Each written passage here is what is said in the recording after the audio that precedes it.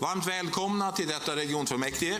Som ni alla ser så är det inte Torgny Larsson som sitter här. Han ligger hemma sjuk och vi kan hoppas han kryar på sig snabbt.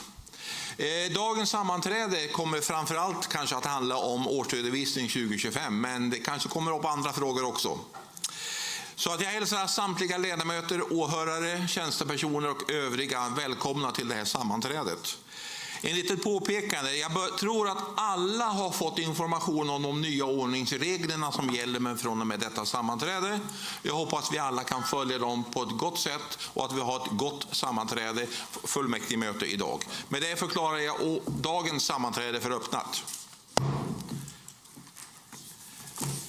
Nästa ärende, upprop. Tack. Erik Bäcklund. Ja. Thomas Volo. Ja. Emilia Molin. Ja. Fredrik Askhem. Ja. Erika Gidlöv. Ja. Therese Andersson. Ja. Katarina Hansson. Ja. Rolf Karlsson. Ja. Frida Anér. Ja. Stefan Ven. Ja. Rolf Östman. Ja. Elin Jensen. Ja. Oskar Lundqvist. Ja. Greger Persson. Ja. Anna Lundberg. Anna Nordqvist. Ja. Anna Ragén.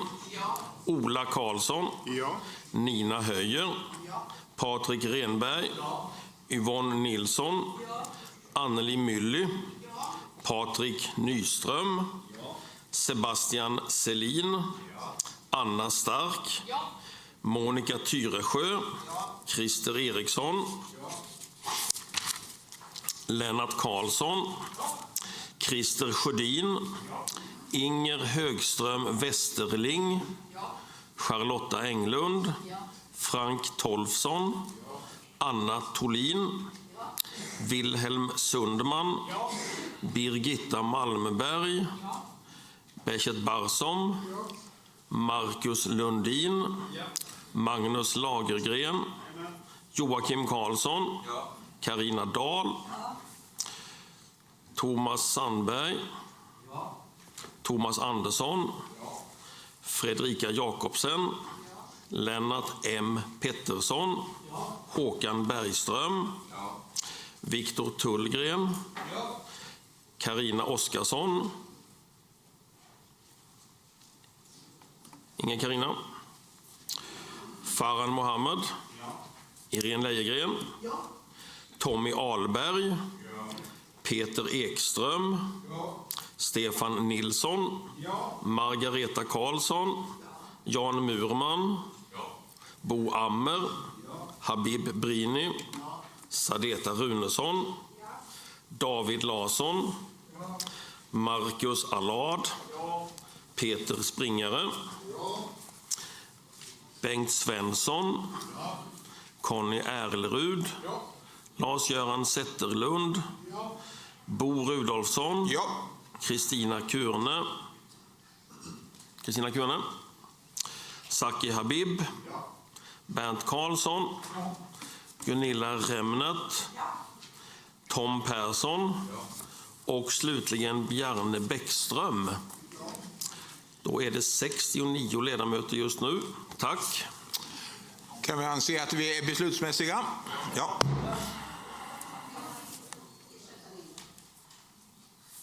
Någon som kom in senare här. Jonas Sandström.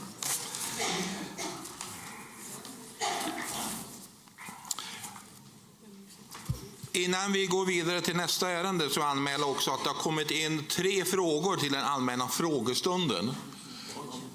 Presidiet har tittat på de här och 2 av dem, en som handlar om ambulanstransporter respektive lokalkännedom för färdtjänsten, upplever vi att det är mer en enkel fråga att tas upp på nästa sammanträde. Den fråga som handlar om kaffe kommer att besvaras idag. Gällande protokolljustering. Justering av protokollet sker på regionkansliet Klostergatan 23 här i Örebro den 14 april klockan 9.30 av ordförande samt Emilia Molin från Centerpartiet och Stefan Nilsson från Vänsterpartiet. Ersättare är Peter Eklund, Vänsterpartiet och Charlotta Englund, Centerpartiet. Kan vi besluta så?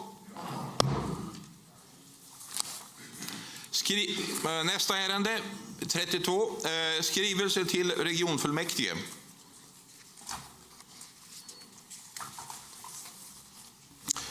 Tack. Från Länsstyrelsen i Örebro län som har utsett Christer Eriksson, M, till ny ersättare i regionfullmäktige efter Katrin Edqvist, M, i valkretsen Örebro-Lekeberg från och med den 24 februari 2026 till och med den 14 oktober 2026. Vidare från Länsstyrelsen som även har utsett Conny Erlerud, M, till ny ledamot i regionfullmäktige efter Cecilia Albertsson, M, och Thomas Klockas, M, som ny ersättare efter Conny Erlerud i valkretsen Örebro läns norra från och med 24 februari 2026 till och med 14 oktober 2026. Förvaltningsrätten i Karlstad har beslutat att entlediga nämndemannen Gunnar Jonsson, KD. Sen har patientnämnden överlämnat verksamhetsberättelse för 2025. Sen har inkommit synpunkter från en invånare avseende systembrister i länet. Från Ann-Charlotte Nässén, S, som begärt entledningen från uppdraget som ersättare i Folktandvårdsnämnden. Anders Brandén, M, har begärt entledigande från uppdraget som ersättare i Folktandvårdsnämnden. Milian Olavsson Snäckerbacken, M, har begärt entledigande från uppdraget som ersättare i regional tillväxtnämnd. David Larsson, C, har begärt entledigande från uppdraget som ledamot i kollektivtrafiknämnden och från uppdraget som ersättare i länstrafiken Örebro aktiebolag. Kristin Andersson, S, har begärt entledigande från uppdragen som ordförande och ledamot i Folktandvårdsnämnden, ledamot i regionfullmäktige och ledamot i regionstyrelsen. Sen har vi en till, det är Carl-Arne Lötgren, C, som har begärt entledigande från uppdraget som ersättare i gemensamma nämnden för företagshälsovård, tolk och översättarservice. Tack. Där också. Kan då regionfullmäktige besluta att bevilja Ann-Charlotte Nässén, Socialdemokraterna, Anders Brandéns, Moderaterna, Milan Olofsson Snäckerbacken, Moderaterna, David Larsson, Centerpartiet, Kristina Andersson, Socialdemokraterna, begärde entledigande samt att överlämna relevanta skrivelser till valberedningen. Kan man göra så?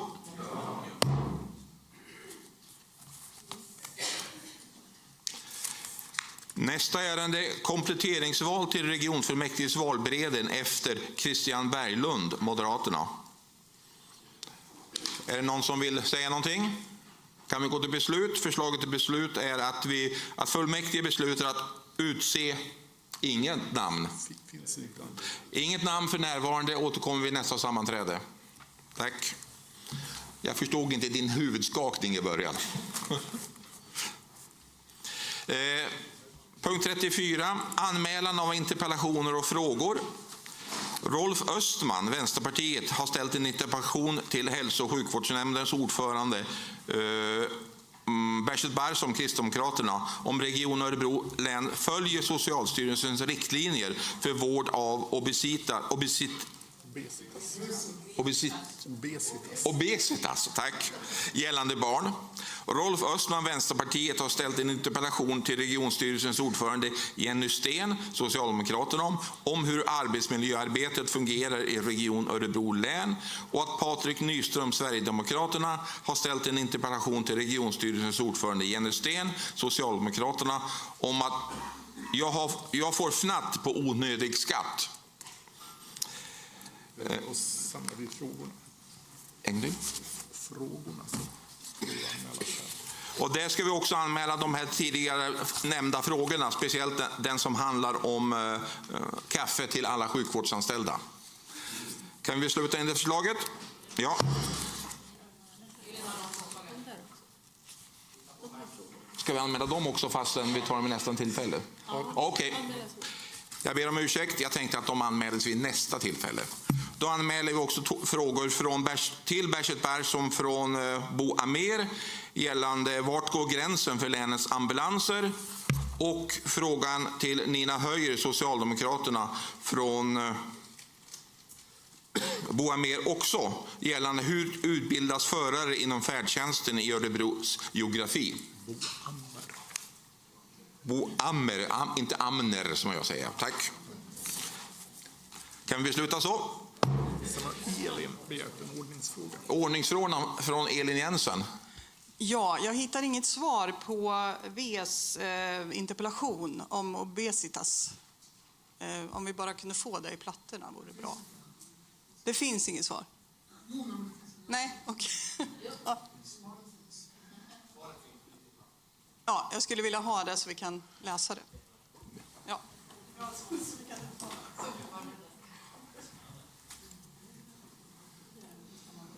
Jag tror att tjänstepersonerna här försöker hitta det svaret. Medan vi väntar på detta kan vi gå vidare.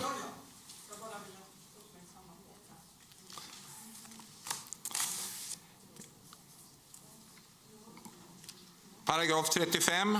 Anmälan om motion från Willem Sundman om att kvinnor förtjänar att bli bemötta respekt. Kan vi besluta remittera motioner till hälso- och sjukvårdsnämnden för beredning samt att ta anmälan till protokollet? Kan vi göra så?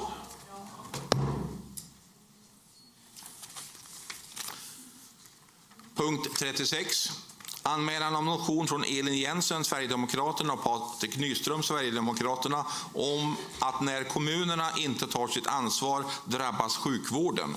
Förslag till beslut är att remittera motionen till hälso- och sjukvårdsnämnden för beredning samt att ta anmälan till protokollet. Kan vi göra så?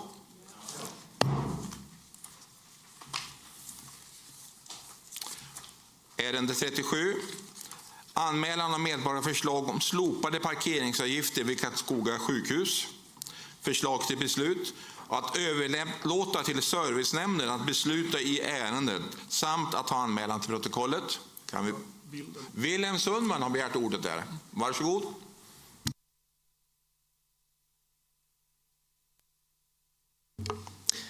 Tack ordförande, ledamöter och åhörare. Ja, medborgarförslag är en viktig del av den lokala demokratin. Det är ett sätt för invånarna att lyfta frågor direkt till oss som folkvalda här i fullmäktige, och då måste vi säkerställa att förslagen behandlas på ett sätt som är öppet, transparent och rättvist. I grunden handlar det om hur vi ser på demokratin, men också möjligheten att påverka. Regionfullmäktige är den enda arenan där alla partier finns representerade. Det är här besluten fattas i öppen debatt, där invånare kan följa diskussionen och förstå hur olika partier resonerar. Det är till oss här idag som invånare i länet ställer sina medborgarförslag. När det politiska styret nu väljer att istället flytta besluten till en nämnd, då stängs i praktiken inte bara invånarna ut i processen utan även de partier som inte är representerade i den beslutande nämnden. Nämnderna är heller inte öppna. Därför blir det svårt att följa debatten och svårare att förstå varför ett beslut fattas. Det riskerar att urholka förtroendet för hela den demokratiska ordningen när en förslagsställare inte vet hur de olika partierna resonerar kring deras förslag. Och den andra aspekten är lika problematisk, att alla partier inte finns representerade i nämnderna. Det innebär att vissa folkvalda partigrupper helt stängs ute från möjligheten att inte bara delta i beslut utan även delta i diskussionen som rör medborgarnas förslag. Det är svårt att försvara ur ett demokratiskt perspektiv.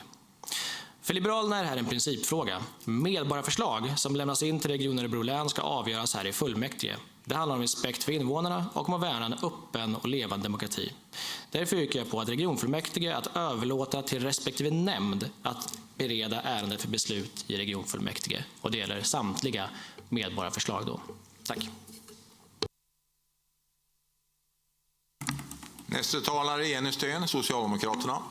Fullmäktigeledamöter, åhörare, jag delar inte Wilhelms bild. Utan jag tycker att det är viktigt att vi står upp för det system vi har i Sverige med starka partier som driver frågor som man tror på ur ett ideologiskt perspektiv. Det finns alla möjligheter för medborgare att ta kontakt med de partier som finns och be dem driva frågor om det är så att man tycker att de frågorna är intressanta. För ett antal år sedan så införde man systemet med medborgarförslag där det finns möjlighet för medborgare att ställa förslag direkt till de folkvalda församlingarna och sen avgörs det vart sen diskussionen hanteras. Vi har valt att hantera dem i nämnderna eftersom att vi tycker att det är de som har mest sakkunskap i de frågor som kommer in. Det gör också att det blir lite lättare för medborgarna att delta. Det är ganska så få som skulle känna sig bekväma, tror jag, att ställa sig och föredra sitt ärende i en regionfullmäktigesal. Men som sagt, det finns ju alla möjligheter för partierna också att välja att lyfta upp någon av de här frågorna som kommer i medborgarförslagen som en motion, och då kommer den hanteras politiskt av de politiska partierna. Och jag har samma ställningstagande på både punkt nummer 19 ända fram till punkt nummer 14, att jag tycker att medborgarförslagen ska hanteras i respektive saknämnd. Så bifall till regionstyrelsens förslag. Replik, Wilhelm Sundman, Liberalerna.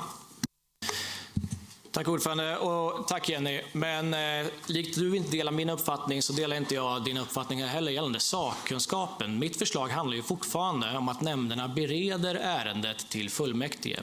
Vid beredningen av ärendet i en nämnd så får såklart förslagställaren vara i nämnden och föredra sitt ärende. Men däremot så får den inte vara med på diskussionen sen när partierna diskuterar förslaget i nämnden. Det är heller inte så att nämndsammanträdena spelas in som det här ärendet gör, vilket gör att det i efterhand är svårt att se, men också för andra som är intresserade av medborgarförslaget inte har en aning om vad som sägs på nämnden. Det är ett problem, för förslaget är inte stallt till en nämnd. Förslaget är stallt till de folkvalda, vi som väljs genom allmänna val och sitter här på tredje dag. Det är vi som får förslaget och det är vi som ska svara på det genom öppen, transparent, rättvis och allmän politisk debatt. Så jag står kvar med mitt yrkande och tack för ordet. Tack för det. Nästa talare är Elin Jensen, Sverigedemokraterna. Varsågod. Ja, tack för ordet ordförande, ledamöter och åhörare. Vi delar Wilhelms åsikter här, så jag behöver inte säga mer än att jag yrkar bifall till Wilhelms yrkande. Tack. Sebastian Selin, Moderaterna, varsågod. Tack ordförande, ledamöter. Det här är ju ett yrkande som vi moderater också ställer oss bakom. Vi stod bakom återremissen för att ge den här frågan en ordentlig behandling. Vi tycker att medborgarförslagen bör avgöras i regionfullmäktige där alla partier är representerade. Så bifall till Liberalernas yrkande. Marcus Allard, Örebropartiet, varsågod. Tack. Ja, jag instämmer i vad de övriga oppositionspartierna säger, och det här är något som jag var inne på tidigare också. Att det är klart att det ska gå till regionfullmäktige, och det är ju elefanten i rummet här är väl Örebropartiet, även i det här avseendet. Ni övriga är ju representerade i nämnderna, så att självklart ska det gå till regionfullmäktige. Men det är väl naturligt för Socialdemokraterna då att vara emot det, eftersom det skulle ju på något sätt öka det demokratiska inflytandet, och det ligger ju i socialdemokratins moderna själ att vara emot det. Så det är väl förståeligt att ni inte är för förslaget från Sundman här. Så bifall till Sundmans yrkande. Tack. Någon ytterligare? Kan vi anse diskussionen avslutad? Jag ställer bara mot varandra. Förslagen avslag. Egentligen så har vi två förslag då. Liberalerna med stöd från Sverigedemokraterna, Moderaterna och Örebropartiet att det ska tas upp i fullmäktige, hur jag nu ska formulera detta. Du formulerar på ett sätt som... Det räcker väl med att ta anmälan till protokollet att de har kommit in. Ja, förslaget är ju att överlåta till servicenämnden att besluta ärendet, men det motförslaget är att överlåta till fullmäktige, eller fullmäktige ska besluta ärendet. Ja, att det bereds hos nämnden och beslutas i fullmäktige. Medan Socialdemokraterna, styret, har föreslagit att avslag på förslaget. Bifall till regionstyrelsen. Ja, bifall till regionstyrelsen. Kan vi ställa de två mot varandra? Nu står det still i huvudet hur jag ska formulera detta. Beslutar fullmäktige. Okej, tack. Bifalla regionstyrelsens förslag. Men vi tar ju ett ärende i taget. Ja, vi tar en punkt i taget. Det är det. Tack. Förslaget, första punkten. Besluta fullmäktige enligt regionstyrelsen att överlåta till nämnden att besluta i ärendet. Ja. Besluta fullmäktige enligt Liberalerna, inklusive andra, att det ska beslutas i regionfullmäktige. Ja. Jag finner att det ska beslutas i nämnden. Nästa punkt som handlar om att ta anmälan till... Det hann inte jag se. Men jag litar på att du gjorde det i rätt tid.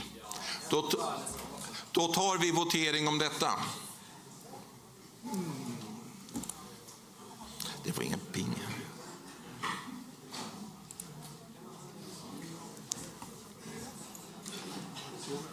Regionstyrelsens förslag.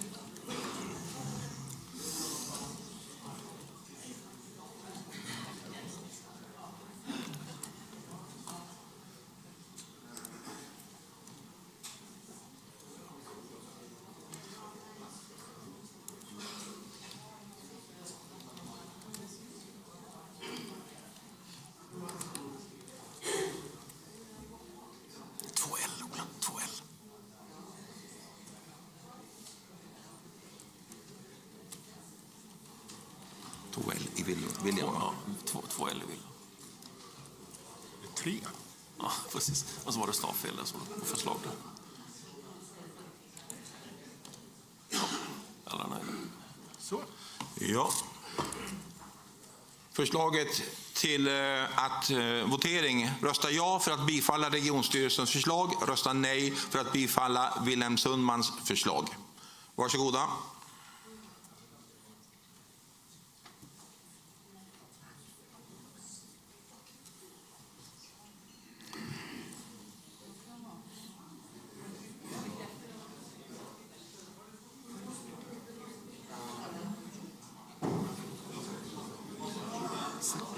Och 71. Och vi är fortfarande borta.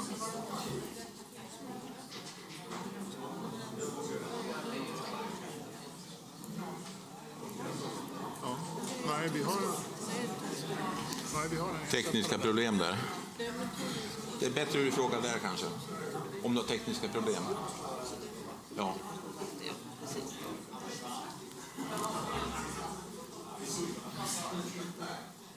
Han röstade ja, men... Ja, då ska vi alltså. Ja. 40-31. Är omröstningen avslutad? Ja. Är voteringen avslutad? 70 av 71 har röstat. Vi vet...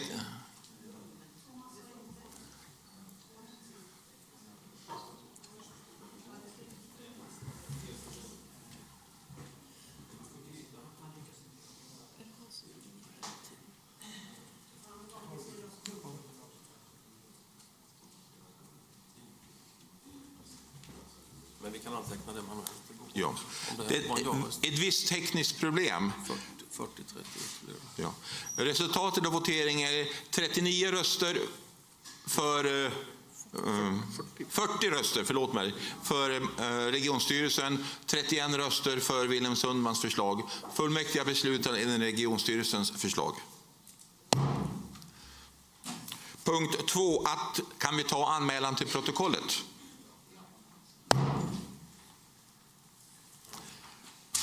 Det är ett antal reservationer som kommer in.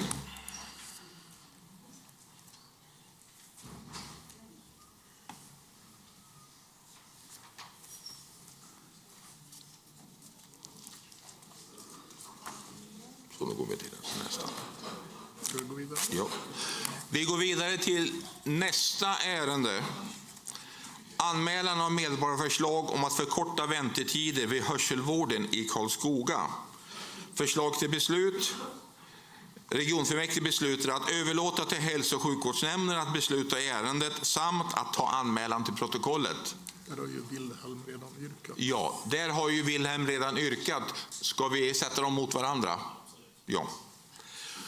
Ställer jag dessa två yrkanden mot varandra, jag räknar med att även Socialdemokraterna och regionstyrelsen föreslår samma som tidigare. Kan vi besluta enligt regionstyrelsens förslag att beslutet, eller att hälso- och sjukvårdsnämnden beslutar i ärendet? Ja. Kan vi besluta enligt Wilhelm Sundmans förslag att det ska tas upp i fullmäktige? Ja. Jag finner att vi har beslutat enligt regionstyrelsens förslag. Votering är begärd. Det är bra att du säger faktiskt att det är lite svårt att ha ibland. Då skriver vi om förslaget på samma sätt som tidigare, räknar jag med.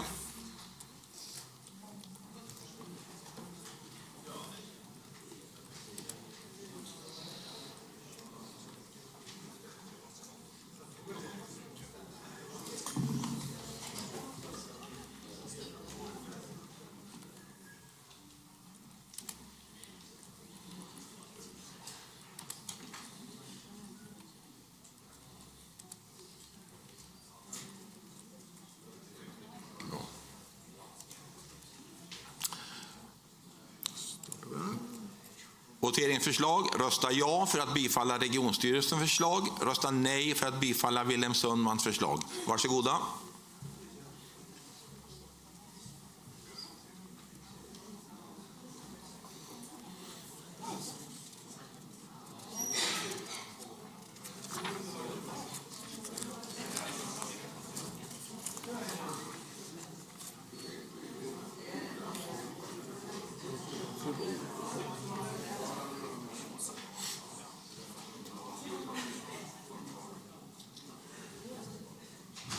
Samma problem. Står inte varför. Men Katarina har inte röstat.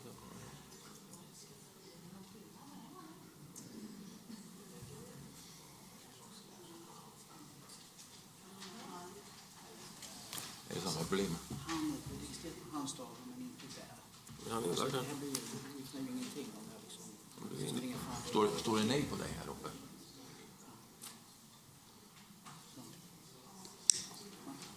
Det står blankt. Jag har noterat blankt. att du har röstat. Okej. Är det Jonas? Kan vi anse voteringen avslutad? Det är fortfarande samma tekniska problem för ledamoten där borta. Han röstar ja, men det står blankt här uppe på tavlan. Kanske så även i sammanräkningen. Det står 0 röster där. Ja, inga har avstått.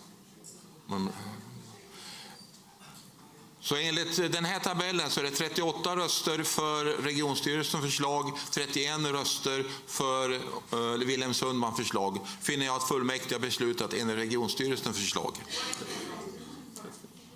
39. Alltså att det blir...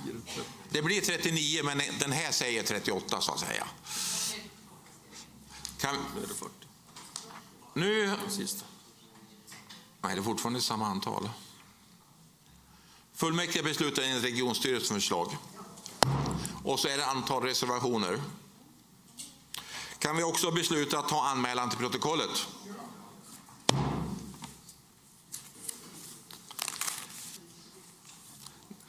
Då går vi vidare till nästa ärende och kanske samma situation där. Anmälan av medborgarförslag om friskvårdskort för 80 plus. Förslaget till fullmäktige är att överlåta till hälso- och sjukvårdsnämnden att besluta i ärendet samt att ta anmälan till protokollet. Och Wilhelm har ju... Och har även yrkat på votering i det här området. Han har yrkat på... Ja, yrkat annat avslag. Men vill du ha votering även här?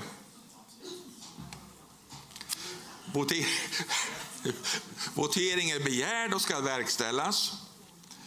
Då väntar vi på formuleringen även här.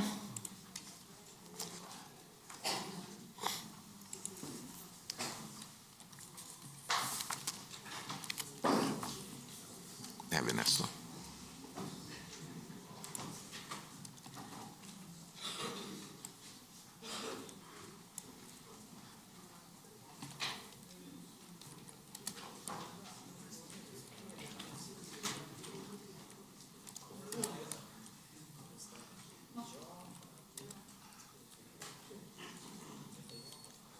Ja. Samma text för detta ärende. Rösta ja för att bifalla regionstyrelsens förslag. Rösta nej för att bifalla Wilhelm Sundmans förslag.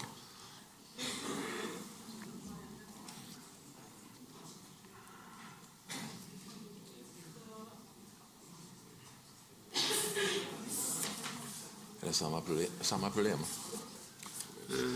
Du ska Ja, just det. Ja. Jag måste ju trycka det först. Så.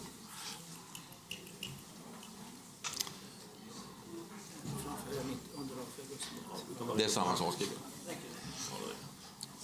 Kan vi avsluta voteringen? Är det 40-30? Samma tekniska problem där. Resultatet blir 40 röster för regionstyrelsen, 31 röster för Wilhelm Sundmans förslag. Finner att fullmäktige har beslutat enligt regionstyrelsens förslag. Och nästa punkt är att ta anmälan till protokollet. Kan vi göra det också?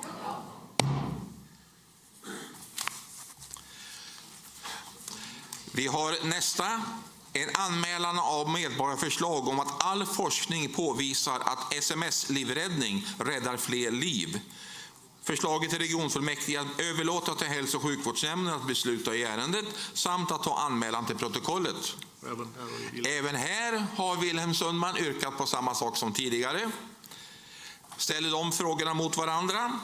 Kan vi besluta enligt regionstyrelsens förslag? Kan vi besluta enligt Wilhelm Sundmans förslag? Jag finner att vi har beslutat enligt regionstyrelsens förslag. Voteringen begärd och ska verkställas. Det underlättar faktiskt mycket att du säger votering samtidigt som du trycker på knappen.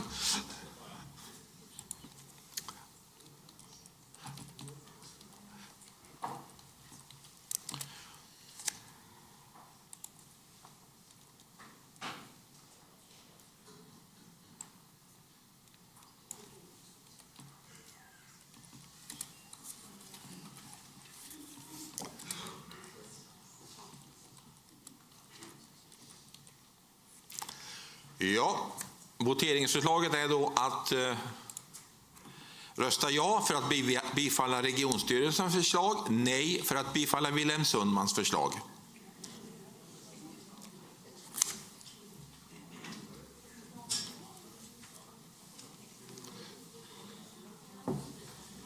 Det är väl samma problem där. Vad heter han? Vilket nummer är han?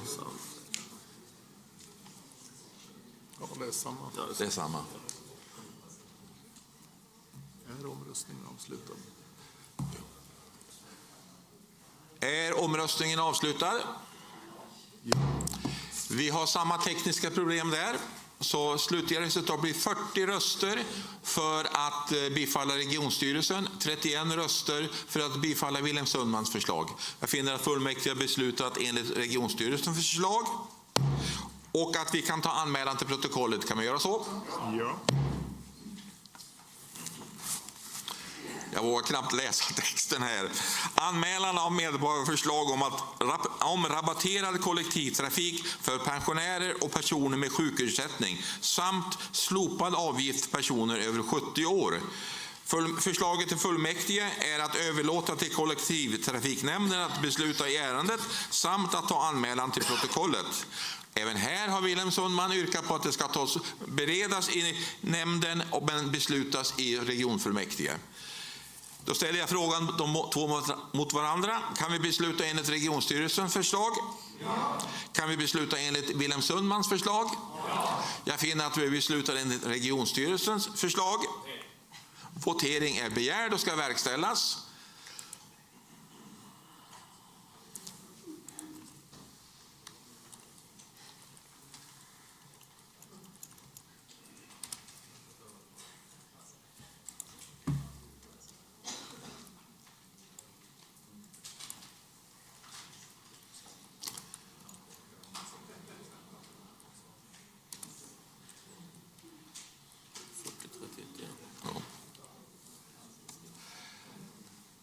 Förslaget till voteringsfråga enligt tidigare. Ja för att bifalla regionstyrelsens förslag. Nej för att bifalla Wilhelm Sundmans förslag. Varsågoda.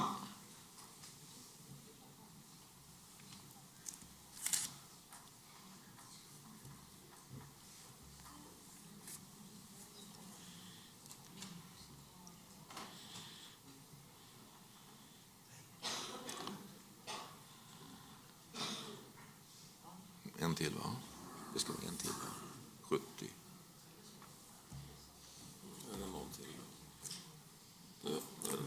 Nu är det en som har 40-30. Ja. Kan vi anse voteringen avslutad? Och jag räknar med att vi har samma tekniska problem som tidigare. Det innebär 40 röster för regionstyrelsens förslag, 31 röster för Wilhelm Sundmans förslag. Jag finner att fullmäktige har beslutat enligt regionstyrelsens förslag. Och att vi beslutar att ta anmälan till protokollet också. Ja.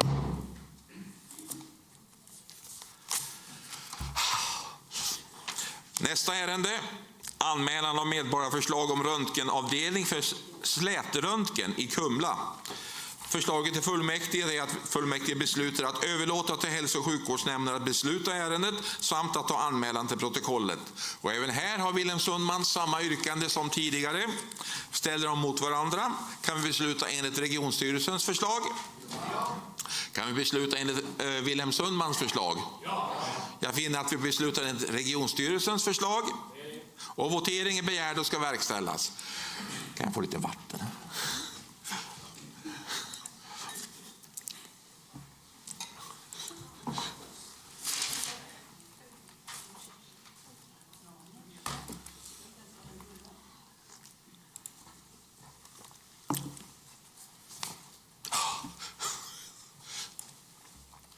Vi hade ingen region. Nej.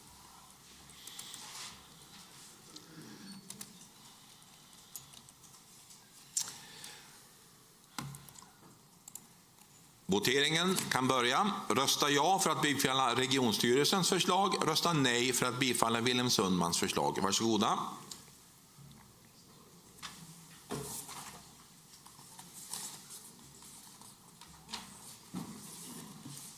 Omröstningen klar. Är omröstningen avslutad? Svarar ja. Utfallet är 40 röster för regionstyrelsen, 31 röster för Wilhelm Sundmans förslag. Jag finner att vi fullmäktige beslutat enligt regionstyrelsens förslag och att vi tar anmälan till protokollet. Det var ingen ytterligare medborgarförslag, men vi har aktuell regioninformation som inte finns någonting att delge idag. Nästa ärende, godkännande av ägda bolags årsredovisningar. Förslag till beslut är att regionfullmäktige beslutar att delegera till regionstyrelsen att fatta beslut om årsredovisning 2025 samt att uppdra till stämmombud för Inera AB, Transitio AB, Tåg i Bergslagen AB samt om årsredovisning 25-26 och uppdrag till stämmombud för Capio Läkargruppen AB att årsredovisningar 2025 för Region Örebro läns hel- och delägda bolag läggs med godkännande till handlingarna, att Region Örebro läns stämmombud får i uppdrag att vid årsstämman för respektive bolag rösta för att 1. fastställa resultat- och balansräkning samt i förekommande fall koncernresultaträkning och koncernbalansräkningen. 2. Att disponera bolagets vinster eller förluster enligt de fastställda balansräkningarna. 3. Bevilja ansvarsfrihet gentemot bolagen för styrelseledamöterna och de verkställande direktörerna. Att Region Örebro läns stämmombud för majoritetsägda bolag får i uppdrag att vid årsstämma för respektive bolags rösta för att bolaget ska följa Region Örebro läns bolagspolicy samt att Region Örebro läns stämmombud, Region Örebro läns förvaltnings AB, Länsgårdens fastigheter AB, Länstrafiken Örebro AB, Länsteatern i Örebro AB, Scantech AB, Örebro läns flygplats AB och Region Örebro Innovation AB ska rösta för att arvode ska utgå till de styrelseledamöter, suppleanter och lekmannarevisorer som utsätts av regionfullmäktige i enlighet med regionfullmäktige Örebro beslutade arvoden och ersättningar till förtroendevalda i Örebro län samt att arvode till revisorer ska utgå enligt godkänd räkning. Är det någon som vill yttra sig om detta? Marcus Allard. Marcus Allard, Örebropartiet, varsågod. Ja, för enkelhetens skull så yrkar jag avslag.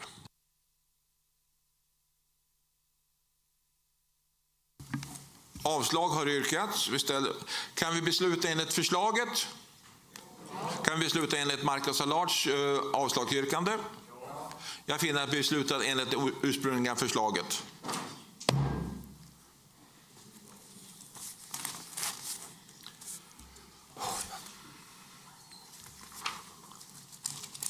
Nästa ärende, Region Örebro läns årsredovisning 2025. Förslaget till beslut, vi vill läsa upp det nu egentligen, eller? Att med hänvisning till revisorernas berättelse bevilja ansvarsfrihet för styrelse, nämnder och gemensamma nämnder samt enskilda ledamöter och ersättare i dessa organ. Att godkänna årsredovisningen för 2025. Att fastställa årsredovisningen föreslagna budgetjusteringar. Att överföra investeringsmedel om sammanlagt 790 miljoner kronor till 2026 års budget samt att fastställa framlagt förslag till ackumulerat resultat 2025 för hälso- och sjukvårdsnämndens hälsoval minus 754,1 miljoner kronor, folktandvården minus 248 miljoner kronor och gemensamma nämnder för företagshälsa och tolkförmedling plus 25,4 miljoner kronor. Att med godkännande lägga revisorernas verksamhetsberättelse till verksamhetsåret 2025 till handlingarna. Rickard Simonsson först. Ja. Rickard Simonsson, regiondirektör, varsågod. Då ska vi se.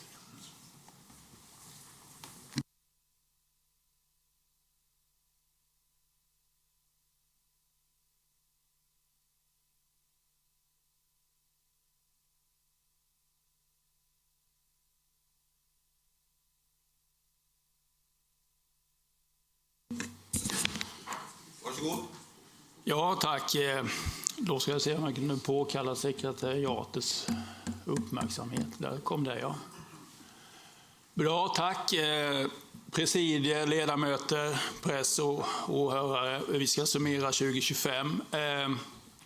Normalt så vet ni att vi brukar börja med ett tabelldiagram över ekonomin och så börjar vi där och så går vi neråt. Idag börjar vi i en annan ände. Vi börjar den 4 februari 2025 med den fruktansvärda händelsen med den katastrofala utgången vid Campus Risbergska i Örebro. Då vårt lilla län, vårt land, blev föremål för internationell uppmärksamhet och vår organisation tillsammans med många andra organisationer utsattes för oerhört stor press. Detta har ju kommit att prägla 2025 och vår organisations arbete på många olika sätt. Just eftermiddagen präglades ju förstås ganska mycket av händelsen och sjukvårdsmedarbetares fantastiska insatser kopplat till allt från ambulanser till operation, till stöd och så vidare. Under året sedan så har organisationen på olika sätt utsätts för prövningar som vi inte har mött tidigare ifrån allmänhetens stora intresse för frågan. Många frågor är ställda, många handlingar begärdas ut, mycket mediakontakter har tagits. Så hela organisationen har på olika sätt prövats väldigt mycket och det har under året präglat vår verksamhet och präglat oss som människor, som individer. I det tecknet med oro så har ju också världen i övrigt förändrats. Inte bara under 25 utan tidigare också, men fortsatt under 25. Vilket har inneburit att vår organisation har arbetat ganska mycket med förberedelser i ökad förmåga kopplad till både totalförsvar och vår del i det som är civila försvaret. Tillsammans med övriga organisationer som har stort ansvar har vi bland annat medverkat till att det har kommit fram en regional handlingsplan för säkerhet i länet. Vi har tillsammans med övriga regioner i landet arbetat med utveckling av en gemensam kapacitet i nationell samordning i våra delar i uppdraget runt ett förbättrat civilt försvar. Och på många olika sätt så prövade vår organisation och har gjort under året och varit en väldigt viktig fråga för vårt arbete. Andra delar som vi har jobbat mycket med under året handlar om den demografiska utvecklingen. För första gången på 25 år minskade vårt län i befolkning. Det var inte mycket, men dock, vi minskade med knappt 20 invånare. Vi är nu lite drygt 308 000 invånare. I början på 2000-talet så minskade länet också några lite och under 90-talet. Men annars har vi ökat ganska konstant hela tiden. Förra året så föddes det 2650 barn ungefär. 2018 föddes det knappt 3500 barn. Och då undrar ni, vilken generation var det när det föddes flest barn? Är det några 1971 där så kan jag berätta att då föddes det nästan 3900 barn. Det går snabbt den demografiska utvecklingen. 2018 så hade vi ett läge i länet där åldersgruppen 0-4 år var större än åldersgruppen 80 år och äldre, med ungefär 1000 invånare. 6 år senare så är åldersgruppen 80 år och äldre nästan 7000 fler än åldersgruppen 0-4 år. Åldersgruppen äldre har ökat med 35% på den här tiden. Det här präglar våra verksamheter. Hur ska vi ställa om vår organisation för att möta den förändrade behovet av välfärd som det innebär? När vi pratar om det på ledningsnivå så blir det lätt att vi pratar om det i någon förändrad försörjningsbalansfråga längre fram i tiden. Men för våra medarbetare här och nu så betyder det något här och nu i förändrat behov. Och det behöver vi i ledningen arbeta med för att stödja våra verksamheter i. Hur ska vi klara den omställningen? Det går med ganska enkla sätt att räkna fram vad vi kommer att ha för antal födslar om 4-5 år.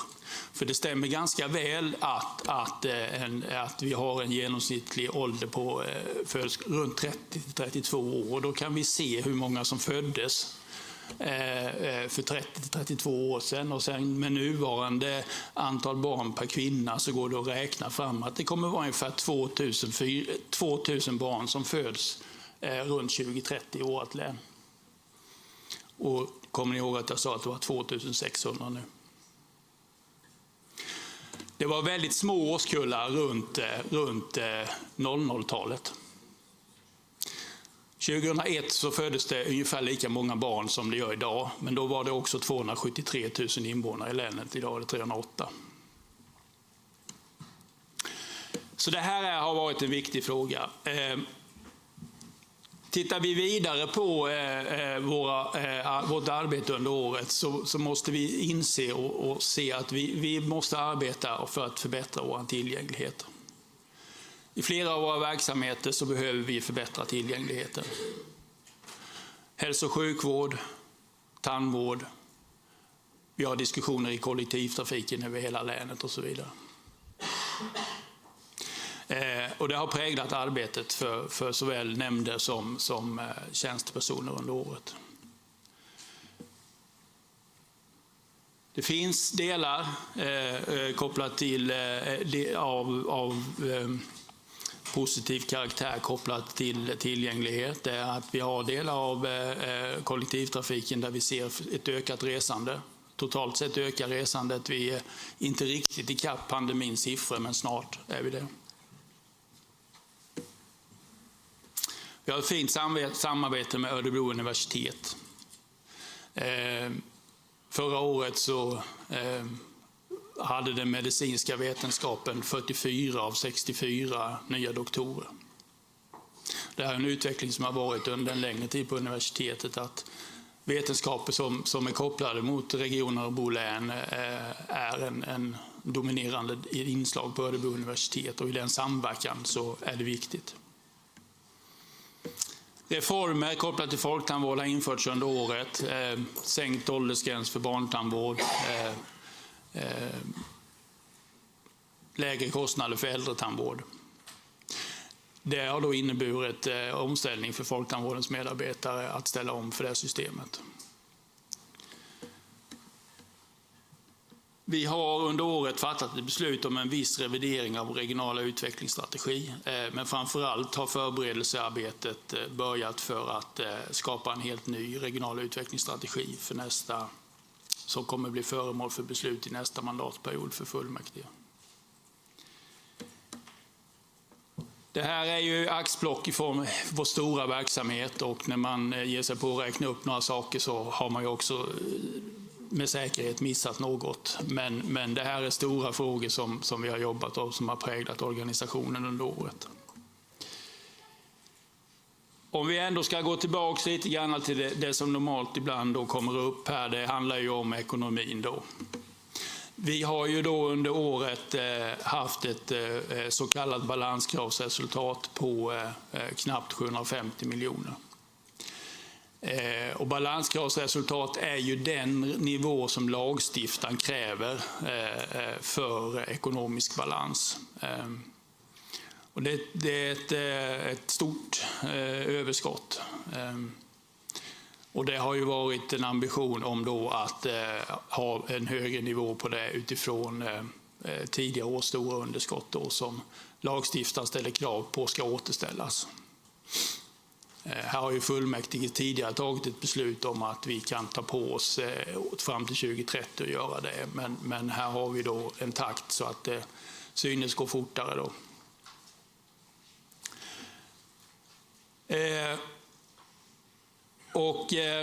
Tittar vi på nämndnivå så är det ekonomisk balans i de flesta nämnder utom hälso- och sjukvård och folktandvård då, där det kvarstår ekonomiska underskott utifrån fullmäktiges fastställda budgetram. Drygt 200 miljoner i hälso- och sjukvården och 20 miljoner i folktandvården. Då. När man tittar på siffrorna så ska man ju komma ihåg att det skiljer ganska mycket i storleksordning på siffrorna. Då, så att man har det i beaktande när man värderar nivåerna. Vi har haft under året 10 200 anställda ungefär. Det är relativt oförändrat under året som har varit. Det är 30 fler än året innan. En sån här stor och avgörande fråga som har under flera år egentligen funnits i organisationen men kanske under 2025 började ta ordentlig fart. Och det handlar då om AI och AIs frammarsch och hur vi ska tillämpa det i våra verksamheter. Man kan konstatera att det kommer ge stora förutsättningar och stora möjligheter till att klara utmaningar. Det kommer då kräva ett mod och det kommer krävas att vi vågar satsa pengar i början för att sen få vinster längre fram. Och då är det viktigt att vi också vågar fatta de beslut som gör att vi får de ekonomiska vinsterna, för annars kommer det medföra fler kostnader. Ni som var med i slutet på 80-talet, ni vet att vi inrättade då så kallade ADB-avdelningar. Det kom sedan att kallas IT och så vidare. Och då skulle det liksom ta arbetet ifrån medarbetarna. Idag har vi stora IT-avdelningar. Jag skulle kunna göra en gissning att vi har någonstans mellan 300 och 350 medarbetare som bara jobbar med IT. Det har inte ersatt särskilt mycket egentligen, utan det har skapat förbättringar. Frågan är nu om AI kommer bli det här steget som gör att vi också kan få ekonomiska uppsidor. Men då kommer det krävas ett mod av organisationen att fatta olika typer av beslut som innebär att vi fullt ut drar nytta av det. Och där är vi inte än idag, men vi bör komma dit. Annars kommer vi inte kunna använda det fullt ut på ett bra sätt. Så AI är frågan om det blir den riktiga, som man säger på sportspråk, game changer. Tack.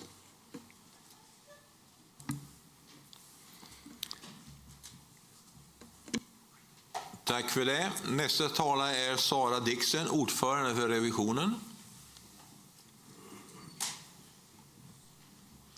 Varsågod.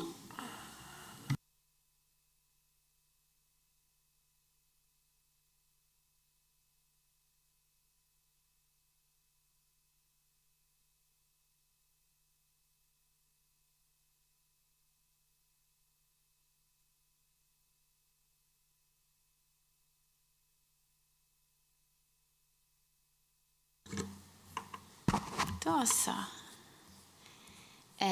Tack så mycket. Sara Dixon heter jag och jag är ordförande i revisionen i Region Örebro län. Och jag är här idag, som jag brukar, för att avlägga revisorernas revisionsberättelse för det gångna året, 2025. Och revisionen har ju att granska verksamheten, internkontrollen, och räkenskaper. Vi ska också se ifall verksamheten bedrivs enligt fullmäktiges uppdrag och mål och enligt lagar och föreskrifter. Helt enkelt se ifall verksamheten bedrivs på ett ändamålsenligt och ekonomiskt tillfredsställande sätt.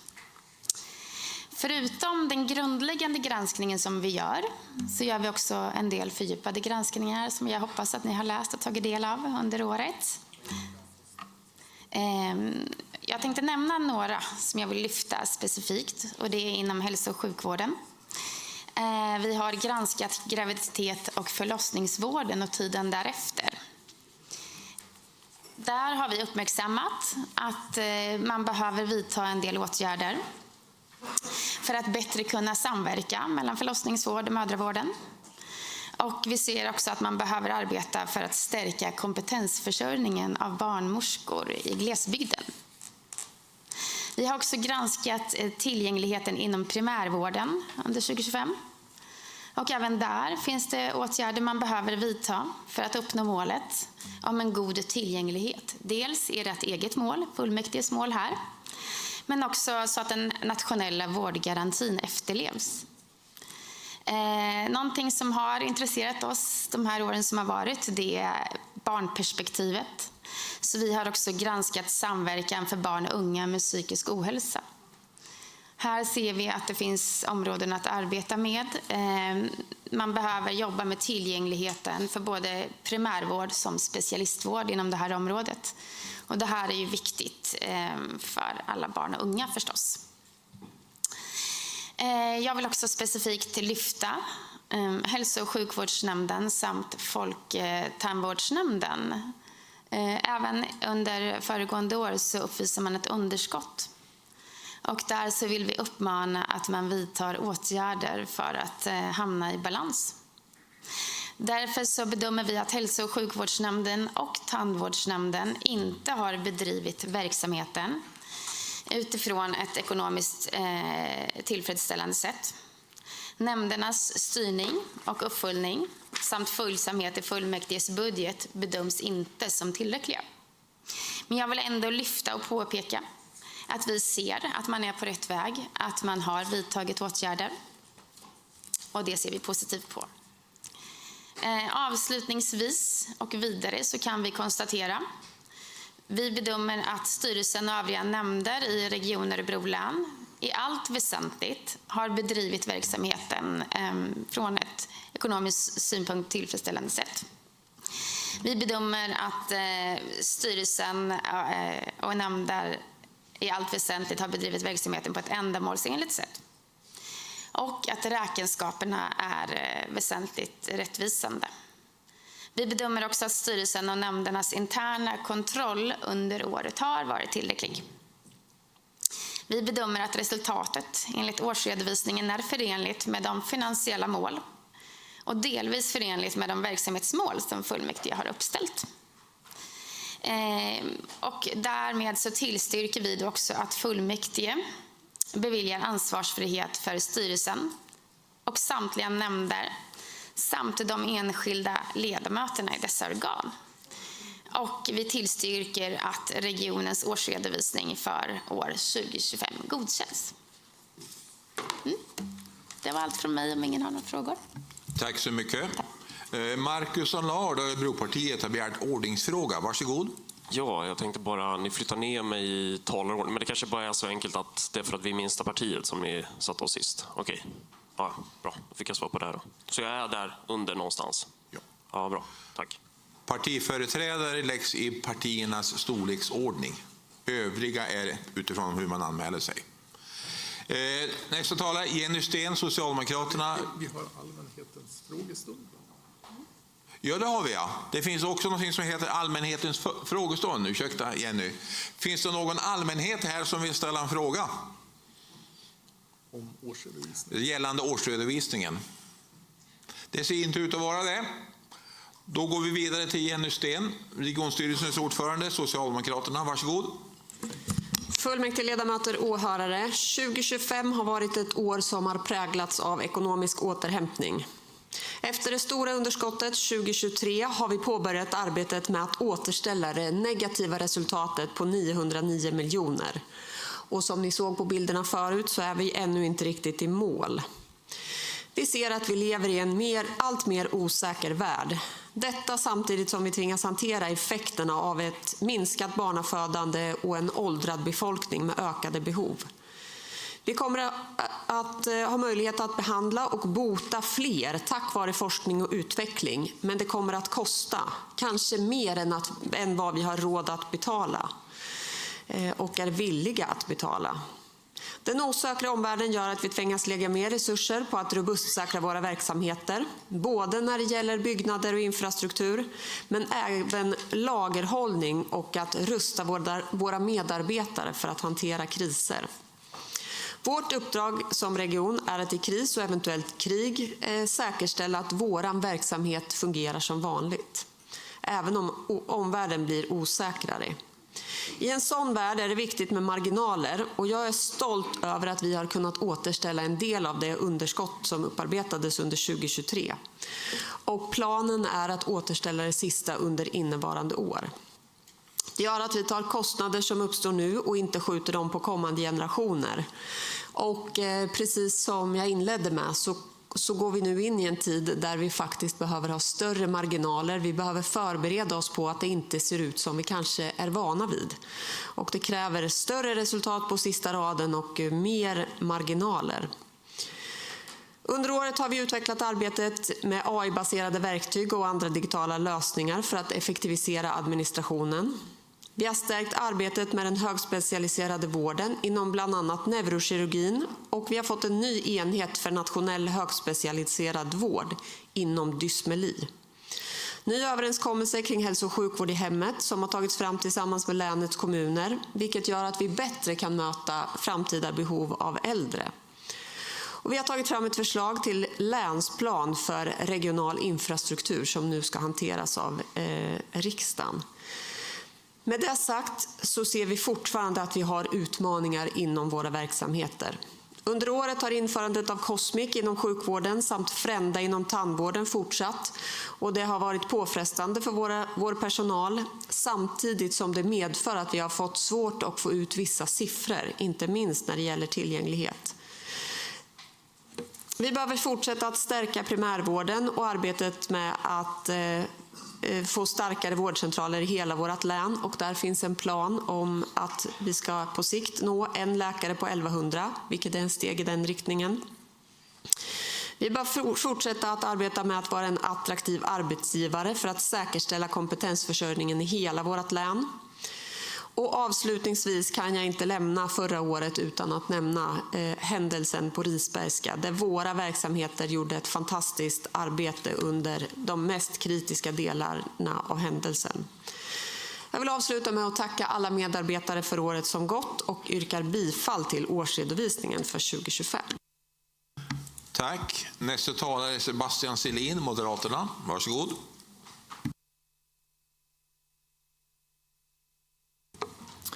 Tack ordförande, ledamöter, åhörare. Ja, men årsredovisningen visar ju att ekonomin har förbättrats avsevärt. Ett överskott på drygt 700 miljoner kronor och regionen dras ju inte längre med stora årliga underskott. Men frågan är ju, betyder det att regionens verksamheter fungerar bättre? Har tillgängligheten till vård förbättrats? Har vårdköerna kortats? Får barn med psykisk ohälsa snabbare utredning och stöd?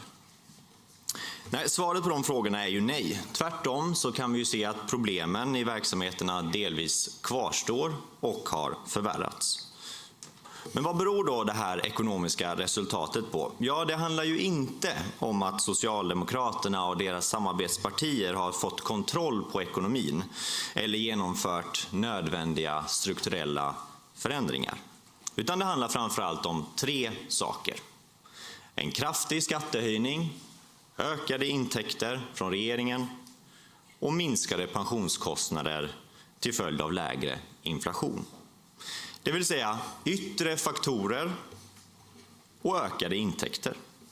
Det är alltså inte ett resultat av bättre styrning utan av högre intäkter. Och här tänker jag att jag stannar upp lite vid skattehöjningen. Örebro län har idag en av de högsta regionskatterna i landet. Invånarna betalar alltså mer, men får inte en vård som motsvarar det. För samtidigt som intäkterna ökar så ser vi att tillgängligheten fortsatt brister. Bara 48% av patienterna får sin operation inom vårdgarantins 90 dagar. Det betyder att mer än varannan patient får vänta alldeles för länge. I primärvården får 78% kontakt med sin vårdcentral samma dag. Det är en förbättring, men fortfarande långt ifrån målet.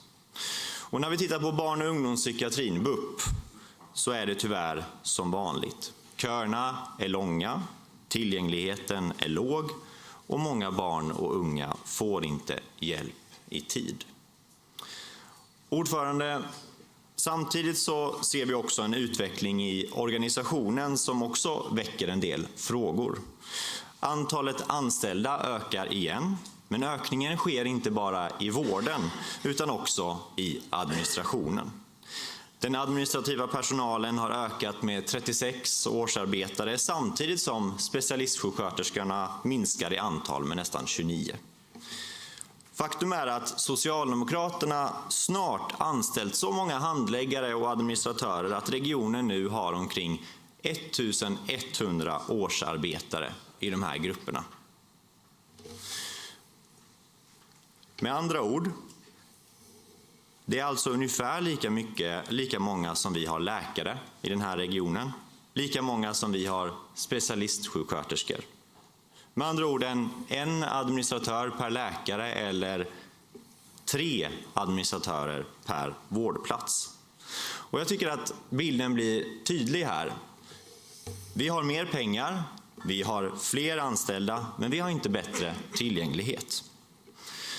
Ordförande, invånarna bryr sig inte om ekonomiska resultat i en årsredovisning. De bryr sig om att få vård i tid, att vårdcentralen svarar när man ringer och att barn får hjälp när de mår dåligt.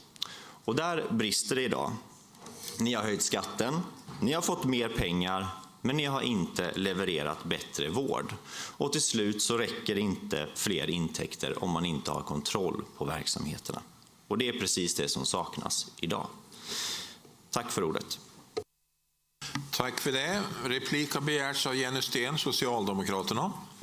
Fullmäktigeledamöter, åhörare, Sebastian. Det är inte första gången vi diskuterar skatt i den här församlingen och jag tänker kanske inte att det är den sista heller.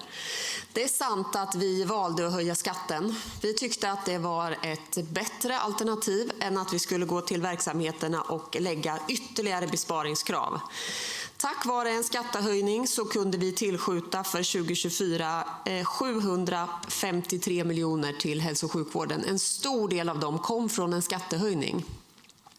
Hade inte skatten höjts så hade vi varit tvungna att lagt ytterligare besparingskrav på hälso- och sjukvården. Och under den tiden satt jag i hälso- och sjukvårdsnämnden och jag vet vilka tuffa diskussioner vi hade när vi var ute och träffade medborgare.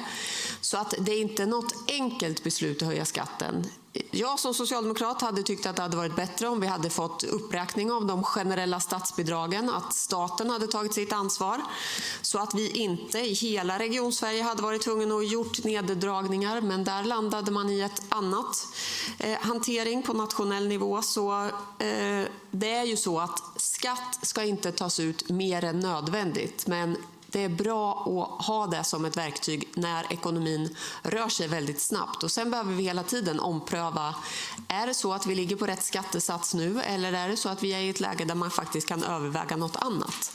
Men jag tycker utifrån mitt perspektiv att det var helt rätt sätt att hantera den här kostnadskrisen. Det hade varit mycket tuffare att spara in också de delarna i hälso- och sjukvården och i kollektivtrafiken. Tack.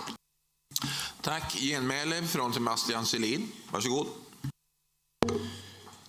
Tack ordförande. Nej, men Jenny får ju låta som att höjd skatt är den enda vägen. Vi hade ju en annan väg att gå. Flera andra oppositionspartier hade ju det också. Det var ju att beta av den här pensionsskulden, det här underskottet på ännu flera år. Vilket skulle leda till att man inte behövde ta ut en sån här hög skatt. Sen så finns det ju på många ställen man kan spara in på i regionen. Exempelvis det jag nämnde här innan kopplat till antalet anställda, administratörer och handläggare. Där la vi ett sparbeting på mellan 200 och till 300 miljoner kronor. Exempelvis. Där finns det jättemycket pengar att hämta. Så det finns andra vägar att gå och ja, vi tar ut alldeles för hög skatt som det ser ut nu. Tack. Återgår vi till talarordningen. Elin Jensen, Sverigedemokraterna. Varsågod. Tack ordförande. Innan jag börjar med min tid här så tänkte jag yrkar bifall till de 4 att-satserna som jag har i mitt föredragnings-PM. Och där stod inte allt det med som du läste upp. Så jag blev lite förvirrad där. Det kommer även ett yrkande från Patrik sen som jag ställer mig bakom. Men ansvarsfriheten jag vet inte om det var fler du läste upp, jag hann inte med där. Men jag fortsätter. Ordförande, ledamöter, åhörare. Ibland kan man sammanfatta ett helt år i en enda mening. Regionen gick med stort överskott, men länsborna fick vänta. Ja, regionen hade 679 miljoner kronor kvar när året var slut och 744 miljoner i balanskravsresultat. Ja, revisorerna säger att räkenskaperna i allt väsentligt är rättvisande, men samma underlag har också något annat att visa. Att av 9 målsättningar nåddes bara 2 fullt ut. 7 nåddes bara delvis. Plussiffran föll inte från himlen. Den kom efter en stor skattehöjning, lägre pensionskostnader och sparåtgärder. Det går alltså att ha ordning i kolumnen längst till höger, men ändå ha oordning i väntrummet. Det är precis där majoriteten har misslyckats. För när länsborna ringer vårdcentralen och inte kommer fram, då hjälper det inte att majoriteten slår sig för bröstet. När den som mår psykiskt dåligt får vänta, då hjälper det inte med fina formuleringar. När en familj oroar sig för sitt barn, sin mamma eller sig själv, då vill man inte höra att målen är delvis uppfyllda. Man vill ha vård. Och regionens egna siffror är tydliga. Förtroendet för hälso- och sjukvårdens helhet i länet har gått från 69 till 61%. Bara 53% tycker att väntetiden till sjukhusen är rimliga. Bara 61% säger detsamma om vårdcentralerna. Vad säger revisionen mer då? Den säger att primärvårdens tillgänglighet inte är säkrad. Vissa vårdcentraler ligger väldigt lågt gällande telefontillgängligheten. Vad gick den stora skattehöjning till egentligen? Inte till tillgänglighet i alla fall. Samtidigt kan vi läsa i årsrapporten för hälsoval att vården i länet är allt annat än jämlik. Vissa patienter har obegränsad tillgång till vård och behöver bara gå till vårdcentralen utan någon som helst kontakt innan. Då får de hjälp i dörren av en akutsjuksköterska som möter upp.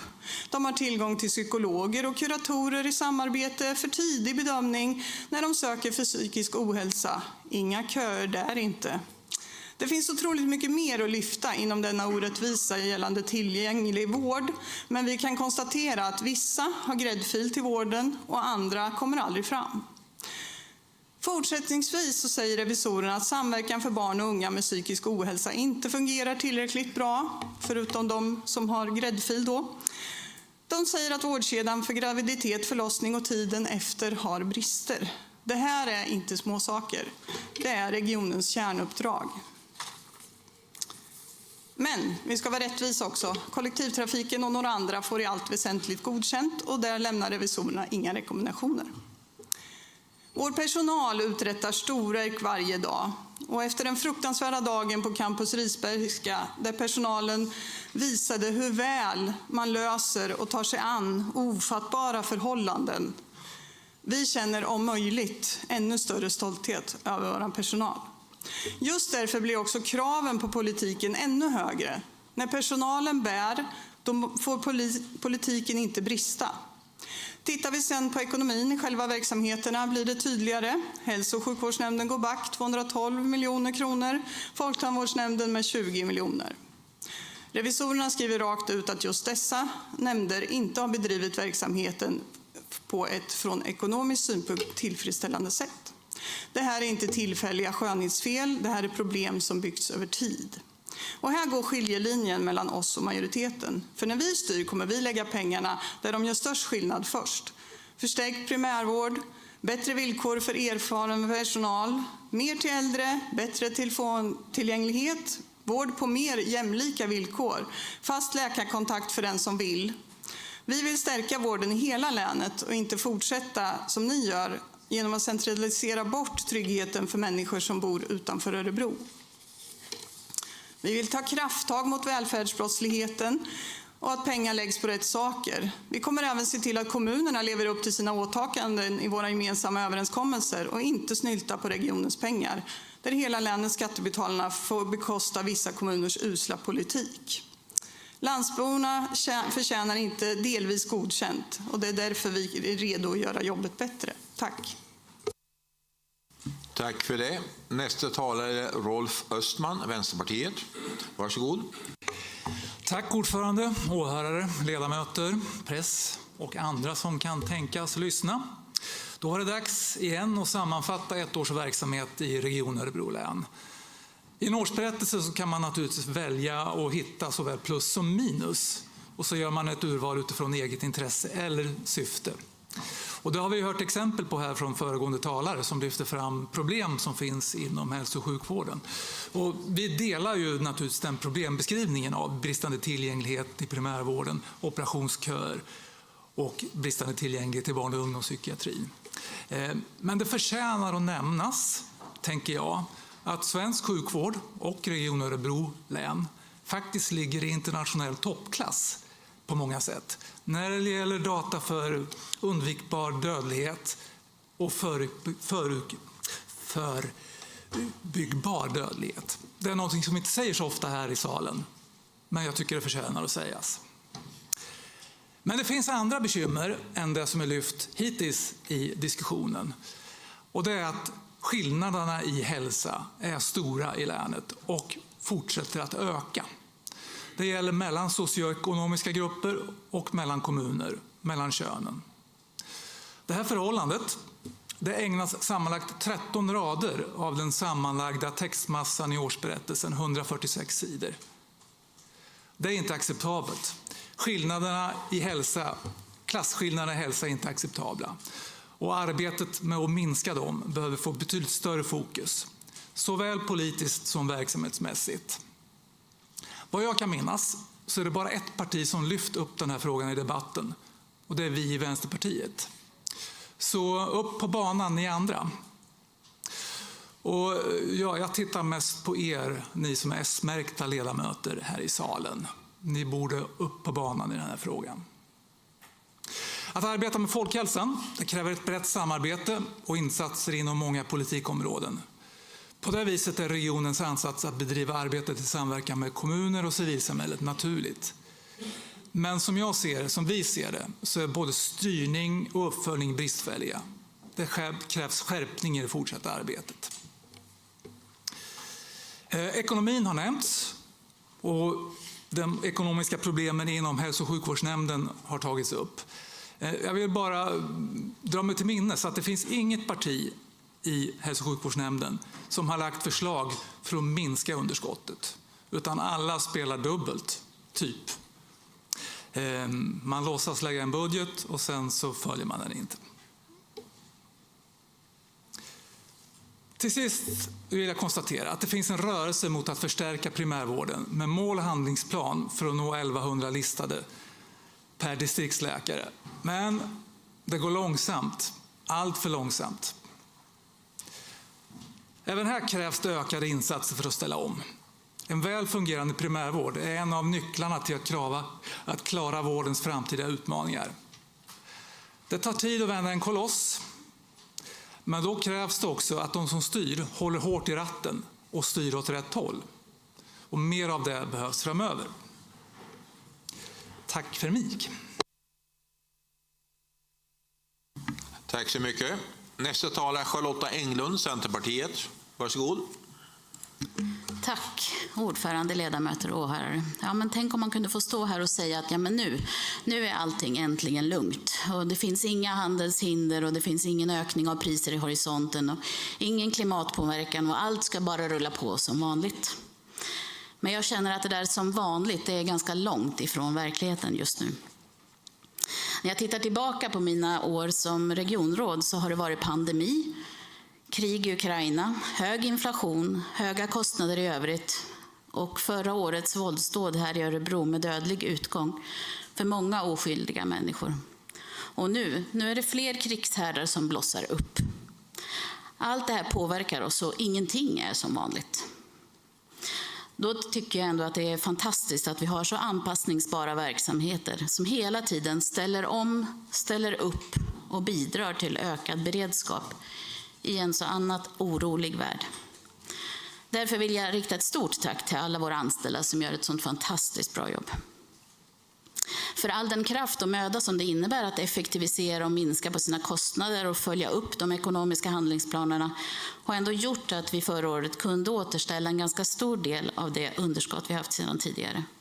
Detta har förstås inte gjorts utan påverkan på våra verksamheter. Men nu när alla har försökt att bidra så ser ekonomin bättre ut. Det är fortfarande 165 miljoner kvar att återställa. Men om det inte blir några ytterligare påverkningar från omvärlden så skulle vi kunna återställa det under året. Det här är verkligen att ta ansvar. Regional tillväxt, som är mitt ansvarsområde, har även under året försökt att använda våra resurser på bästa sätt.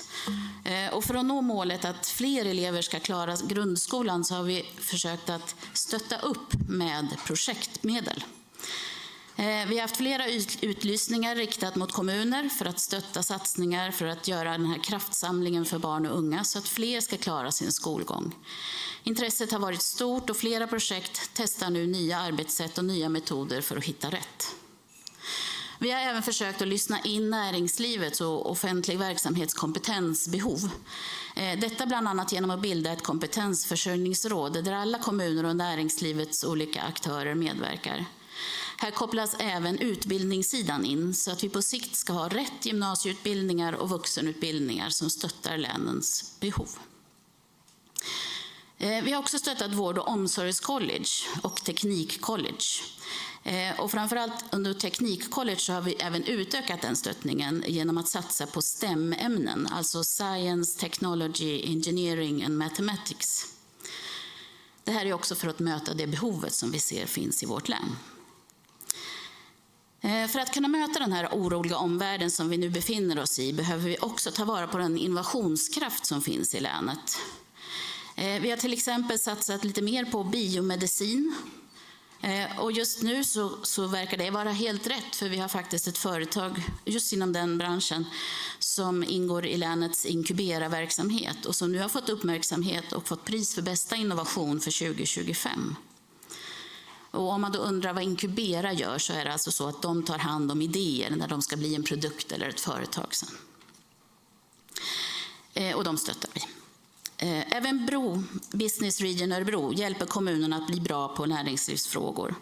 De stöttar även etableringsförfrågningar och när företag eller branscher vill växa vid nedläggningar men även se till att vi har rätt kompetens på rätt plats.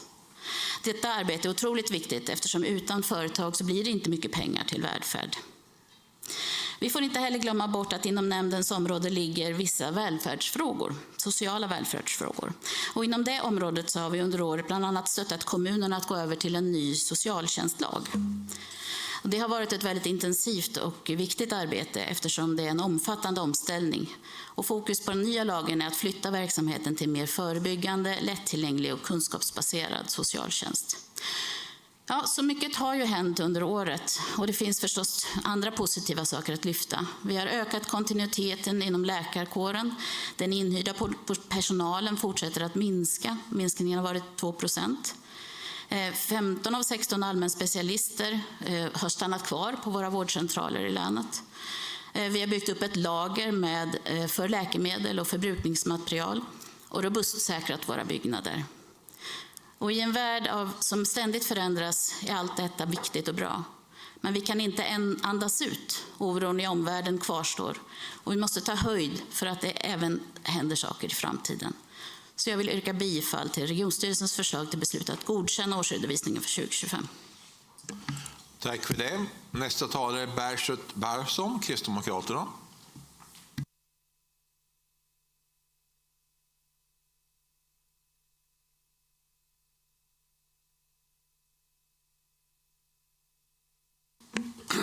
Tack så mycket, ordförande, fullmäktigeledamöter, åhörare. Mycket har redan sagts här idag om det gångna året, om händelser som påverkat oss djupt, både i vår egen region och i vår omvärld.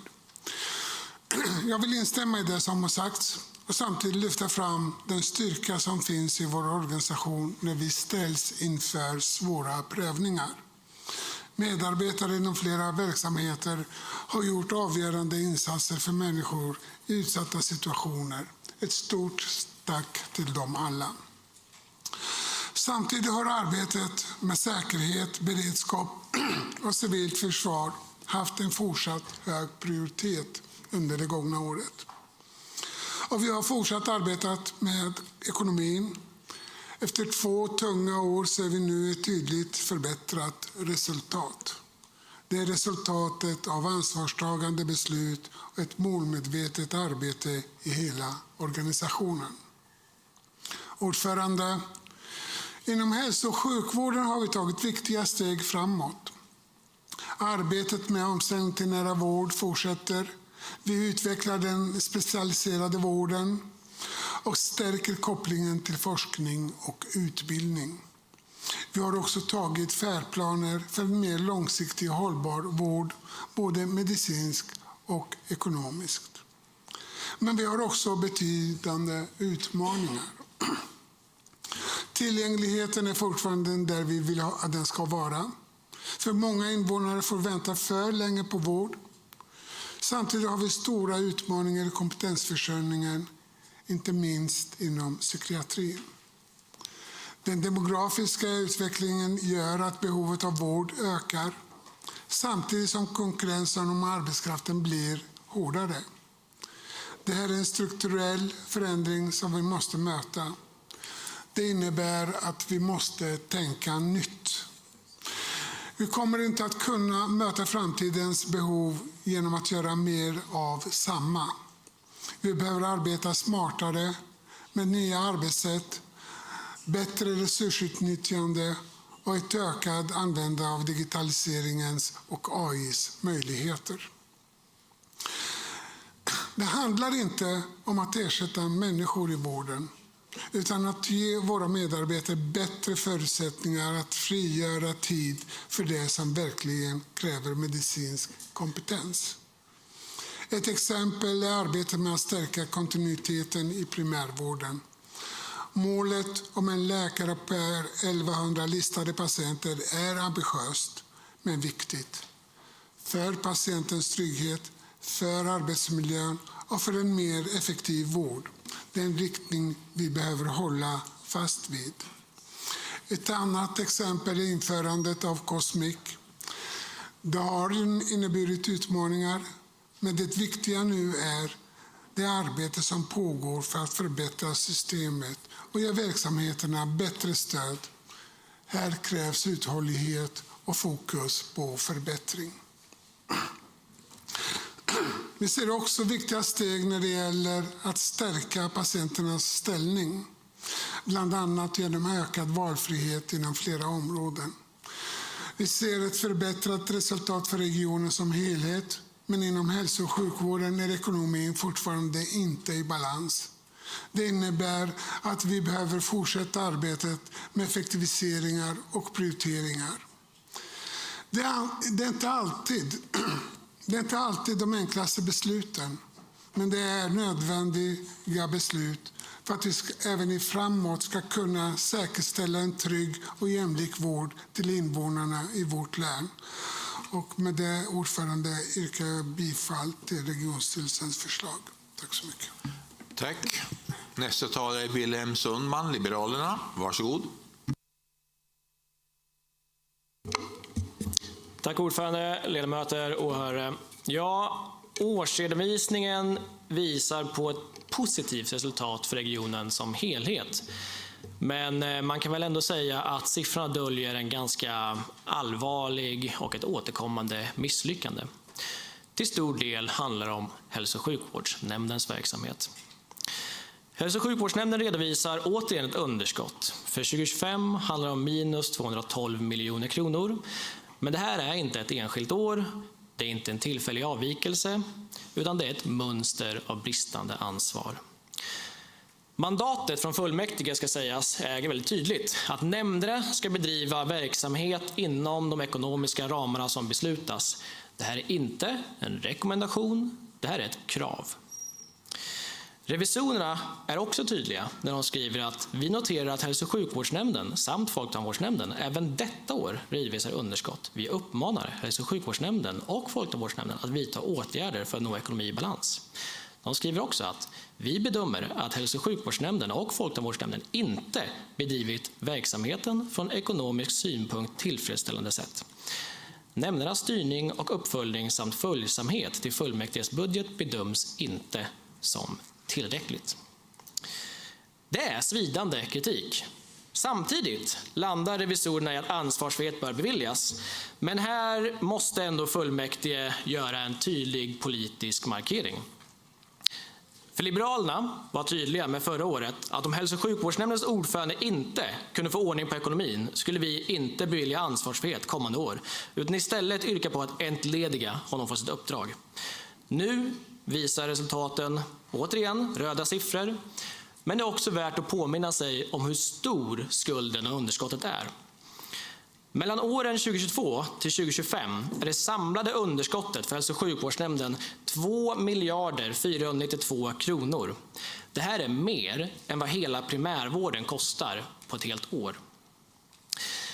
Det går däremot inte bara att se på den här mandatperioden som har gått dåligt, utan faktum är att nämnden har gått med underskott sedan 2010.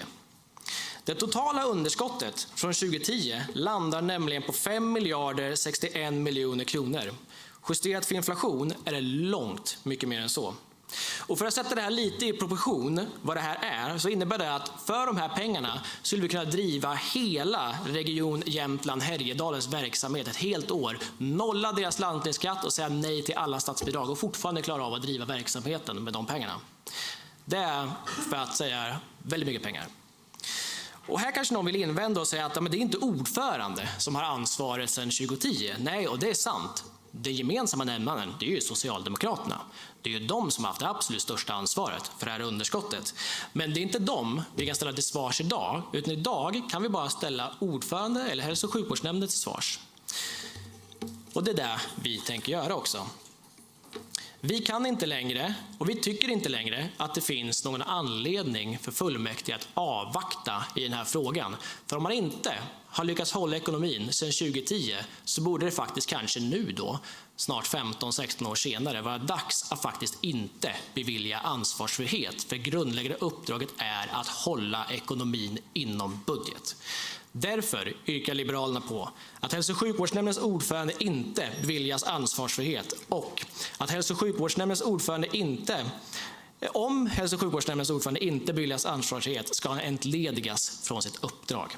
Tack. Tack så mycket. Nästa talare är Marcus Allard, Örebropartiet. Varsågod.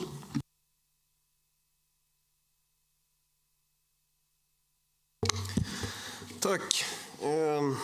Ja, då var det dags för den årliga debatten om årsredovisningen då alla ska upp och prata om vad man har gjort med pengarna och inte gjort med pengarna och så vidare.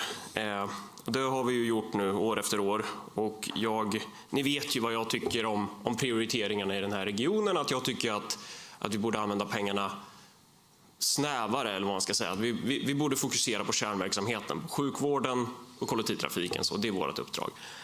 Och det finns ju otroligt många exempel på där man inte gör det, och man kan ju också titta i Örebropartiets regionbudget för att se allting som vi sparar in på för att istället kunna prioritera sjukvården. Men sen är det en annan fråga, och det är ju det här med hur säker kan man vara på att ni använt pengarna till där ni påstår att ni använt pengarna till? Och jag är ju inte säker på att årsredovisningarna är korrekta. Jag menar ju på att de nog med största sannolikhet är missvisande, och därför kommer jag ha lite frågor nu i den här debatten. På just temat, vad har ni gjort med pengarna? Vi har ju tidigare tagit upp det här med hbtq-certifikat och sånt där, och massa konstverk och massa kultur och massa hittepåtjänster som inte tillför något mervärde och så här.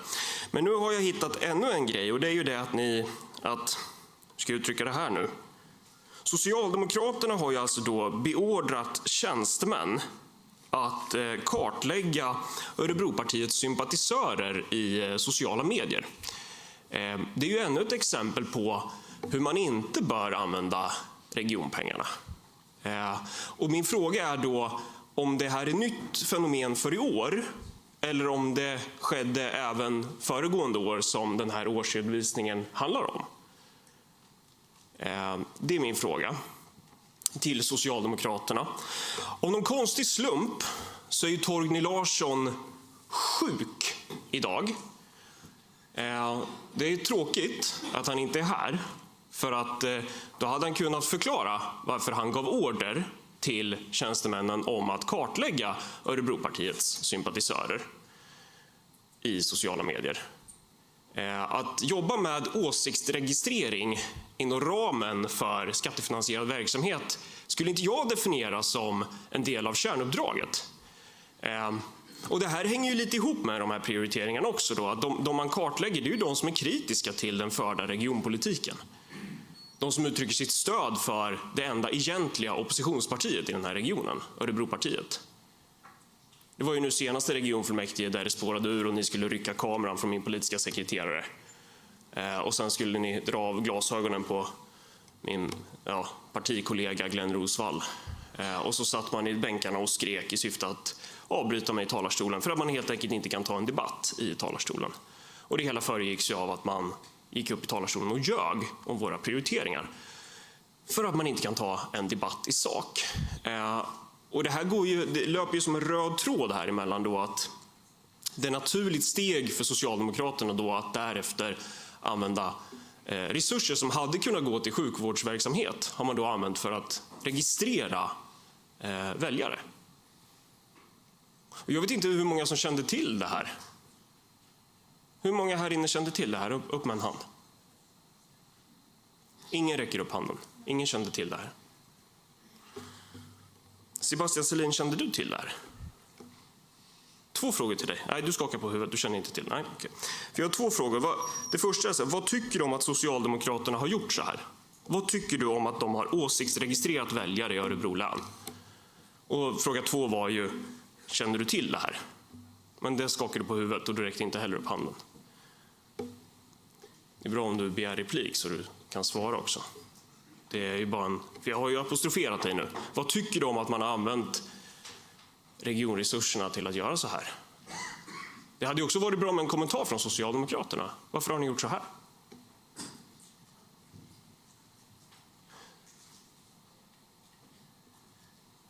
Någon kan ju begära replik kanske. Inte lika kul att prata om det här som det är att prata om att Marcus Allard svär och sprider dålig stämning i regionfullmäktige. För det här kan vi ju inte släppa nu. Frågan är ju, är det första gången i år som ni har börjat registrera väljare, eller har ni gjort det tidigare också?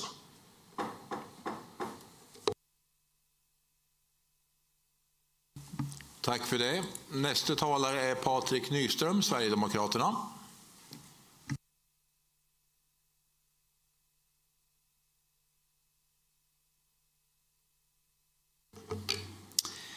Tack för ordet, herr ordförande, presidieledamöter och framförallt ni skattebetalare som tittar och lyssnar till det här.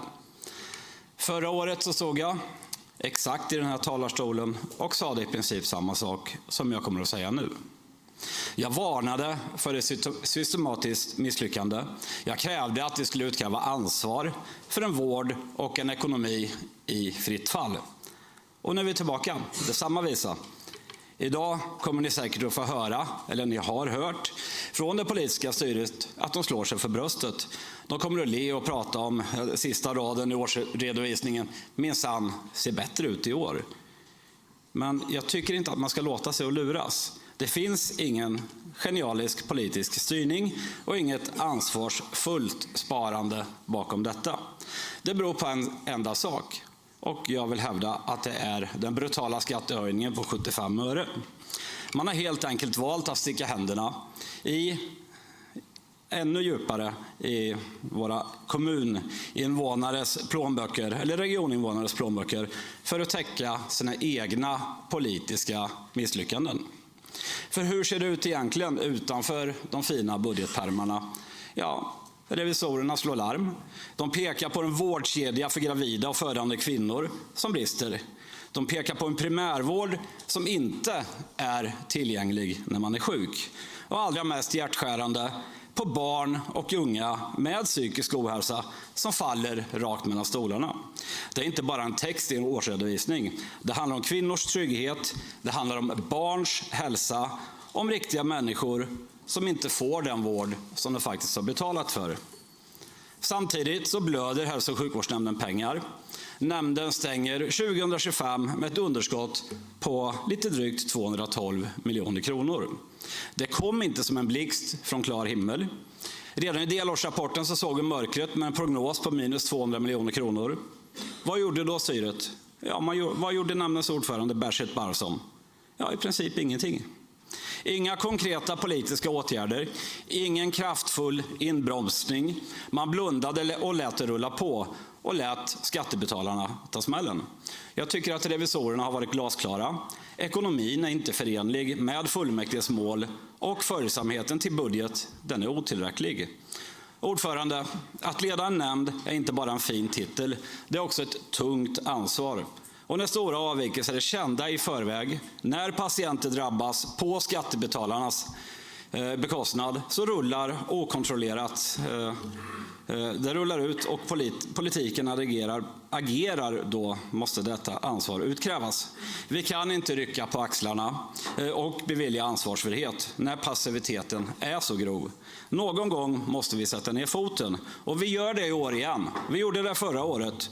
Därför yrkar Sverigedemokraterna på att regionfullmäktige beslutar att inte bevilja ansvarsfrihet för Berzit Barsam, Kristdemokraterna, i hans roll som ordförande för hälso- och sjukvårdsnämnden för verksamhetsåret 2025, samt att om Berzit Barsam inte beviljas ansvarsfrihet återkalla hans uppdrag som ordförande.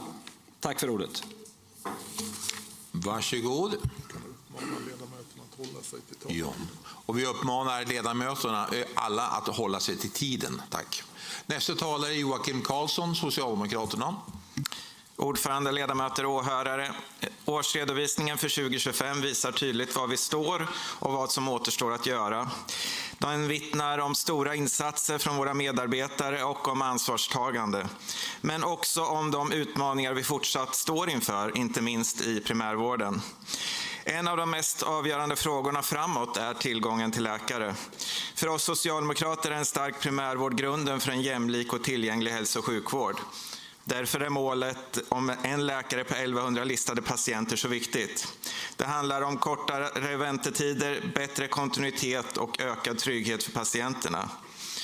Bristen på läkare har inte uppstått över en natt och den är inte heller unik för vårt län. Den är resultatet av flera samverkande faktorer. Under lång tid har det utbildats för få specialistläkare i allmänmedicin i förhållande till behoven.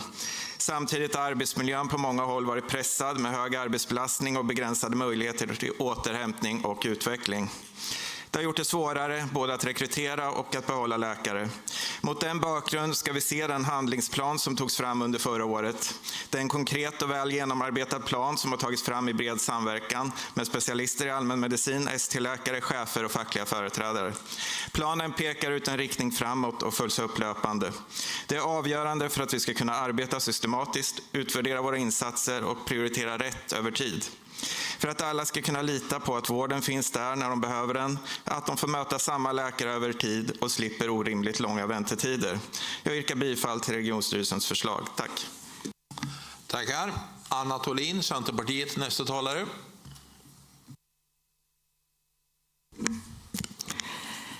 Tack för ordet. Åhörare, press och ledamöter. Jag vill först börja och tacka alla medarbetare inom regionen som har gjort ett fantastiskt arbete under 2025. Regionen strävar efter att vara en attraktiv arbetsgivare med en god arbetsmiljö, goda möjligheter till att rekrytera, behålla och utveckla medarbetare. Inom ramen för omställning till nära vård har Region Örebro län genomfört en lönesatsning för läkare vid de regiondrivna vårdcentralerna. Samtidigt som ett arbete för att uppnå Socialstyrelsens riktmärke om en specialistläkare per 1100 patienter inom primärvården, och det ska vara navet inom hälso- och sjukvården. Ordförande.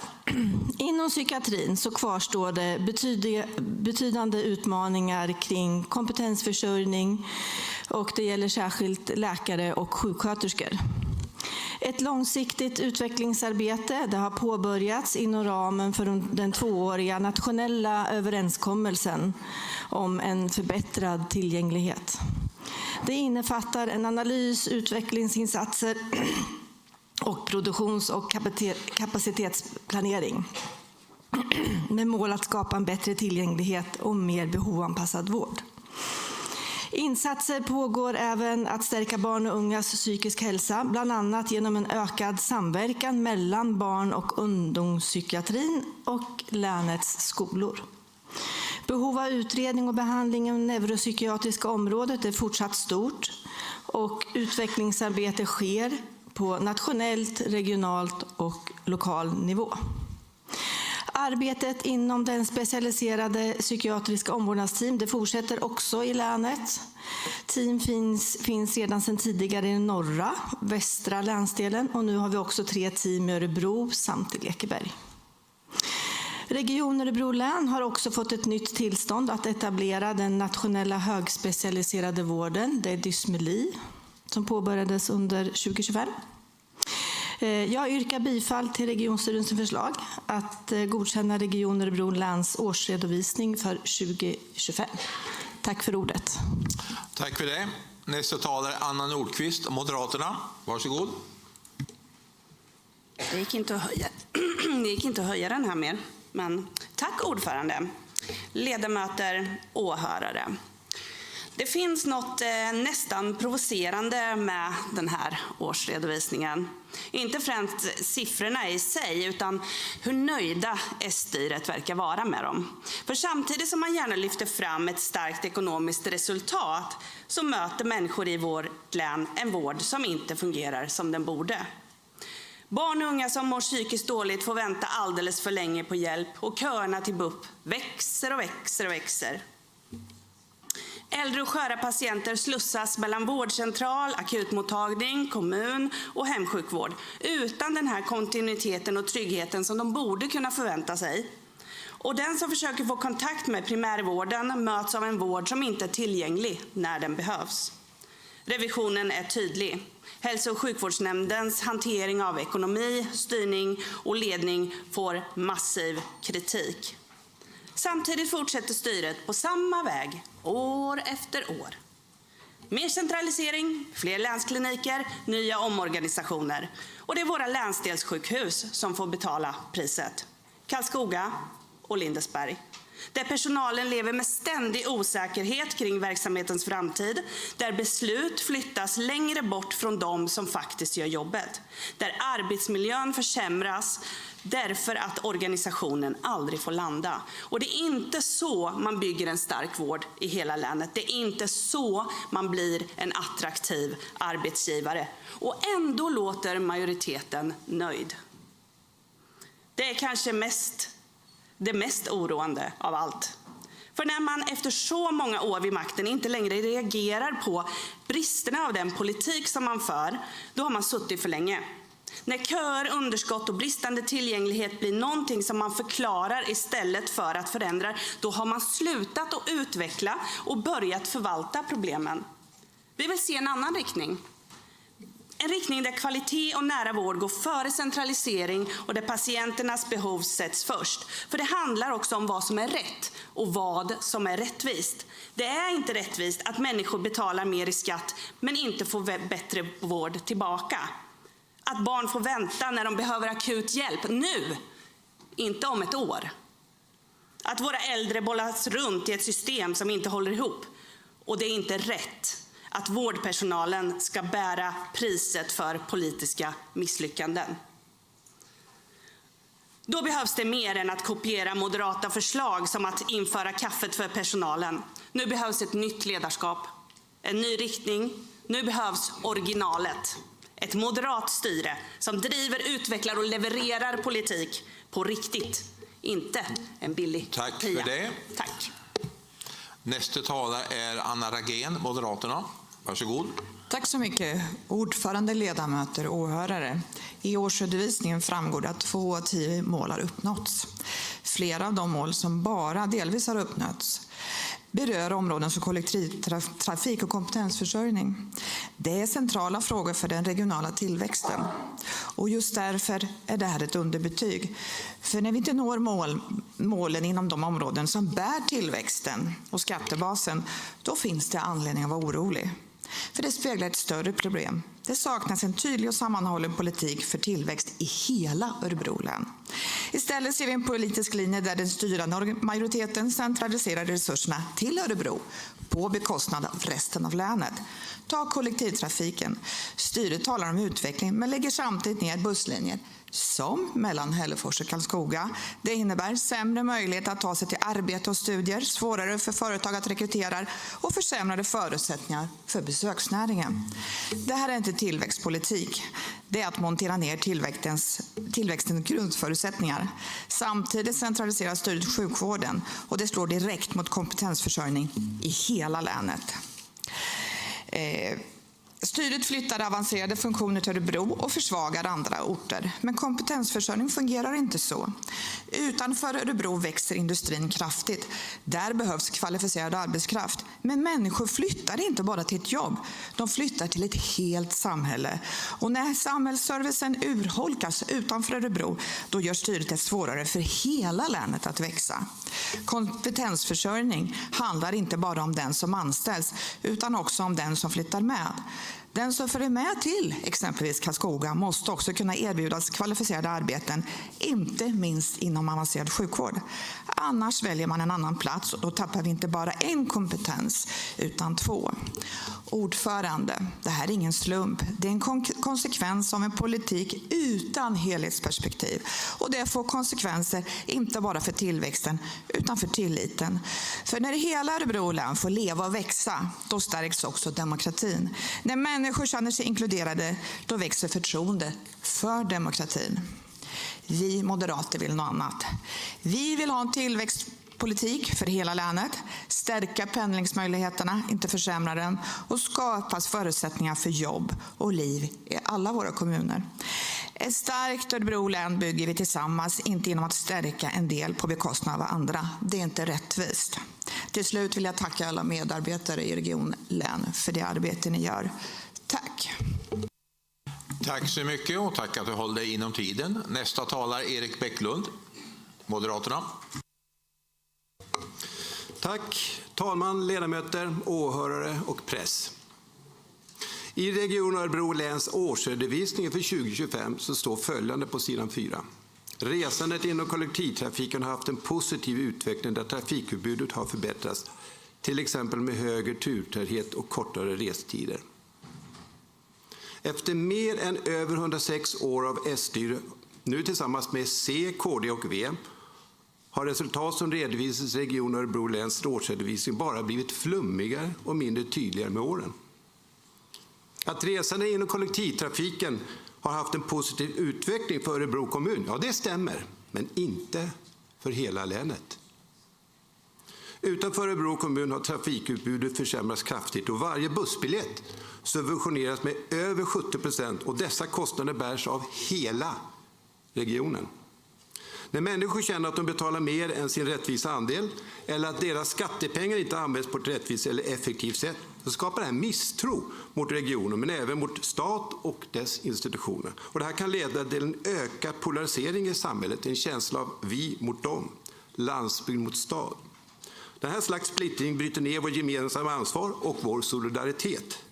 Och dessutom är Region Örebro län inte bäst i landet med att följa de lagstadgade vårdgarantierna. Man skulle elakt kunna säga att Region Örebro län är inom många av de lagstadgade vårdgarantier bäst på att vara sämst. Trots att vi är Sveriges högsta skatt, i alla fall näst högsta skatt om man borträknar från Stockholm. Jag menar efter 106 år S-styre så är det här på grund av ett ledarskapsproblem. Och det växer. Jag menar dessutom att ett högre skattetryck inte bara är ineffektivt, det skapar orättvisor som drabbas de mest sårbara i samhället. Ett högre skattetryck tenderar att drabba låg- och medelinkomsttagare hårdare än de med högre inkomst. Och när landstingsskatten har ökat som den har gjort i Örebro så minskar den disponibla inkomsten som de med lägre resurser har behov av att kunna möta de grundläggande behov som mat, bostad etc. Har vi moderater något alternativ? Självklart. Rättvisa handlar inte bara om hur mycket skatt du betalar utan hur mycket av de här medlen används på rätt sätt och påverkar vår gemenskap. Vi kan minska skattetrycket och arbeta för ett mer rättvist och transparent system som uppmuntrar tillväxt, innovation och solidaritet. Istället för att formulera 2025 års redovisning som framgång, välj Moderaternas budget nästa gång så kommer vi få framgång. Tack. Tack så mycket. Nästa talare är Nina Höjer, Socialdemokraterna. Varsågod. Tack ordförande. Talman var ju ett fint ord. Det får du ta med dig, absolut. Ja, vi kan nu konstatera att resandet genom kollektivtrafiken fortsätter att öka. På Citylinjen med hela 15%.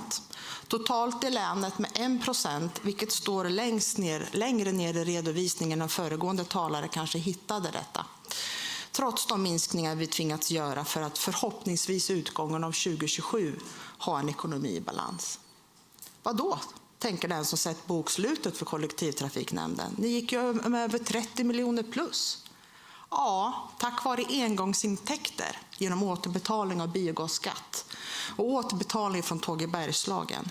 Om vi inte hade fått dessa intäkter hade vi haft ett minus på lika mycket. Prognosen för i år är minus 15 miljoner. Minus. Jag tänker nämna några nedslag från året som gått som präglas av handlingsplanen nämnden arbetat utifrån för att få en ekonomi i balans. I slutet på förra året upphörde de sista av de totalt 15 linjer som nämnden tvingas att ta bort de senaste 2 åren. I början på året stängdes Nobeltunneln under tiden som Citylinjens etapp 1 färdigställdes och det ledde inledningsvis till längre svars- och åktider för färdtjänst och sjukresor, vilket sen förbättrades inom några veckor. Ett av besluten efter bokslutet 2023-2024, då regionen gick med över 900 miljoner back, var att införa anställningsstopp. Vilket medförde att bland annat tjänster inom beställningscentralen inte fick besättas och har lett till alldeles för långa handläggningstider för färdtjänsttillstånd. Ett flertal tjänster har anställts införts under förra året som gör att listan på ansökningarna minskar, men de som väntar på beslut är alldeles för lång. Vi har tecknat avtal med ytterligare 2 kommuner i länet som planering av skolskjuts, så nu samarbetar vi med detta med 9 av länets 12 kommuner. Jag vill avslutningsvis tacka alla förare som tar oss säkert och tryggt till våra destinationer, vare sig vi reser med tåg, buss eller med särskild kollektivtrafik. Jag vill också tacka all den personal som planerar och säkerställer den trafik och verksamhet vi som nämnd har ansvar över.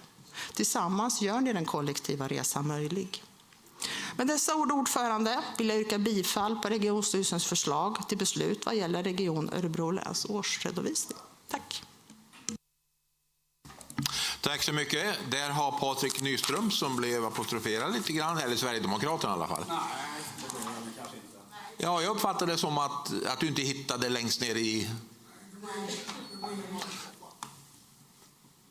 Ja, det var Erik, förlåt. Jag ber om ursäkt, Erik. Ja, egentligen är ju det om reglerna. Så...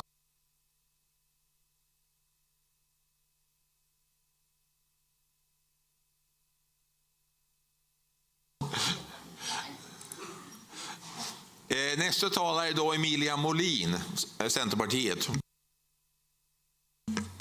Ja, tack så mycket, ordförande, ledamöter och åhörare. Jag vill prata lite folktandvård, men först vill jag börja med att yrka bifall till årsredovisningen för 2025. Så har jag gjort klart den grejen. Jag vill först och främst också rikta ett stort tack till alla medarbetare inom folktandvården för deras fina arbete, men såklart även alla medarbetare i Region Örebro län. Utan er skulle vi inte klara oss lika bra. Men folktandvården har ju under föregående år haft en hel del utmaningar. Och både med det nya digitala systemet Frenda som implementerades i slutet av 2024 men har gett påverkan då på 2025.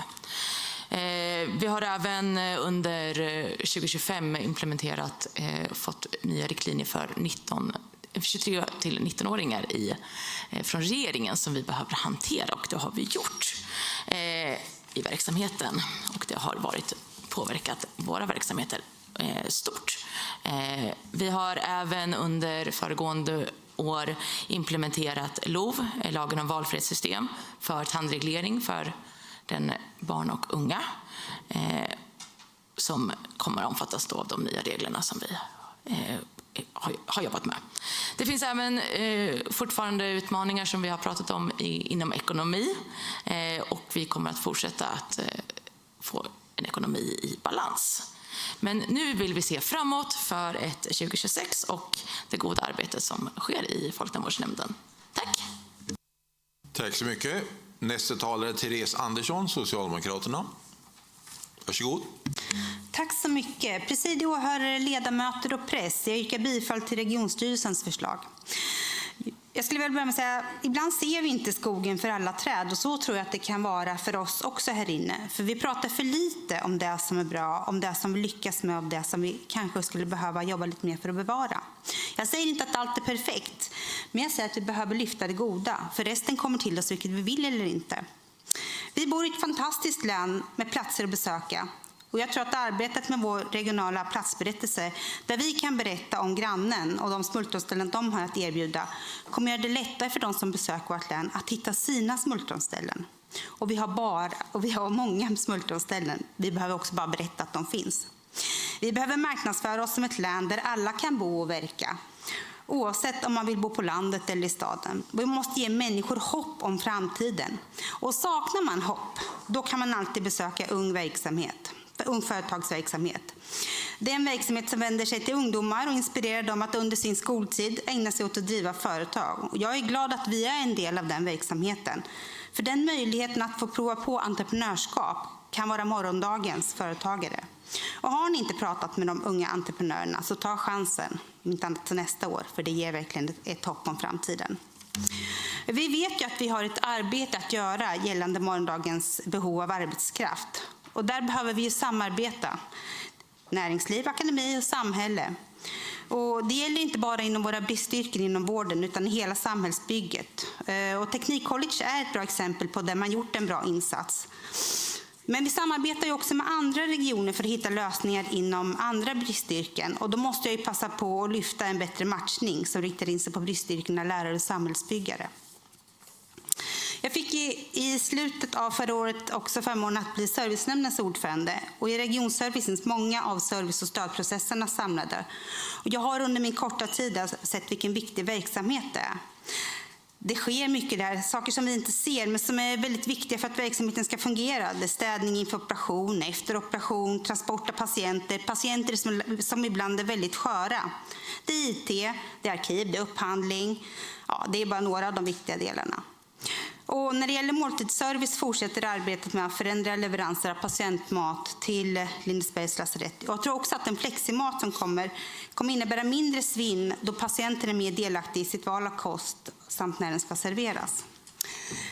En väsentlig händelse är också flytten till regionhuset. En ny fysisk arbetsmiljö att anpassa sig till, och det är lite mindre ytor än vad man är van vid. Avinstallera och installera teknisk utrustning tar tid och det kräver tålamod, och det tror jag många av oss har haft det här gångna året. Och vet ni, 60% av inredningen i regionhuset är faktiskt återbrukat. Tack så mycket. Tack för det. Nästa talare är Erika Gidlöf, Kristdemokraterna. Åhörare, presidie och fullmäktige ledamöter. I den nationella befolkningsundersökningen, hälso- och sjukvårdsbarometern, som har lyfts här idag, så finns det ändå glädjande siffror. Och det är att de som har förtroende för våra 3 viktiga sjukhus har ökat från 69% till 77%. Jag ska nämna några delar som görs inom specialistsjukvården. Och de här siffrorna är framför allt personalens insatser som vi ska tacka. Saker har nämnts, men även cancervården går framåt. En process pågår för Comprehensive Cancer Center, CCC. När forskningen och den medicinska utvecklingen går framåt, då kan också fler överleva.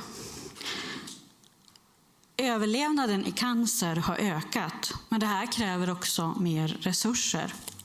Man har talat idag om utmaningar inom vårdplatser, kompetensförsörjning och vårdköer.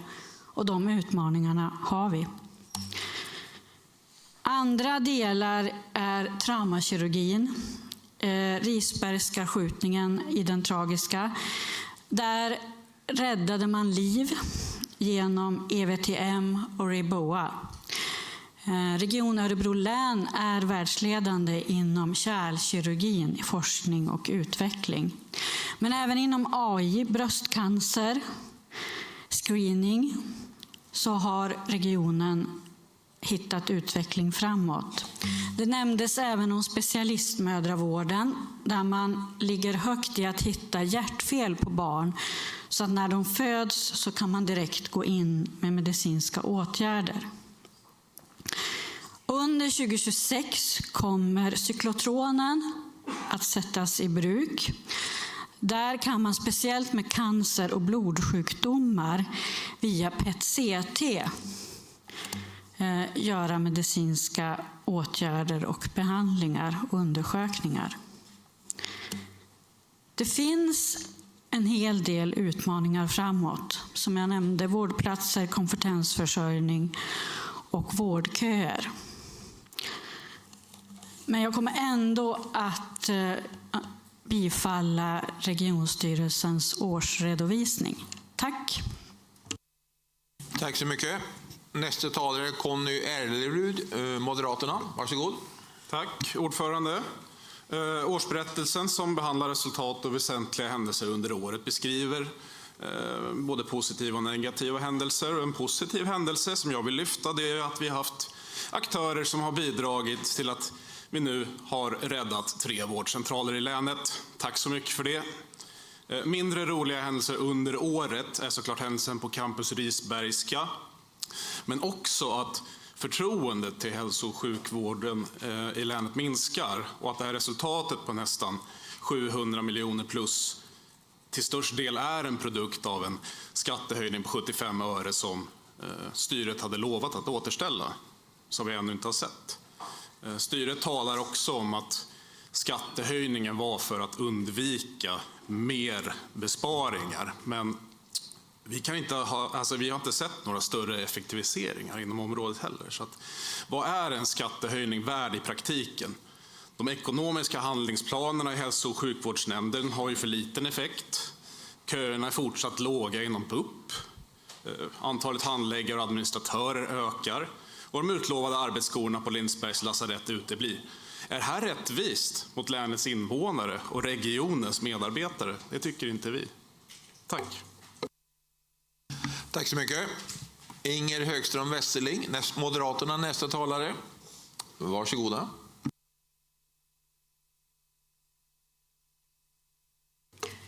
Ordförande, ledamöter och åhörare. I en årsredovisning får vi svart på vitt hur ekonomin och verksamheten har gått. Och dessvärre så kan man ju konstatera att verksamheten har ju inte gått så där lysande på alla områden. Låt mig börja med tillgängligheten. 78% av de som ringde till en vårdcentral fick telefontid samma dag. Det duger inte.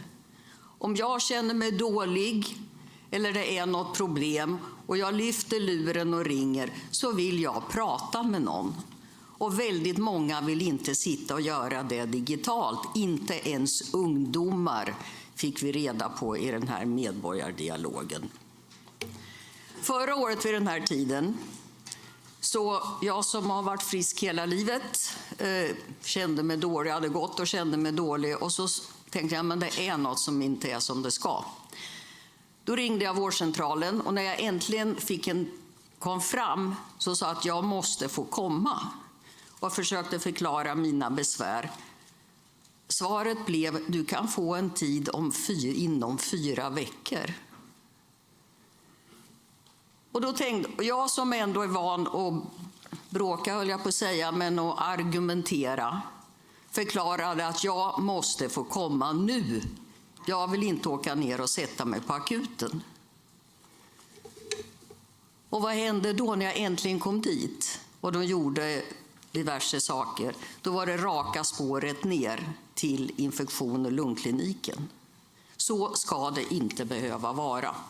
En annan sak, vårdgarantin. Operation inom 90 dagar, där är ett utfall på 48%. Det duger inte heller. Innan påsk så fick jag ett brev. Då står det så här: vi har tagit emot en remiss från XX vårdcentralsmottagning. Tyvärr kan vi inte erbjuda dig en tid hos oss inom vårdgarantin på 90 dagar. Och det handlar inte om en operation. Det handlar om en bedömning av en tråkig, besvärlig fotled som begränsar mig och mitt liv och det jag håller på med rätt rejält. Ska det behöva vara så? När jag ringde i morse klockan 7 till vårdgarantienheten, det finns ingen tillgänglig telefontid. Jag vet inte om det är tekniska problem eller vad det handlar om. Det finns mer att säga, jag kanske återkommer, men sammanfattningsvis, det här duger inte och det finns bara en slutsats. Det är dags för ett nytt styre. Det gamla styret har kapsejsat. Det behövs en moderat kapten för rodret. Tack. Tack för det. Wilhelm Sundman, Liberalerna. Varsågod. Ohoj, ordförande. De senaste 4 åren har det talats om åtgärder som ska ge effekt på ekonomin här i regionen. Och om man kollar i årsredovisningen kan man ju se då på sidan 44 att det finns då en plan för åtgärder i antal anställda som ska minska helt enkelt. Där kan vi se tydligt att 233 färre årsarbetare finns då mellan åren 2024 och 2025. Men om man sen kollar i antal anställda som regionen som helhet så har vi ju ökat med ungefär 42 årsarbetare. Så vi har alltså sparat 230 personer, men vi har ökat med 42 personer.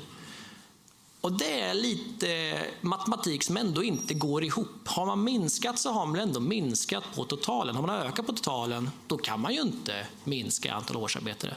Vad vi pratar om är en omsättning, så det är ju rent felaktigt det som faktiskt står här i årsredovisningen. Att vi har inte minskat i antal årsarbetare. Vi har ökat. Och då spelar det ingen roll hur mycket man har sparat i ena fickan om man stoppar andra fickan full helt enkelt. Så när jag är ordförande, den här årsredovisningen är inte ärlig i sin presentation. Och det är lite som att styret både klappar sig själva på huvudet och kliar hälso- och sjukvårdsnämnden på ryggen för sitt misslyckande. Frihet förutsätter ordning. Ordning i ekonomi är en förutsättning för att kunna utveckla verksamheten och stärka primärvården, som också är en väldigt viktig del då. Därför, på grund av det här, så yrkar jag på att inte godkänna årsredovisningen för 2025. Men jag vill också ändå ta upp det som Marcus kommenterade här om att Socialdemokraterna skulle bedriva åsiktsregistrering.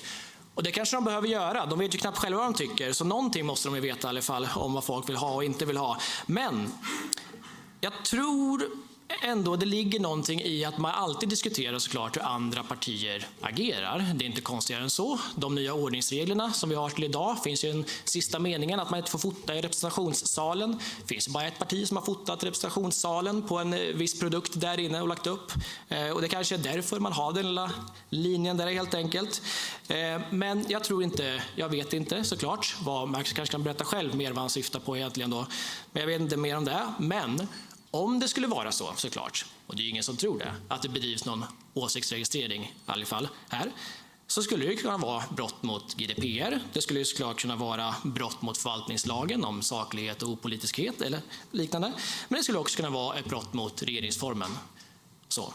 Däremot så är det inget konstigt att partier kollar vad andra partiers väljare tycker. Det är ju normal politisk verksamhet. Tack.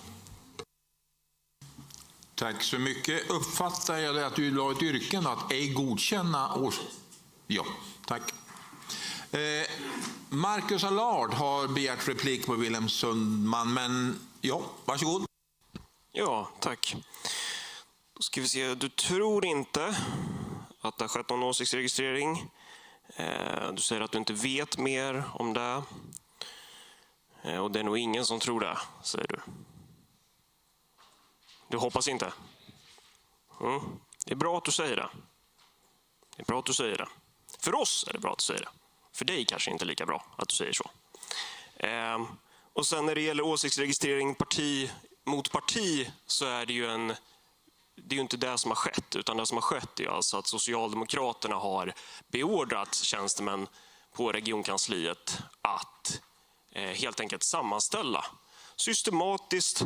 Man ska kartlägga, registrera och systematiskt upprätta en handling över väljares åsikter riktat mot Örebropartiets sympatisörer. Det handlar inte om att Socialdemokraterna gjort det i sitt egna hägn, utan det handlar om att Socialdemokraterna har beordrat tjänstemän för skattepengar som hade kunnat gå till sjukvården att upprätta den här typen av handling. Och den sossen som ska ha beordrat det här är sjuk. Han sitter inte på sin plats där han brukar sitta, för han heter Torgny Larsson, regionfullmäktiges ordförande, som i övrigt brukar vara väldigt kaxig. Men nu är han inte ens här, och det är synd. Så vi får ju prata med Torgny i annat forum sen då. Men det är bra, då har du tillkännagett att din position är att du hävdar att du inte kände till det här. Och det är ingen annan som tror att det här ska ha hänt. Då har du tillkännagett din position, och det tackar jag dig för, Wilhelm Sundman. Vi tror att det här har hänt. Vi vet att det här har hänt. Vad tycker du om det? Fortsätt. Tack för det. Genmäle begärt av Wilhelm Sundman, Liberalerna. Varsågod. Ja, jag kan vara tydlig med att så här, jag har inte sett någonting på det som du tar upp. Jag förutsätter att alla partier kollar på vad andra partier tycker och tänker. Om det såklart är så att man använder otillbörliga medel i form av offentliga medel som en förvaltning eller liknande, att ge uppdrag, att åsiktsregistrera som du säger, då är det ju självklart fel. Som jag sa, då är det ett brott mot GDPR, det är ett brott mot förvaltningslagen och det kan också vara ett brott mot regeringsformen, alltså ett grundlagsbrott. Absolut. Så om det framkommer bevis för att det har skett, ja, då är det ju mycket, mycket allvarligt. Och där har jag ingen annan åsikt än dig, Marcus. Tack. Tack. Därefter Marcus Allard, varsågod.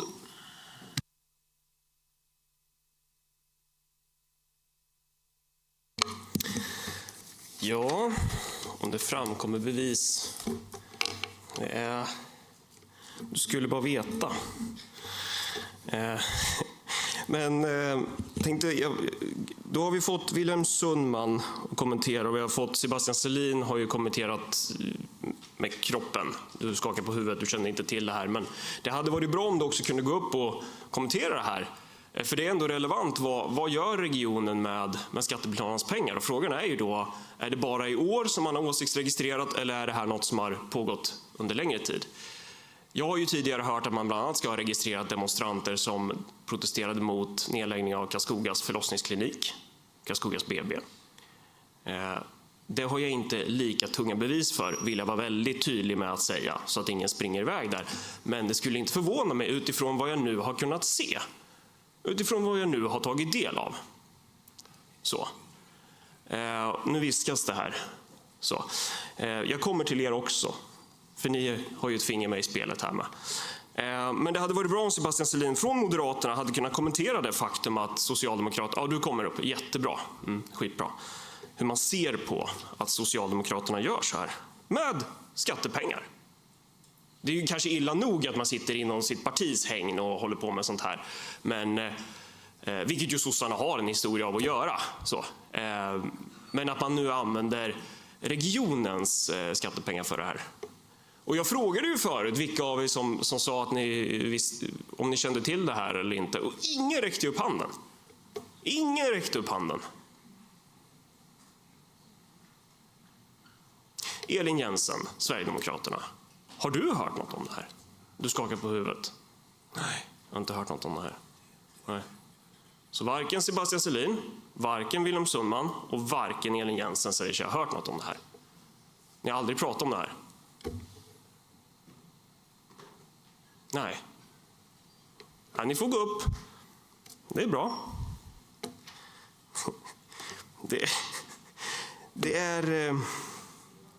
Det är fascinerande det här. Och min fråga kvarstår ju. Hur länge har det här pågått? Skedde det här under 2025 också? Socialdemokraterna får ju gärna kommentera det här. Alltså, efter mitt inlägg, man kan ju tänka sig att den normala reaktionen borde ju vara från varenda jävla talare. Att så här bara, vad pratar han om?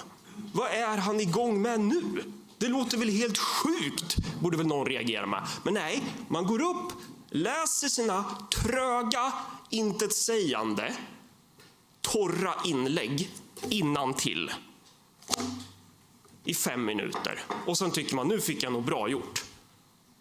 Det är också så jävla talande. Kommentera det här, Jenny Sten. Tack för detta. Replik har begärts av Sebastian Selin på Marcus Allard.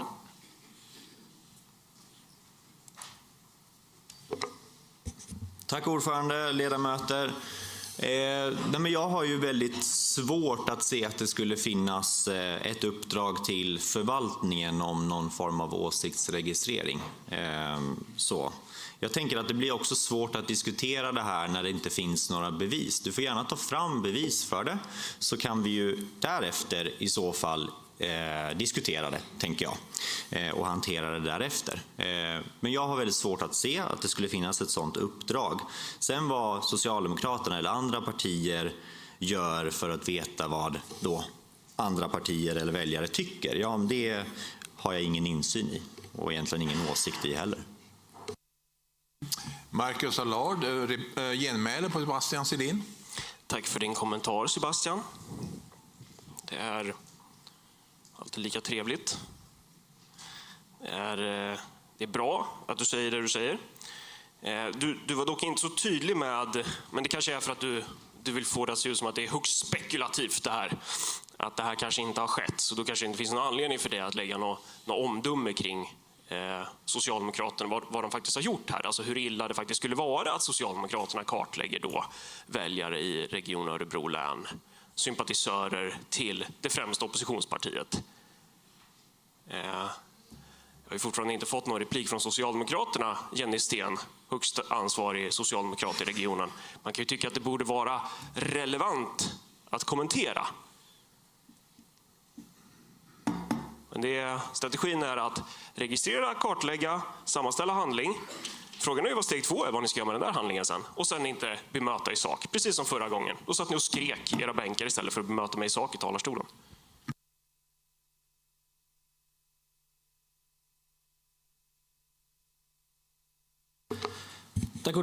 Tack Marcus. Frågan är ju lite som Sebastian sa, högst spekulativ. Finns det bevis för det? Absolut. Du får jättegärna skicka det och lägga fram det och visa det och titta på det. Om det stämmer att det är så säger jag att det kan vara ett grundlagsbrott, såklart, om det är så. Det skulle heller kanske inte vara första gången Socialdemokraterna gjorde, som du var inne på gällande IB-affären och liknande. Så det finns ju en historia, såklart, med Socialdemokrater att åsiktsregistrera. Jag har inte sett någonting och det blir svårt att ha en spekulativ debatt om ryktesspridning om någonting som eventuellt finns eller inte i fullmäktige. Men finns det, absolut, skicka det konkret. Vi kan titta på det i så fall, så kan vi ta en diskussion därefter. Och som sagt, är det som du säger, då är det ju väldigt, väldigt allvarligt. Helt klart. Tack. Tack. Marcus Allard, genmäle på Willem Sundman. Observera Sundmans ordval. Jag har inte sett någonting. Men har du hört någonting då? Och ni suckar. Ja, vad håller han på med nu? Nej, men ni är så tydliga i er hållning. Också så här bara, man tänker så här. Han är nog bara ute och cyklar nu, Allard. Men det är bra. Vi fick ännu ett svar från Sundman där. Jag ser fram emot Elin Jensens svar här nu. Hon ska förklara att hon inte heller känner till det här. Tack så mycket. Elin Jensen, replik på Marcus Allard sen tidigare. Nej, ingen i vårt parti, i varje fall inte som har kommit till mig, har sett eller hört något om det här. Och vi är väldigt intresserade om du har saker som du kan delge oss så att man får titta på det, så att säga. För det här är ju, om det har skett så som du säger, så är det ju helt åt skogen. Så, men nej, jag har inte sett eller hört något. Tack. Och där klev alla i fällan. Nu har ni alla gått i fällan. Jag vet att ni vet att det här har hänt. Jag vet att ni har pratat om det här tillsammans. Elin, Wilhelm och Sebastian Selin. Jag vet att ni vet att det här har hänt. Men jag lät er gå i fällan. Hoppsan. Nu har jag... det är citat. Nu ska vi spela boll. Har ni hört det? Nu är vi igång igen. Det är bara det att jag kanske inte har samma höga C den här gången när jag säger det. Det är så här det ser ut. Helt otroligt. Vi är inte färdiga. Vi är inte färdiga med det här. Tack så mycket. Nästa talare enligt talarlistan, Rolf Östman, Vänsterpartiet. Varsågod. Tack så mycket. Jag tänkte återgå till diskussionen om årsredovisningen och frågan om ansvarsfrihet. Jag ska börja med att göra en pudel. Willem, jag hade fel. I beslutet som hälso- och sjukvårdsnämnden fattade om budget 2025 så fanns det 2 förslag som var avvikande som på olika sätt hanterade frågan om ett planerat underskott. Det ena var Willem då, som la ett förslag i budget i balans, om jag läste rätt snabbt. Det andra var Vänsterpartiet som yrkade på att vi skulle begära förstärkning från regionfullmäktige för att hålla budget i hälso- och sjukvårdsnämnden. Däremot så la inte Moderaterna eller Sverigedemokraterna något annat förslag, utan de accepterade en budget som var med ett planerat underskott. Så jag tycker det är väldigt märkligt att de partierna dristar sig åt yrka på att inte bevilja ansvarsfrihet för ordföranden när de själva agerar på samma sätt. Jag backar där igen då. Flera backningar. Så det är ologiskt. Men det här var ju ett enstaka år. Vi har 4 år under den här mandatperioden med underskott i hälso- och sjukvårdsnämnden. Och de andra åren kan inte jag minnas att det finns några andra förslag om att acceptera ett planerat underskott från något parti. Så för tydlighetens skull så yrkar vi från Vänsterpartiet bifall till årsredovisningen och till ansvarsfrihet för ordförande och nämndens ledamöter. Tack. Replik begärts av Wilhelm Sundman, Liberalerna. Varsågod. Tack ordförande och tack Rolf för att du erkänner att du har fel, och det är väl varken första eller sista gången du kommer göra det. Men tack ändå för ärligheten. Jag tänkte passa på ändå att kommentera lite det Max Allard tog upp här då, om att man vet och inte vet. Jag tänkte så här, vi pratar om alla partier då och då. Vi pratar om ordningsregler och liknande. Det diskuteras, olika partier agerar och liknande. Så är det ju. Åsiktsregistrering skulle jag säga att jag inte har hört någonting generellt om, men man har diskuterat om hur Marcus Allard kanske inte följer ordningsregler och liknande, hur man ska hantera det. Det gör vi hela tiden, alla partier. Det kan vara i fikarummet eller liknande.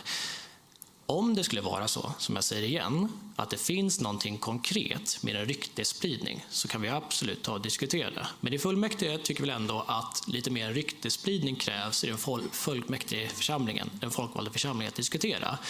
Men absolut har det ju pratats, men det vet säkert Marcus Allard själv om, att det kan pratas om han och Örebropartiets beteende i korridorerna. Det är inget konstigt. Vi har ju haft gruppterapisamtal i rummet där borta efter avbrutna fullmäktige och liknande. Så det blir inte första gången. Men absolut, om det dyker upp så håller jag med om att det är jättedåligt. Och vi har såklart pratats om Örebropartiet. Det gör det nog lite överallt faktiskt. Tack. Tack. En replik bör ju handla om det man begär replik på, inte någonting annat. Nästa talare är Patrik Nyström som också begärt replik på Rolf Östman.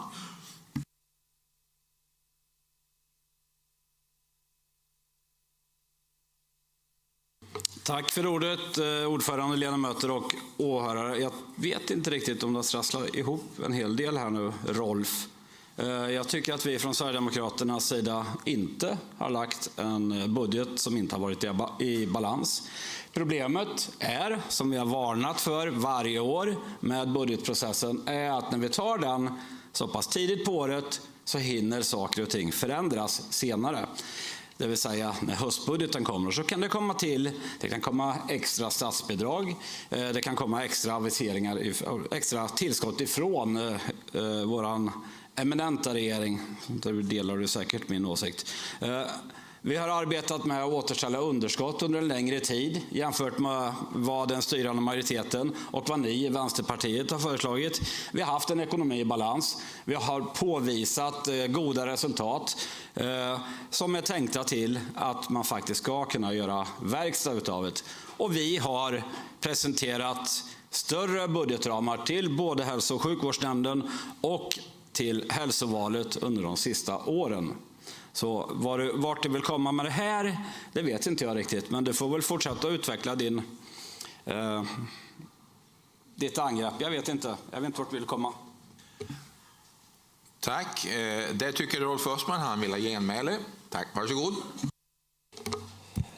Ja, men poängen är ju att regionfullmäktige tilldelar hälso- och sjukvårdsnämnden en budget och sen beslutar hälso- och sjukvårdsnämnden att inte följa budgeten.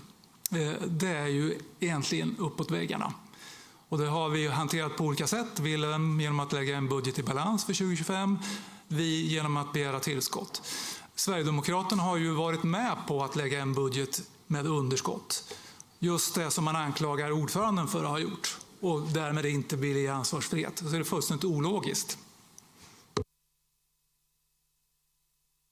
Tack för det. Det är avslutat. Nästa talare i talarlistan är Marcus Lundin, Kristdemokraterna.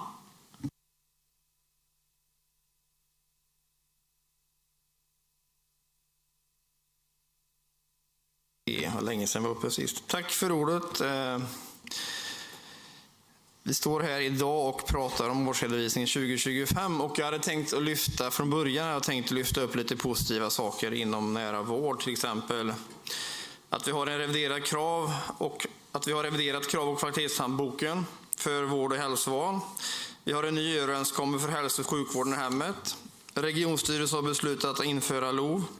Hälso- och sjukvårdsförvaltningen arbetar med att förbättra tillgängligheten till vård.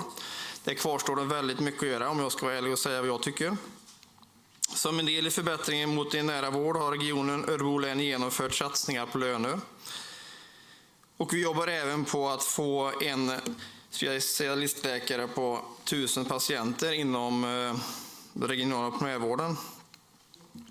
Men som vi har hört här idag så har ju faktiskt revisionen kommit med en del svidande kritik mot oss styrande. Och som oppositionen säger här så finns det ju fel och brister på ganska många punkter. Men jag står ändå bakom föreliggande förslag. Men jag hoppas att ingen av oss som sitter här på den styrande sidan kan slå sig för bröstet och säga att vi är nöjda med det här som har kommit. Vi är nöjda med att vi har kommit en bit på vägen, absolut. Det tycker jag att vi ska vara jätteglada för.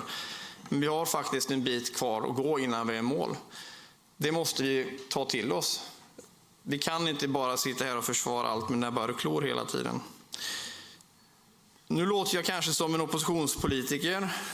Och det kanske jag i grund och botten är emellanåt. Men jag tycker ändå att vi har kommit bra långt på vägen. Och vi har kommit så pass långt så att jag tycker att revisionens beslut är rätt med ansvarsfrihet.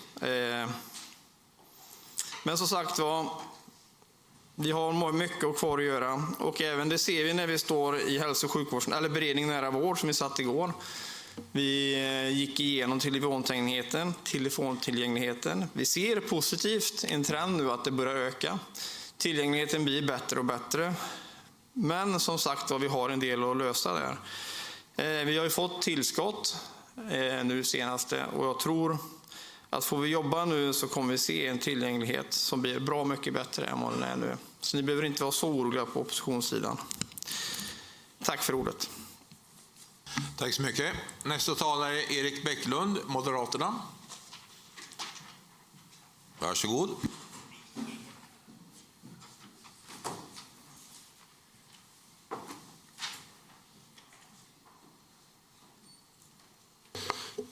Tack ordförande, ledamöter och åhörare. Jag ska återknyta till det vi faktiskt ska prata om här nu. Och det gäller betraktelse av den välfärd i en ekonomi som då vi ska titta på när det gäller årsredovisningen. Och då är det så här, välfärd i en ekonomi skapas primärt genom arbete och tjänsteföretag, snarare genom skatter, av flera skäl. Men skatter är en viktig del av finansieringen av välfärdssystemet. Det är inte källan till välfärd i sig, utan skatter möjliggör att finansiering av offentliga tjänster och program. Men det är en produktion och arbete som genererar tillgångarna. Utan en stark arbetsmarknad och levande företag finns det inget att beskatta. De produkter och tjänster och varor genom arbete och företagen är egentligen den verkliga källan till välfärd. Men skatter fungerar som ett medel att omfördela medborgarnas ekonomi som ger förutsättningar för vårt välfärdssystem. Och det är för att säkerställa en hållbar växande välfärd som är avgörande genom att prioritera sysselsättning och företagande. Det är inte trovärdigt med 106 år av vänsterstyre tillsammans med C, KD och V att säkerställa att den högsta landstingsskatten i Sverige, alltså bortsett från Stockholm, inte klarar de lagstadgade kraven på 90 dagars vårdgaranti. Problemen i regionen har förvärrats och regionen Örebro län är faktiskt bäst inom många områden på att vara sämst. Det här som jag presenterar nu här framme, den visar lite grann det jag sa. Att det är landsbygden som får betala framgångarna för kollektivtrafiken. För vi saknar bussar, vi saknar förutsättningar. Och det upplevs inte om man bor utanför Örebro kommun att det är en framgångsfaktor. När vi då dessutom har visat att vi har ingen rättvisa när det gäller lagstadgade vårdgarantier i delar av kommunerna som har en vårdcentral. Så nästa gång, välj Moderaternas budget. Tack. Tack så mycket. Nästa talare är Monica Tyresjö, Moderaterna. Varsågod. Tack för det. Ordförande, ledamöter och övriga som lyssnar. Jag tänker uppehålla mig vid den delen som rör regionala tillväxtnämnden. Vid första anblicken får vi en mycket positiv bild, hög måluppfyllelse och en verksamhet som beskrivs som aktiv och framåtriktad.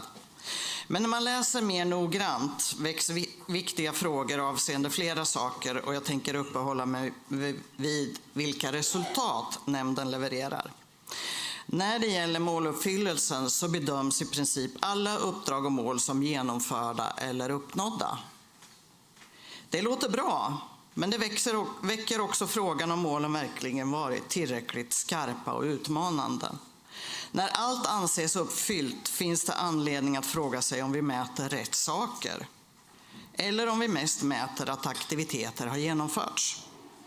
Vi får veta vad som gjorts men inte vad det har lett till. Hur vet vi att insatser inom innovation, kompetensförsörjning eller klimat faktiskt ger önskat resultat?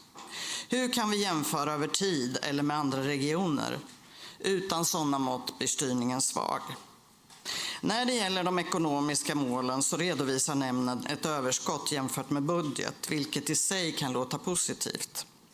Men överskottet har uppnåtts genom återhållsamhet, färre rekryteringar, minskade kostnader och en allmän försiktighet. Det är inte nödvändigtvis ett styrketecken. Det kan lika gärna innebära att verksamhet inte har genomförts i den omfattning som var tänkt. Samtidigt som man lyfter kompetensförsörjning som en central utmaning minskar man antalet årsarbetare och ökar andelen visstidsanställda kraftigt. Det riskerar att underminera den långsiktiga kompetens som krävs för att driva regional utveckling. Ordförande, Oppositionens uppgift är inte att underkänna allt arbete som görs. Det finns mycket som är viktigt och värdefullt i nämndens arbete. Men det är vår uppgift att kräva tydligare resultat, skarpare uppföljning och större transparens. Vi behöver mål som verkligen utmanar. Vi behöver uppföljning som visar faktiska effekter. Och vi behöver en ekonomi i balans som bygger på utveckling, inte enbart återhållsamhet. Tack. Tack för det. Nästa talare är Bo Ammer, Sverigedemokraterna. Tack ordförande för ordet. Ledamöter, åhörare och andra som kan vara intresserade. Jag vet inte vilken gång i ordningen som jag tittar på en sån här årsredovisning. Och varenda gång, som jag kan minnas, jag kan ha fel men som jag kan minnas i alla fall, så har hälso- och sjukvårdsnämnden uppvisat stora underskott. Och det har varit så i stort sett hela tiden. Och då infinner sig en liten fundering. Gör man ett medvetet så att säga underskott i budgeten som gör att det blir så dåliga siffror varje år? Det finns ju en gammal regel som säger att om man prioriterar någonting så måste man kanske prioritera bort någonting annat. Men när man prioriterar bort hälso- och sjukvården, som ju är grunden i hela verksamheten, då är det ju faktiskt ganska allvarligt och det är värt också att kritisera detta. Så att om allting vore riktigt så skulle ju hälso- och sjukvårdsnämnden uppvisa så att säga åtminstone ett nollresultat. Men då skulle ju kanske ni där borta ha fått prioritera bort någonting som ni nu slår er på bröstet för och tycker att ni har gjort bra. Och det tycker jag liksom är oacceptabelt, och det är att föra både oss i oppositionen och väljarna bakom ljuset. Så att jag yrkar bifall till de yrkanden som är framlagda av Patrik och Elin i Sverigedemokraternas namn. Tack för ordet. Tack så mycket.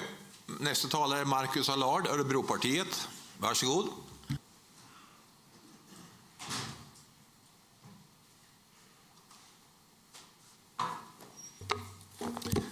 Ja, Socialdemokraterna har fortfarande inte valt att gå upp och bemöta det faktum att vi har bevis för att ni har åsiktsregistrerat väljare. Det är nog bra, Jenny, om du kan gå upp och... Jag ska inte berätta för dig vad du ska säga, men så här, visste du om det här? Kände du till att det här har hänt? Har ni gjort det här under 2025 också? Har ni använt regionresurser till det här under 2025 också, eller bara 2026? Charlotta Englund kanske kan berätta om det från Centerpartiet som skrev upp sig på listan. Kanske finns någon annan socialdemokrat. Viktor Tullgren kanske kan gå upp. Prata lite om det här. Vad tycker du om det här, Viktor? Du kan inte ens titta på mig. Nu är han så där läskig igen. Törs inte gå upp i talarstolen. Det är hemskt, vilket hot mot demokratin jag är alltså. Det är ju ändå fascinerande att ni får så här. Ni får ju alla möjligheter i världen här att kommentera det här. Förklara, uttrycker upprördhet över de här uppgifterna. Men ni sitter tyst. Och de som går upp, de läser innantill, förutom några få undantag här som hävdar att vi inget visste. Fascinerande. Bo Rudolfsson från Kristdemokraterna. Känner du till det här? Lägger frågan hos dig. Och så lägger vi frågan hos Ola Karlsson som sitter och fipplar med mobilen här också, från Moderaterna. Känner du till något om det här? Att ni ska ha åsiktsregistrerat personer? Upprättat en handling över personers sympatier? Ingenting ni känner till? Får jättegärna bemöta det då. Det är ju bara att begära ordet, det klarar ju ni också av. För ni brukar ju gilla att avbryta mig när jag har ordet. Kanske ni kan kommentera det här också.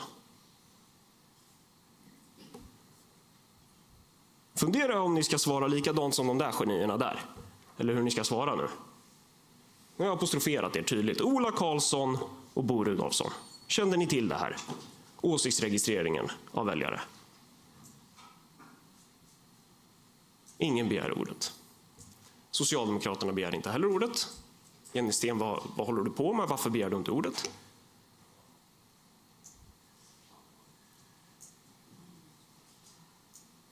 Ni har åsiktsregistrerat väljare. Ni har använt skattepengar som hade kunnat gå till sjukvård till att åsiktsregistrera väljare, och du väljer att inte ens kommentera det. Ola Karlsson, du har då alltså inte informerat Sebastian Selin om det här då? Inom ramen för ert parti då? Vad som ska ha hänt? Fast du kanske till att börja med ska först säga att du inte visste någonting. Det är ju spännande alltså. Jag kommer behöva gå upp igen och igen här alltså, för det är mycket vi behöver reda ut här. Tack så mycket. Wilhelm Sundman har begärt replik på Marcus Allard.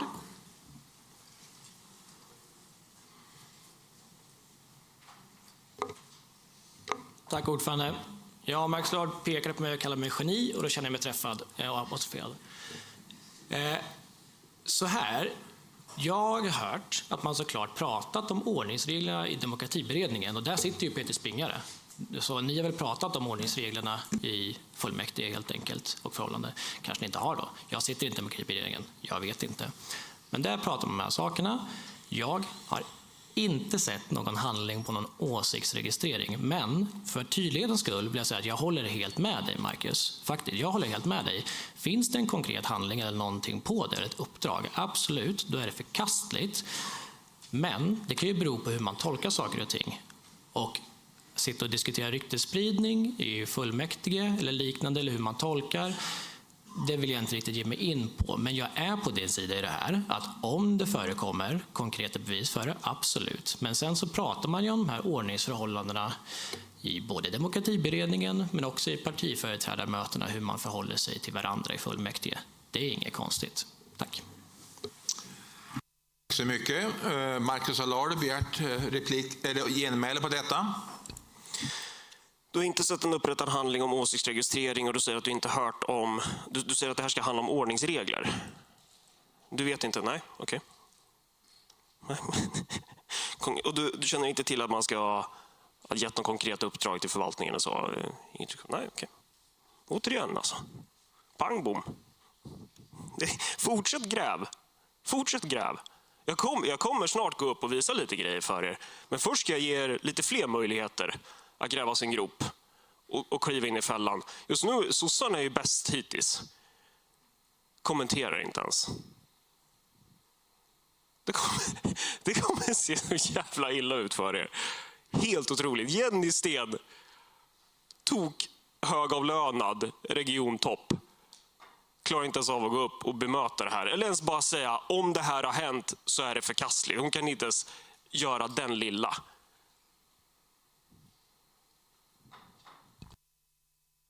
Tack för det. Nästa talare enligt talarlistan, Patrik Nyström, Sverigedemokraterna. Varsågod.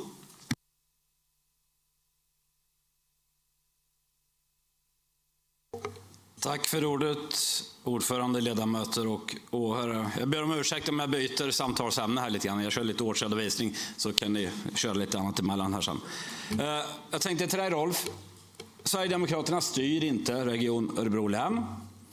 Däremot har vi varit väldigt sparsamma med att återställa underskotterna som vi haft sedan tidigare år, sprider ut dem på längre tid, vilket innebär att vi har mer reformutrymme kvar att exempelvis skjuta till extra medel vid behov till hälso- och sjukvårdsnämnden. Men det är skillnad på att sitta i opposition och det är skillnad på att styra. Jag hävdar bestämt att Sverigedemokraterna har lagt en budget i balans. Jag hävdar också att vi inte godkänt eran papperstiger som ni har gjort i samverkan med de övriga på vänstersidan och Centern och KD. Sverigedemokraterna har presenterat egna besparingar och egna prioriteringar. Sverigedemokraterna har också presenterat riktade satsningar. Exempelvis har vi satsat extra medel på BUP, och det borde väl ingå i någon form inom hälso- och sjukvården. Vi har satsat riktade pengar på förlossning, akutkirurgi, kollektivtrafik så att du kan ta dig till vårdcentralen. Och vi har valt att faktiskt amortera lite extra på lånen så att vi kanske har råd att kanske bygga ut med lite fler operationssalar. Exempelvis kanske utveckla Lindesbergs lasarett lite grann. Och det borde väl tilltala Johan Stolpen som kommer ifrån norra länsdelen. Vi har exempelvis också avsatt lite extra medel för att kunna klara av en eventuell höjning på inflationen. Den är ju tack gode Gud på väg neråt och den ligger på en bra nivå just nu. Så jag tycker att ni ska bespara oss ifrån och komma med såna här ogrundade anklagelser utifrån att ni nu får sitta med vid middagsbordet och få igenom jättemycket politik och ekonomisk politik tillsammans med sossarna. Jag hade sålt mig betydligt dyrare än vad ni hade gjort. Tack.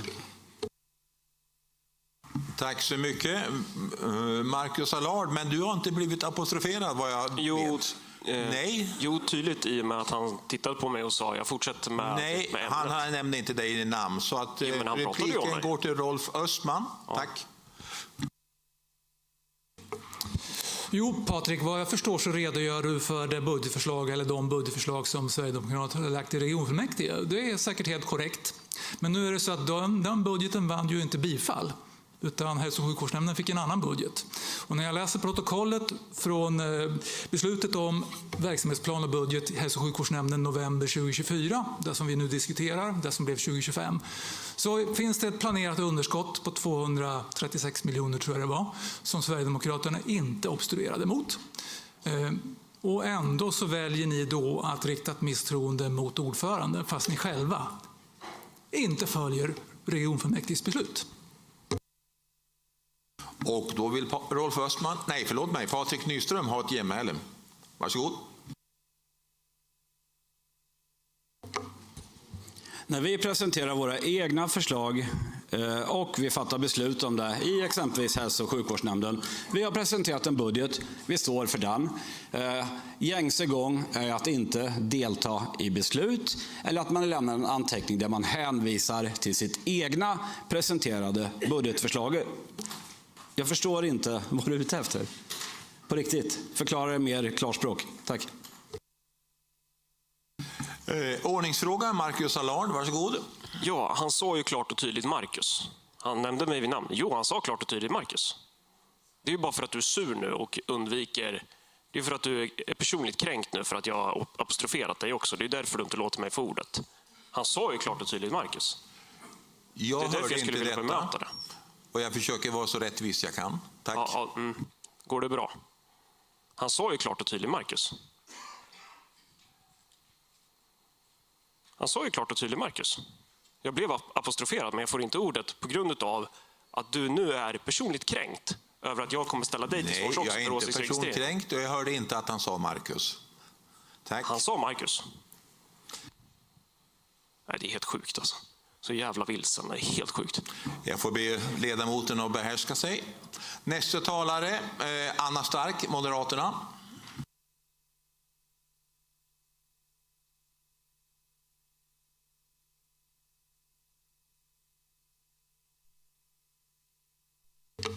Tack. Snart kommer en liten graf över hur tillgängligheten i vården såg ut 2025. Samt en liten början på det här årsredovisningen som vi debatterar just nu. Telefontillgängligheten var på 75. Det är 54 av dem som hade fått medicinsk bedömning inom 3 dagar i primärvården. Det är 48 som har väntat 90 dagar, alltså 3 månader på första besök i specialiserad vård. Och det är 44 som har väntat 90 dagar igen, 3 månader på operation i specialiserad vård. Det är den verkligheten våra medborgare möter. Det är den verkligheten de lever i. Det skulle kunna kallas titel väntan och lidande. Det skulle kunna vara bra titel till. Alltså väntan på telefontiden, väntar på läkarbesök, väntar på operation och som medföljer det lidande för både patienter och närstående. Ja, det livet satt på paus helt enkelt. Det här är inte förvånande. Jag sitter i patientnämnden. Antalet klagomål växer år efter år stadigt. 2025 är inte undantag för det. Och jag är övertygad om att de patienter som är både uppgivna, arga, som vänder sig till patientnämnden, det är bara en liten topp på isberget. Mörkertalet är betydligt högre än så. Men det som är faktiskt mest obegripligt i det hela är att man anställde faktiskt fler fasta läkare och sjuksköterskor. Trots det så tillgängligheten i vården har inte ökat. Det är sjukt i sjukvården. Det är inget annat än dåligt ledarskap och styrning. Tack. Tack. Nästa talare Charlotta Englund, Centerpartiet. Varsågod. Tack ordförande, ledamöter och åhörare, och tack Monica för dina funderingar. Nej, men det är ju så att vi i nämnden har ju valt lite annat kanske. Vi har ju valt att titta på rusen som de långsiktiga målen. Och där har vi väldigt många mål som vi inte når än. Och sen har vi då brutit ner dem och försökt att göra dem så att vi kan ta steg i rätt riktning. Och då vill vi ju ha uppnåbara mål. Så att vi har ju en del att jobba vidare med naturligtvis. Och jag tycker också att vi brukar ha en god dialog om målen, och jag har inte sett några motförslag mot våra gemensamt uppsatta mål. Men det beror säkert på att vi tycker de här frågorna är så otroligt viktiga. Och jag hoppas ju att vi ska få driva regionala utvecklingsfrågor även efter valet och ser då fram emot en fortsatt dialog. Tack. Tack. Därefter Marcus Allard, Örebropartiet.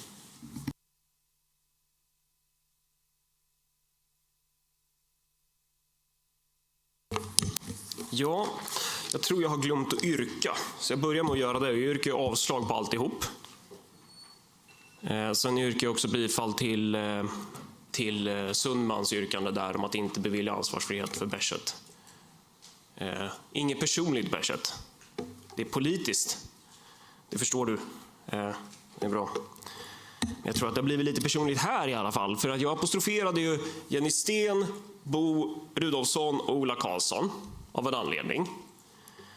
Jenny Sten för att hon är ju representant för Socialdemokraterna. Det bästa hade ju varit om Torgny Larsson hade kunnat svara. Det är han som har gett det här uppdraget. Men frågan är ju om du har gett uppdraget till Torgny, om du kan säga det. Och sen om du också gjorde det här under 2025. Eller om det bara är nu under 2026 som ni ska ha jobbat med det här. Torgny har ju tidigare varit väldigt intresserad av Örebropartiets medlemsregister också. Och försökt lura oss till att skicka in dem till olika projekt och sånt där. Registerföring är populärt hos den mannen. Synd att han är sjuk så han inte kan vara här och bemöta det här. Men det är ju bra att vi har en hel socialdemokratisk bänk som är väldigt tysta idag jämfört med hur ni var förra regionfullmäktige när ni då alltså satt som grupp och skrek för att ni var så upprörda att jag hade ordet. Men nu klarar ni inte ens av att gå upp i talarstolen. Jenny nickar. Hon klarar inte av att gå upp i talarstolen. Och till Patrik. Det här är på ämnet. Det jag frågar är, har ni åsiktsregistrerat även under 2025 och tidigare år? På så sätt så är det på ämnet. Jag frågar, vad har ni gjort med pengarna? Eller är det bara i år som ni har gjort det här? Jag har ju pratat med den här tjänstemannen som fick det här uppdraget.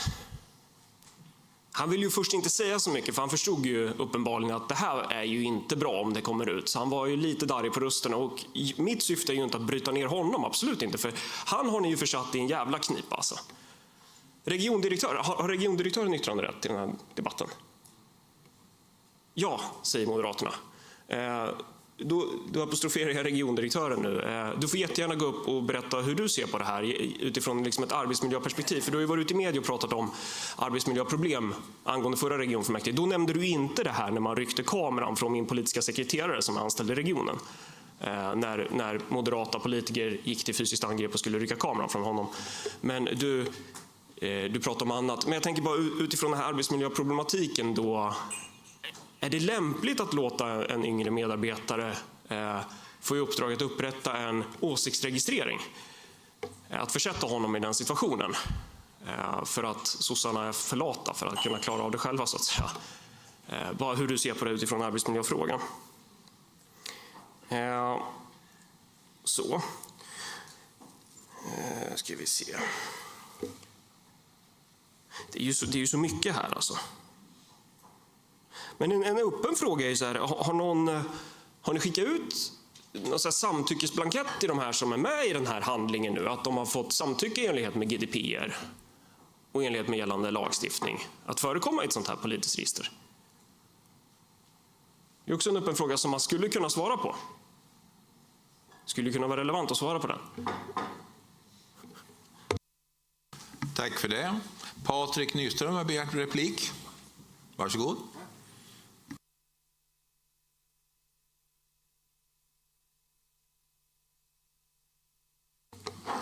Tack för ordet, ordförande, ledamöter och åhörare. Och tack för frågan, Marcus. Jag har inte på något vis varit delaktig eller hört talas om någonting som har med någon form av åsiktsregistrering att göra. Slut. Tack, och det har Marcus Allard begärt genmäle. Varsågod. Ja, och sen har Centerpartiet begärt en ordningsfråga. Hoppas ni ska svara i sak nu så att vi får svar på det här.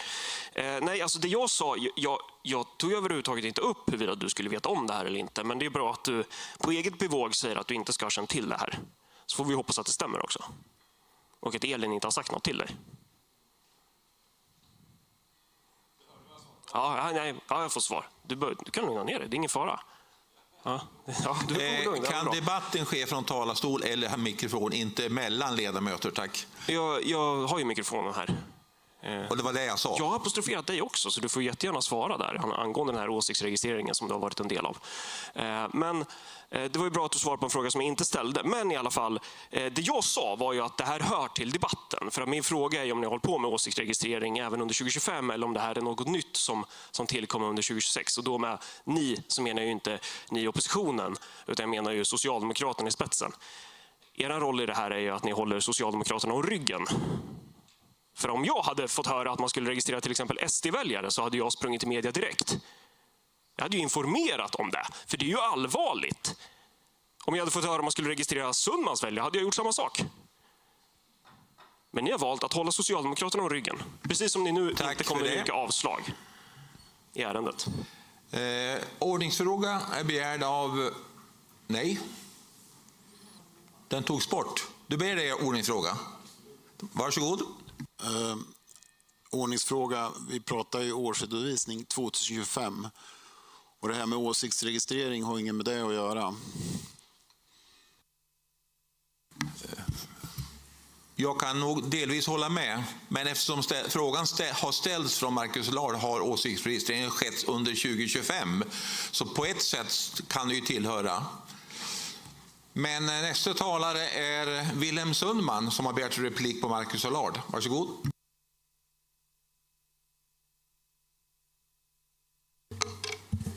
Tack ordförande. Ja, inte mitt namn kanske där. Precis, bra. Tack. Ja, det är ju väldigt, om det är så att det blir uppmanat att lämna in medlemsregistret, då är det ytterligare, det har ingenting med åsiktsregistrering att göra, eller ja, det har det väl absolut att göra också i och för sig då. Men det är också verkligen fel, om man ska uttrycka det milt. Om det finns ett konkret uppdrag om att genomföra åsiktsregistrering så är det också fel, som jag sa i 3 punkter, GDPR, förvaltningslagen och grundlagen, faktiskt, regeringsformen.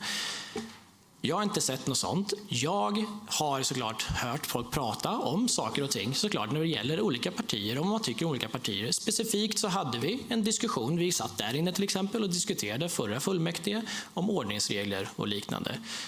Där kan man kanske ha uppfattat då, kanske att någon har pratat om åsiktsregistrering eller liknande. Jag kanske till och med har diskuterat det här med andra företrädare och vi tycker om att man diskuterar om hur vi beter oss varandra. Som vi sa där inne, jag har ingen som helst åsikt om hur du beter dig i talarstolen under din tid. Örebropartiet har yttrandefrihet och får säga vad de vill. Finns det ett konkret uppdrag så håller jag helt med dig, men vi kan inte spekulera kring det och jag har ingen. Om du har bevis, om du har ett konkret uppdrag, som du pratar om en tjänsteperson nu, absolut, lägg fram det. Stämmer det? Då måste väl den personen ändå som har gett det uppdraget entledigas från sitt uppdrag. För det är rättsvidrigt helt enkelt. Men så länge det inte finns bevis så kan vi inte säga någonting om det. Men jag håller helt med dig, Marcus. Jag är på din sida i det här faktiskt. Det finns ingen skiljelinje här. Tack. Marcus Allard, genmäle. Ja, det har ju låtit annorlunda vid andra tillfällen och jag vet ju att du har vetat om det här. Jag vet att hela oppositionen har vetat om det här. Och de bevisen kommer naturligtvis att publiceras för de väljare som ni önskar åsiktsregistrera. För att Örebropartiet står på folkets sida.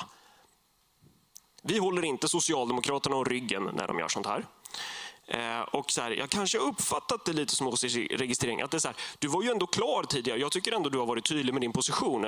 Såvida du inte vill upp och ändra någonting eller gardera dig på något sätt. För den chansen finns ju ändå om du skulle vilja korrigera någonting. Så.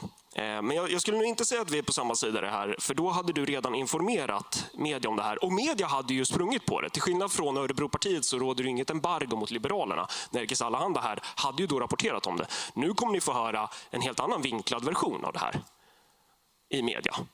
Men jag ska publicera bevisen snart. Jag ska gå igenom bevisen snart. Tack. Vi pratar presidiet och att vi föreslår att vi avslutar debatten och sen tar vi omröstningen efter lunchen. Kan det gå bra? Nej. Det har vi föreslagit nu. Och vi har vickande från de flesta. Tack. Marcus Allard, du har begärt ordet. Varsågod.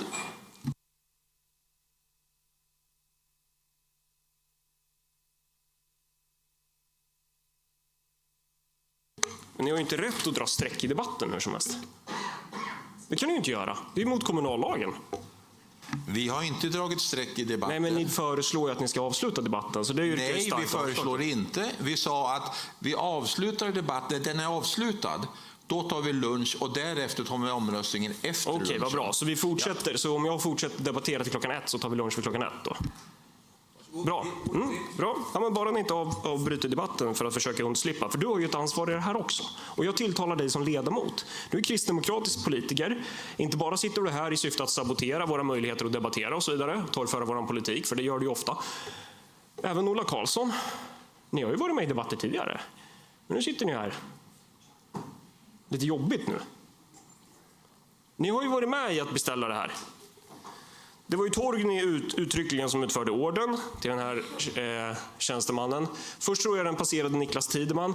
Du har ju varit behjälplig i det här, Niklas. Jag har ju inget emot dig personligen så, men du får gärna vara behjälplig med att starta upp projektorn snart, för jag ska gå igenom den handling som har blivit resultatet av ert arbete.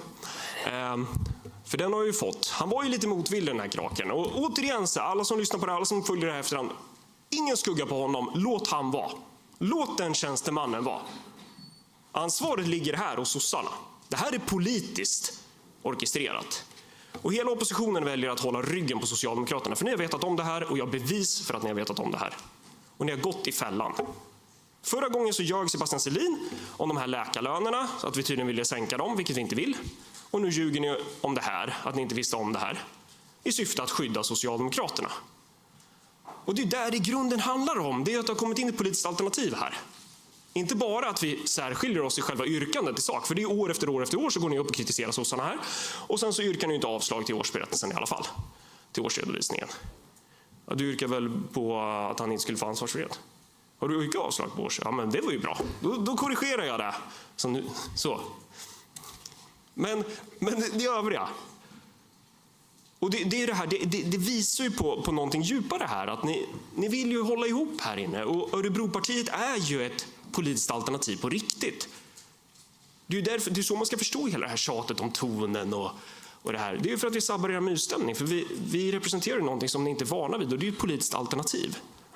Ni vet ju inte vad det innebär. Har du startat projektorn, Niklas? Se till så den är redo.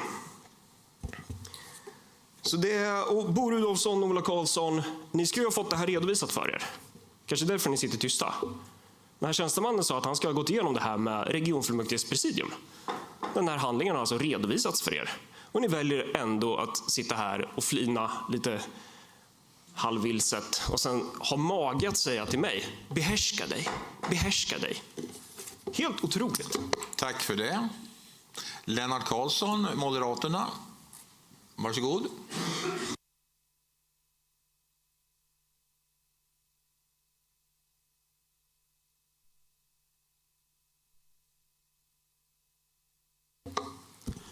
Tack, ordförande, ledamöter, åhörare.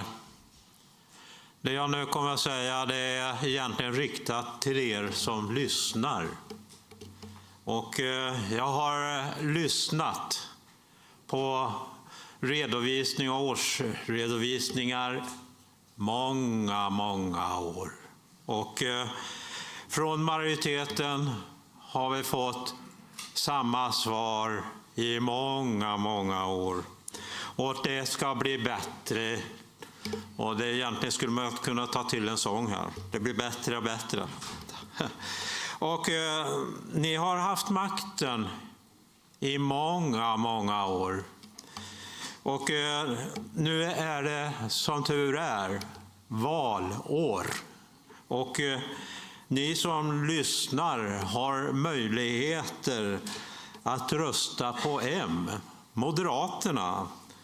För det kommer att ge förändring mot vad som har hänt under alla dessa år som jag har lyssnat. Så att ger ni oss moderater möjligheter att styra regionen efter det här valet, då kommer det att bli förändring. Tack. Tack så mycket. Nästa talare är Wilhelm Sundman, Liberalerna.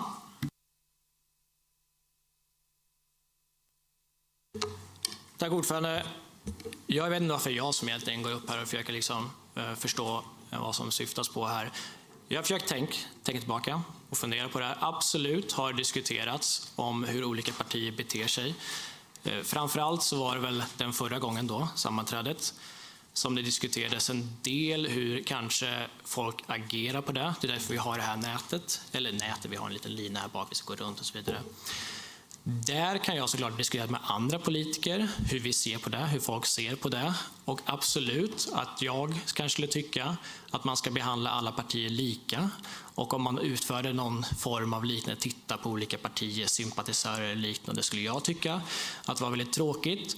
Det kanske skulle gå väldigt snabbt att kolla på Liberalernas sympatisörer. Kanske lite längre tid att kolla på andra partiers sympatisörer. Men oavsett om man använder offentliga medel för att kolla på det, så är det såklart fel. Jag hoppas inte det har hänt, men det är ju såklart, man har diskuterat saker och ting i det här. Men har det nu ett konkret ärende, en handling att visa, då ställer jag mig bakom att det är fel. Nu vet ju inte jag vad det innehåller, men jag hoppas vi alla får veta snart om, så fort jag avslutar det här, exakt vad det innehåller. Och sen kan du få en direkt kommentar om det. Tack. Tack för det. Nästa talare är Marcus Allard, Örebropartiet.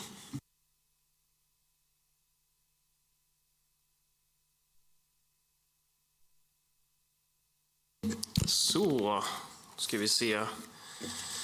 Jag har fortfarande inte fått någon kommentar från presidiet, för ni ska ha fått den här handlingen redovisade för er. Jag vill bara... Fick jag inte med den lappen, det var ju typiskt.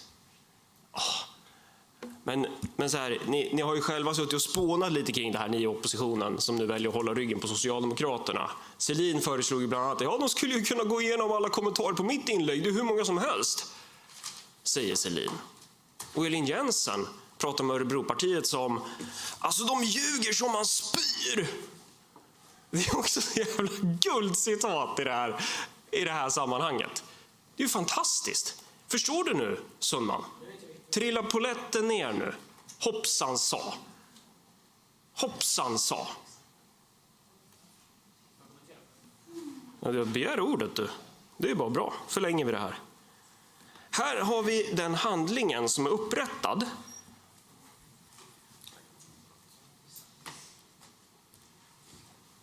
Här ser vi en sammanställning där tjänstemän i regionen har gått igenom kommentarer i sociala medier gällande senaste konflikten i regionfullmäktige, primärt då riktat mot Örebropartiets sympatisörer. Som ni ser så är namnen inte censurerade.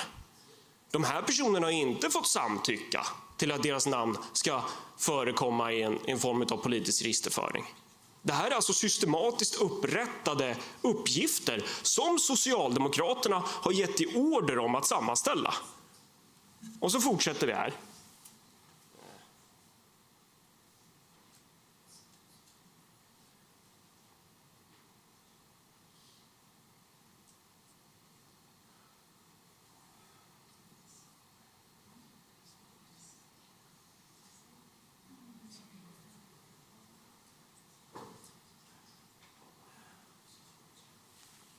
Här är ditt inlägg, Selin.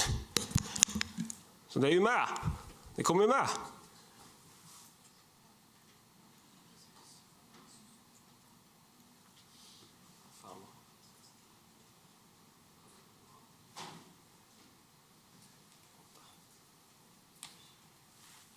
Här har ni en skärmdump på min senaste podcast.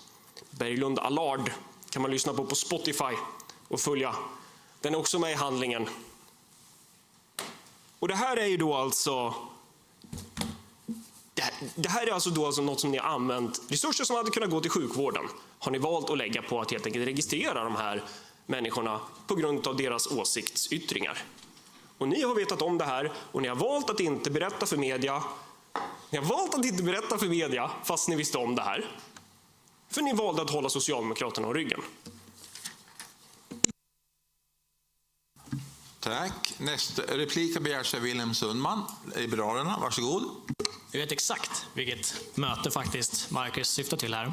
Och vi hade ett möte i, nu kommer jag inte ihåg vad fågelnamnet är på den här salen, men det är där vi har regionstyrelsesammanträden och pratar i oppositionen. Och jag hade, det låter som en sorts bekännelse här, liksom i privata livet här, men jag hade precis pratat med Torgny, tror jag, i lunchrummet någonting just om det här sammanträdet som var förra gången. Och då pratade de om någonting om att kolla på följare eller liknande. Och där diskuterade jag att det var lite konstigt att man pratade där om det och vi lyfte frågan vad andra partier tyckte om det, tror jag exakt. Nu kommer inte jag gå ordagrant. Det kanske finns en inspelning eller någonting som Marcus sa där eller liknande. Men där diskuterade vi då att jag tyckte det var konstigt att man gjorde det här. Men där och då visste jag inte det här som du visade. Det här verkar ju ytterst anmärkningsvärt, ska sägas. Och jag vet inte egentligen vad agerandet är till det här, men det här låter ju inte varken som det är förändligt med GDPR, som sagt, eftersom man har personuppgifter. Det låter inte som det är sakligt opolitiskt och det låter inte faktiskt som det följer regeringsformen. Så det här förväntar jag mig att man fortsätter att titta på helt enkelt. Tack. Tack för det. Marcus Allard har begärt ordet. Varsågod. Ja, tack. Jag lyckades inte begära replik så jag får begära ordet istället. Men vad bra att poletten trillar ner. Det är lite annat ljud i skällan. Så nu kommer du ihåg helt plötsligt. Du tycker inte det låter som åsikt? Ja, men begär ordet. Det är ingen fara, Wilhelm. Upp och begär ordet. Jag skulle nog säga att det låter i alla fall som att du var väldigt införstådd med att det här var ju inte bra. Vilket du har rätt i. Och det här hade man ju kunnat, för jag vet hade det varit något annat parti. Om du hade fått höra att sossarna hade gett order om att titta på vad Moderaternas följare skriver och uttrycker. Då jävlar hade du sprungit till Nerikes Allehanda fort som fan. Och Nerikes Allehanda hade publicerat fort som fan. Det hade blivit jävla liv, men nu är det Örebropartiets väljare. Eller ja, det vet ju inte jag. Det enda jag vet är att de är kritiska till hur ni betedde er på förra regionfullmäktige. Och det har ni nu registrerat och upprättat en handling på. Ni har inte låtit dem samtycka. Och här sitter ni alla stjärnor och försöker då avbryta mig, försöka styra in den här debatten på annat. Och det hör inte till ämnet. Det hör ju väldigt mycket till ämnet. Min fråga är ju, hur länge har ni sysslat med den här praktiken? Är det här nytt för 2026 eller har ni gjort det 2025 och tidigare? Torgny har tidigare försökt begära in medlemsregister. Inte då, det var för Arkivcentrum ska sägas. Så det var det han använde som alibi. Men jag har också hört att socialdemokratiska tjänstemän har suttit och kartlagt demonstranter som demonstrerade emot när ni slaktade deras sjukvård i Karlskoga. Jag har inte konkreta pdf-handlingar på det än. Men visst börjar det uppträda ett visst mönster här. Och det är hela tiden, hela regionfullmäktige mot Örebropartiet. Till och med oppositionen. Vilket jävla smashläge ni hade. Vilket jävla smashläge. Tänk er, Sverigedemokraterna hade kunnat gått ut och plocka sådana galna poäng på sossarna. Moderaterna också. Liberalerna med. Till och med vänstern hade kunnat gjort en grej på det här. Men man gjorde inte det, för det var Örebropartiets väljare det handlade om. Det här är vad ni gör med våra skattepengar. Ni slår sönder sjukvården. Och sen åsiktsregistrerar ni kartlägger och registrerar, systematiskt upprättar handlingar på de som är kritiska till er förda politik. Och sen så springer ni till media och gråter om min hemska ton.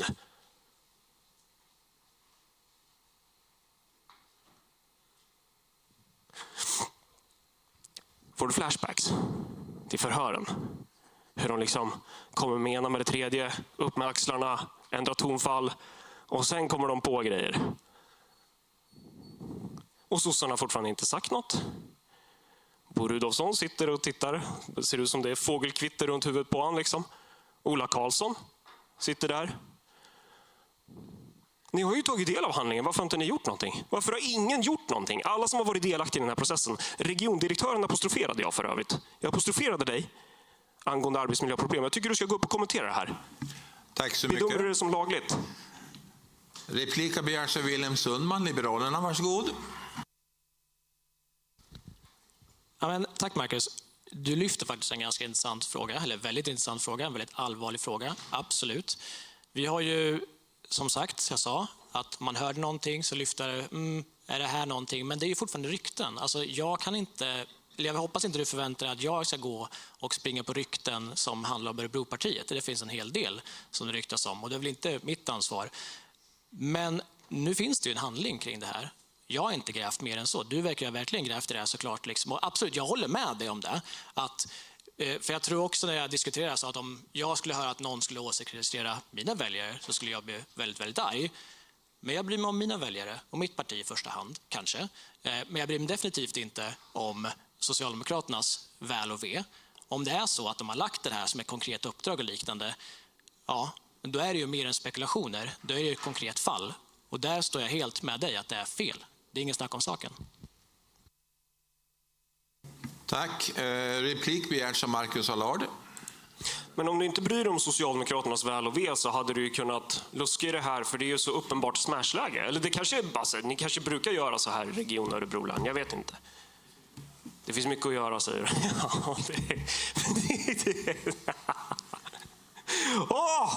Att ni ger mig det här varenda jävla gång, alltså. Det är samma sak som en BRT-omröstning när ni fuskar bort den i kommunen. Det bara så här, serveras på ett silverfat i Örebropartiet. Stjärnor. Och sossarna har fortfarande inte kommenterat det här. Ni har gett order om att upprätta den här handlingen. Ingen vill kommentera det här. Jag tror nog ni bryr er om sossarnas väl och ve, för ni har ju faktiskt inte sprungit på den här bollen. Man kan inte ursäkta bort det. Eller ja, man kan ju försöka, men det kommer se jävligt dumt ut, kan jag säga.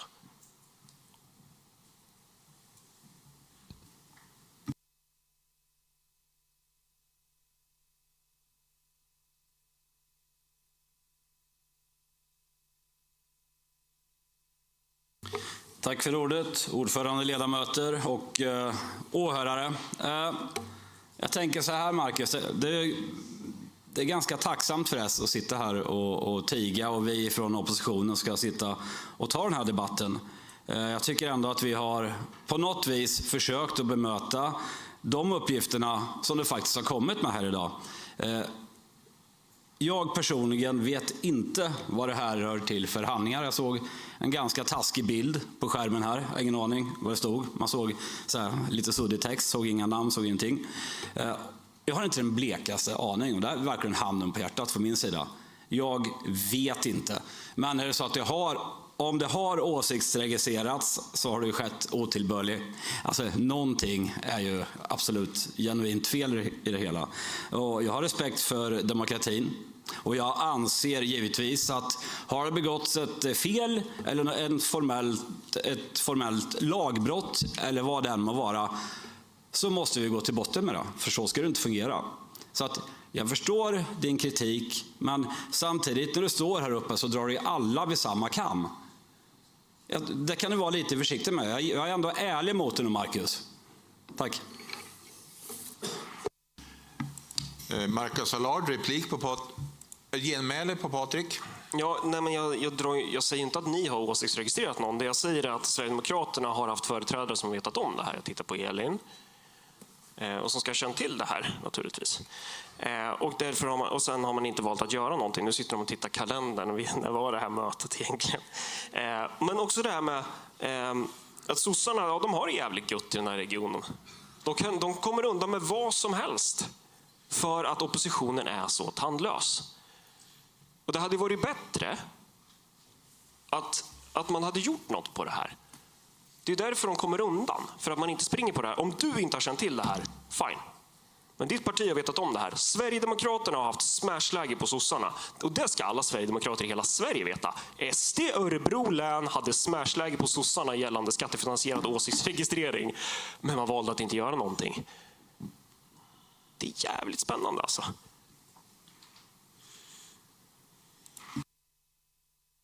Du har fortfarande ordet om du vill påbörja något nytt. Ja, jag har ju fortfarande inte fått svar på mina frågor, varken från dig, Bo Rudolfsson från Kristdemokraterna som sitter där bakom ordförandeklubban, eller Ola Karlsson. Ni har ju tagit del av den här handlingen. Ni tyckte inte det var något konstigt att upprätta den här typen av registerföring. Sen har vi ju regiondirektören som sitter och fipplar med sin telefon. Jag har apostroferat det flera gånger nu. Du har velat vara ute i media och prata om arbetsmiljöproblem med udden riktad mot Örebropartiet.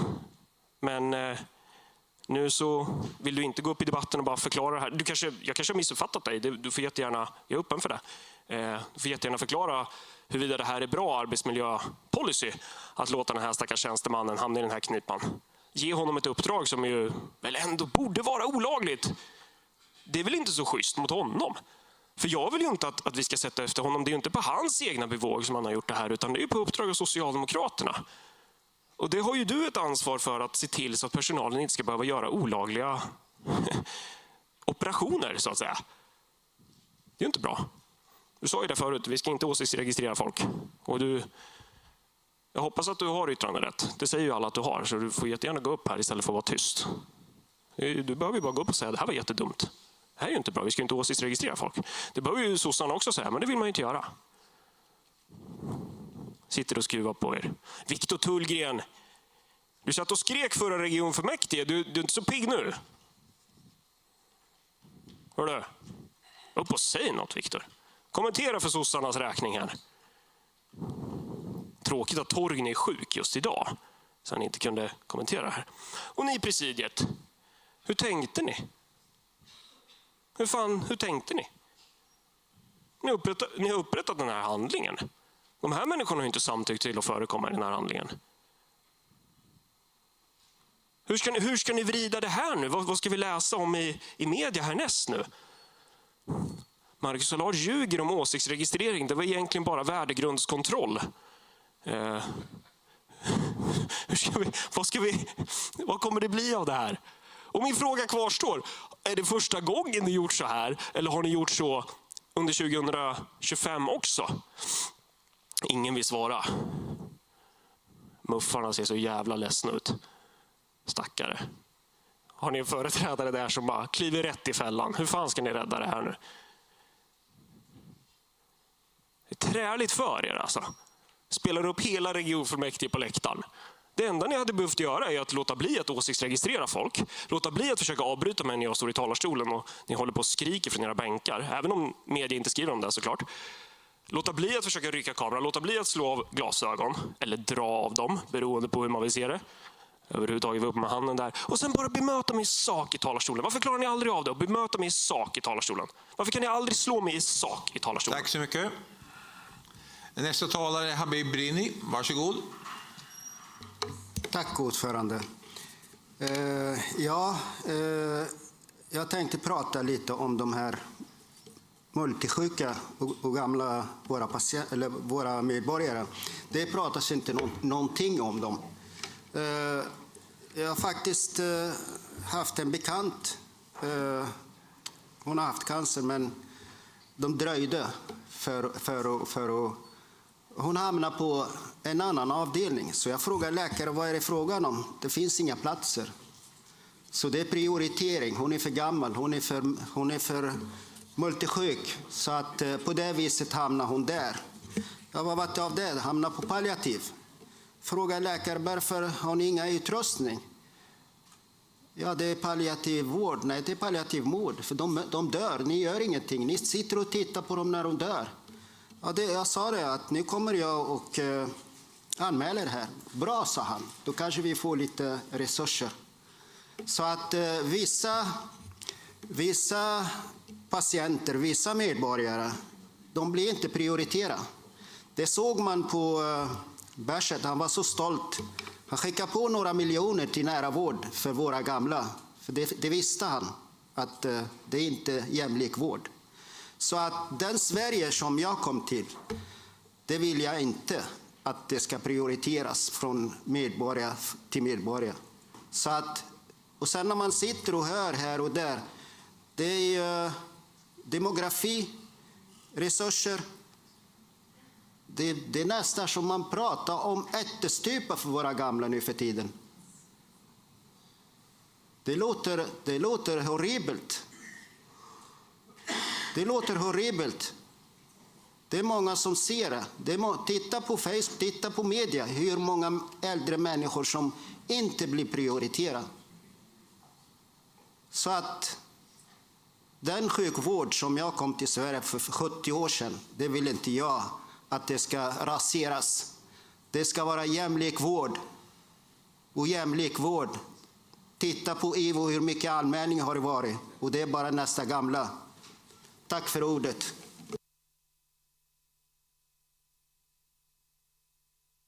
Tack. Eftersom vi har dragit över tiden, Marcus, får du nog vänta till efter lunchen. Vi fortsätter debatten då. Vi ajournerar oss nu för lunch fram till 13:30. Det var en timme alltså. Tack så mycket.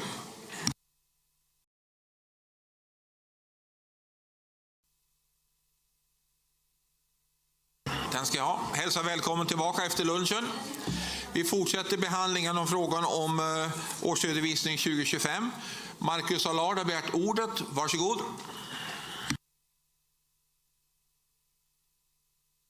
Jag har begärt ordet, men det har inte du, Bo Rudolfsson, och inte heller Ola Karlsson. Inte heller begärt ordet. Det är lite synd att man inte begär ordet, så jag får begära ordet igen efter mig själv då. Så är det ingen annan vill upp och debattera. Välkomna tillbaka till andra halvlek nu efter lunchen. Tycker ni att det går bra? Bosse pratar i telefon långt borta. Det här är... Det är ju inte meningen att det ska vara komik, men det blir ju det. Men man sätter ju skrattet lite i halsen när man bara återigen så blir påminn om vad är det ni har gjort den här gången då. Och nu är det ju det här då att ni har använt resurser som skulle kunna gått till att finansiera sjukvården till att istället finansiera systematisk åsiktsregistrering av väljare. Och Socialdemokraterna vill inte kommentera. Jag frågar ju Jenny nu i pausen och du sa att du inte har någon information om det här. Om det stämmer, Jenny, så då hade det varit skitbra att du gick upp i talarstolen och bara sagt jag vet inte om det här, för då är ju du fri. Såvida du inte hamnar i samma fälla som de här. Och det visar sig att det inte riktigt stämmer. Så man måste hitta på någon bortförklaring sen. Titta på Peter, för du har väl varit med om det här många gånger, att det är så här: nej, jag vet inte alls vad du pratar om. Och sen bara, jag vet nog, nu kommer jag ihåg vad du pratar om.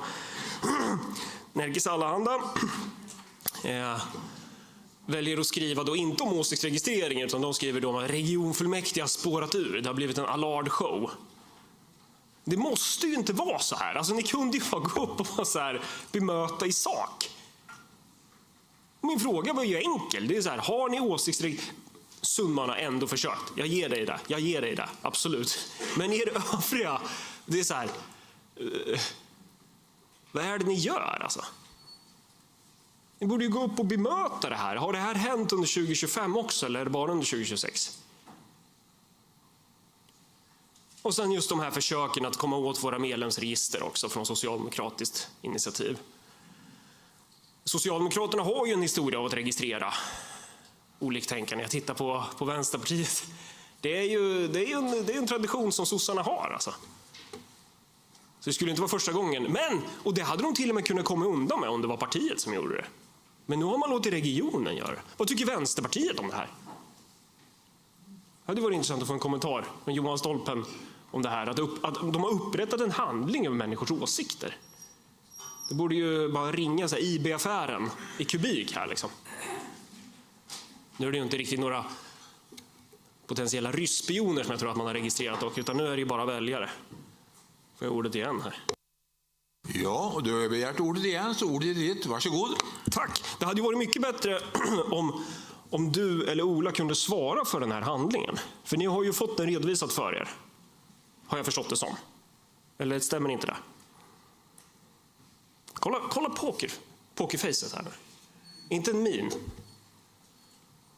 Ni hade kunnat nicka eller skaka på huvudet. Har ni tagit del av handlingen eller inte? Hur ska vi ha det? För jag har ju uppgifter på att ni har tagit del av handlingen. Att rapporten skulle ju till er och Torgny. Och sen då blir ju steg nummer 2 då. Har den bollen passats från Ola här ner till Moderaterna här? Så Moderaterna visste om det eller inte? Jag vet ju visserligen att ni visste om det här, men frågan är om ni fick informationen från Ola eller var ni fick informationen ifrån. Men ni väljer att hålla ryggen på sossarna. Och anledningen till varför ni väljer att hålla ryggen på sossarna är ju för att ni förbereder ett eventuellt samarbete med Socialdemokraterna i regionen Örebro län. Det är en till nyhet. Att Socialdemokraterna och Moderaterna tittar på möjligheter att kunna sätta ihop ett regionsamarbete. Och det är bland annat därför som det har blivit jävligt dålig stämning internt i Moderaterna. De här personerna som har varit emot BRT till exempel har man ju behövt ge sig på. För nu ska man ju backa upp BRT till 110% här. Så man förbereder ju att eventuellt gå ihop med sossarna här. Och då är det ju förståeligt att... Kan vi hålla oss till årsredovisning? Ja, men det är ju det jag försöker göra. Kan du svara på de här frågorna jag ställt till dig istället för att hålla på att avbryta? Kan vi hålla oss till årsredovisning? Kan du försöka svara på mina frågor? Tack. Ja, men jag försöker ju ha en debatt med dig om årsredovisningen. Jag har ju frågat, har ni åsiktsregistrerat 2025 också? Och du väljer att inte svara på det. Och så trycker du på mikrofonen flera gånger. Och avbryter mig. Fantastiskt att det ska bli så här varenda gång. Tänk om ni bara kunde bemöta mig i sak.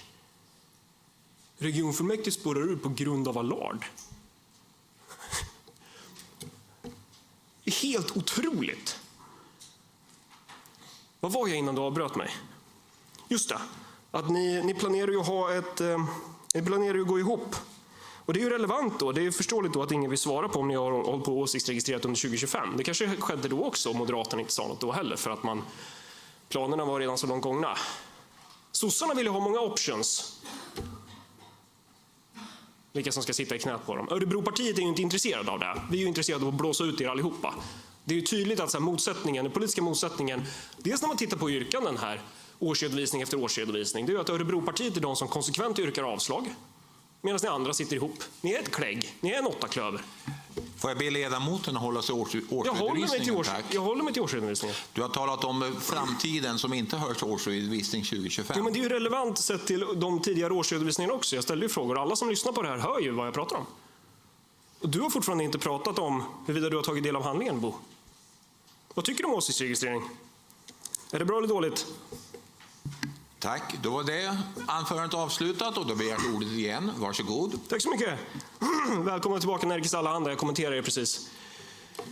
Tråkigt att ni inte väljer att rapportera om det som händer. Och gällande då årsredovisningen så mitt syfte här är att ställa enkla frågor till er som är ansvariga för det här. Dels ni som har vetat om det här men sen hållit sossarna om ryggen och sen då Socialdemokraterna. Man skulle vilja veta vilka socialdemokrater är det som har känt till den här åsiktsregistreringen. Har det här skett under 2025 också? Det är ändå så här, och jag kanske tar det här för lätt. Jag brukar ibland få kritik från vissa nunnor så här, du är lite för hård, men oftast får jag kritik för att jag är för lätt. Jag är för mild mot er. Jag vet inte vad som är, hur ska man egentligen reagera på ett maktfullkomligt parti som åsiktsregistrerar väljare? Och sen beter sig så här som ni gör nu när jag tar upp det här. Låtsas som ingenting. Alltså det är en vidrighet på en helt ny nivå. Först lägger man ner folks vårdcentraler, vilket man gjorde under 2025, vilket framgår av årsberättelsen.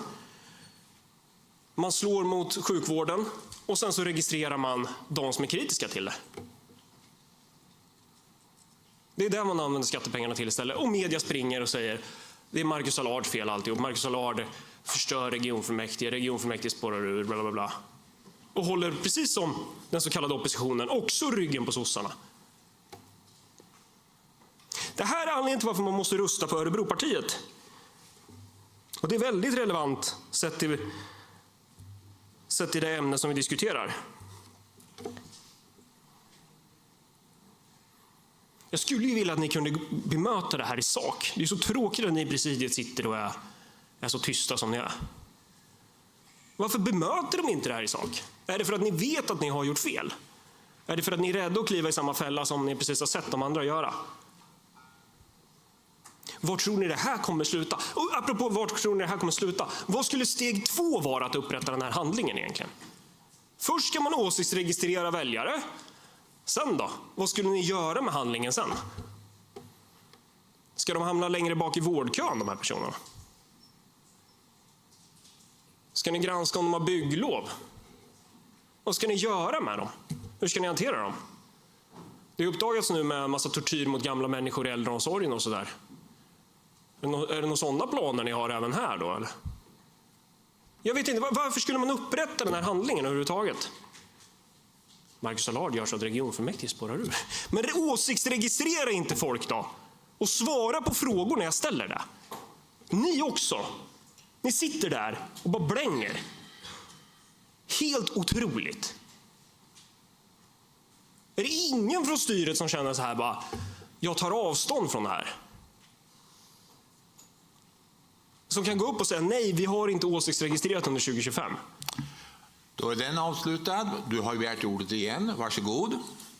Även om det kanske inte är du som begär ordet, men det är någon annan där. Nej, men det är jag. Okej, jättebra. Då så, tack. Ja. Jag vill bara ha svar på det här. Har ni åsiktsregistrerat under 2025 också? Tänk att man inte bara kan gå upp och säga, nej, vi har inte åsiktsregistrerat under 2025. Helt fantastiskt alltså. Om vi spelar boll. Igen. Frågan om det kommer bli så här 70 artiklar på det här också. Jag vet inte hur mycket jag svurit den här gången. Det kanske inte är lika stort nyhetsvärde. Titta på Evelyn Schreiber. Allard-showen. Sossarna precis avslöjas med att så här, åsiktsregistrera väljare. Vad fan gör media då? Det är så jävla ruttet alltså. Ola Karlsson har begärt ord. Fan vad nice. Då ska vi bara göra så här. Då, tack för det. Ola Karlsson, Moderaterna, har begärt ordet. Varsågod.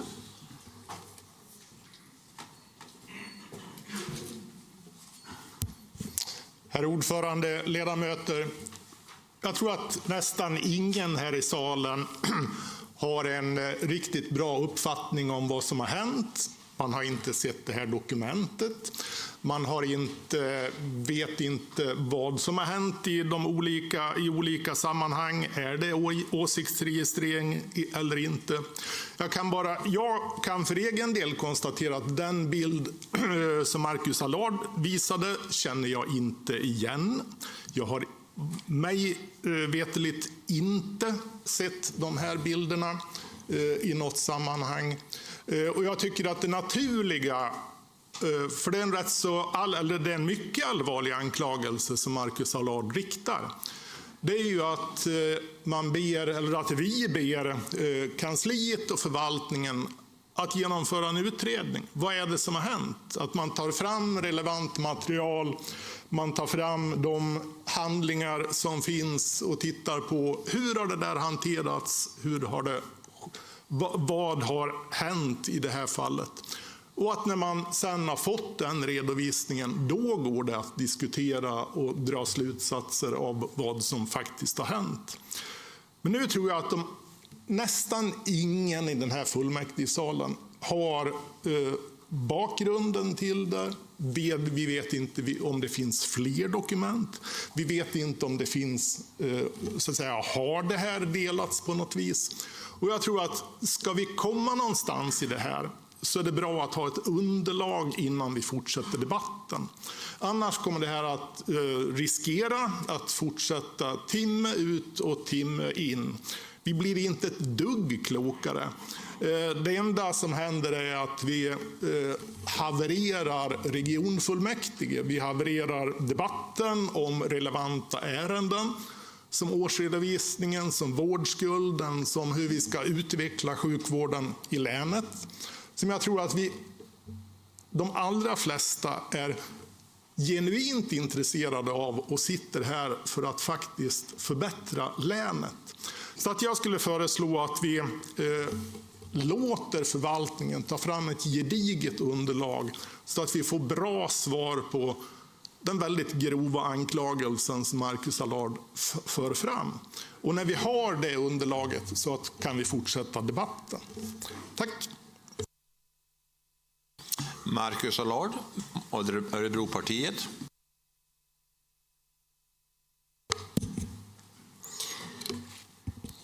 Ja, varför gick du inte upp förut då?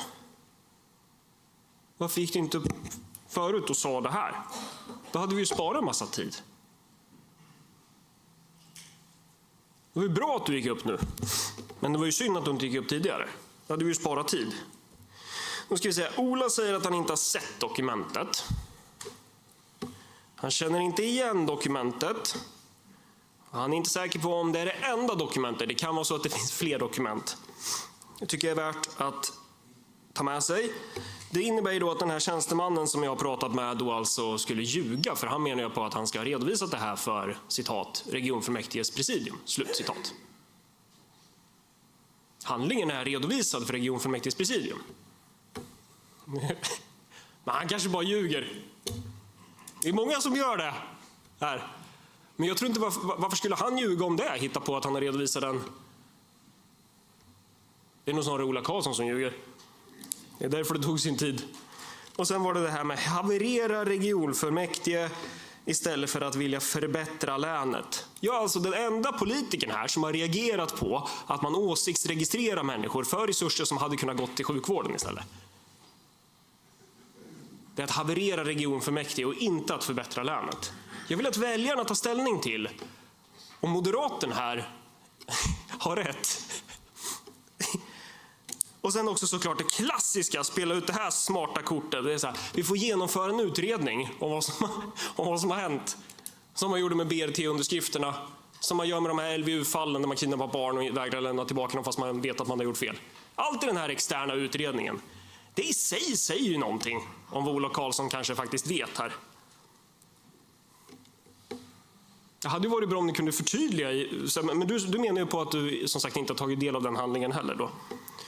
Och det är en allvarlig anklagelse som Marcus Allard riktar. För övrigt så har du ju tagit del av handlingen här, för jag visar ju den här.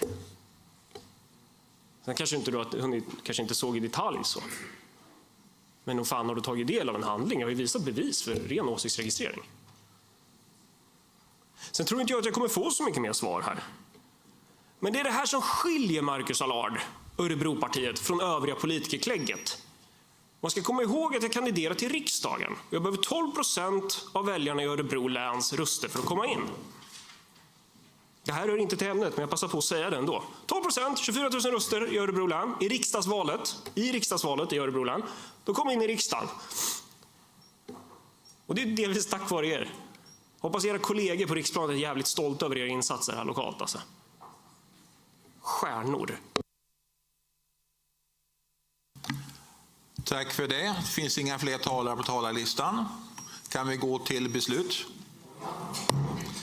Försöka sammanfatta de yrkanden som finns. Vi har regionstyrelsens förslag. Sen har vi ett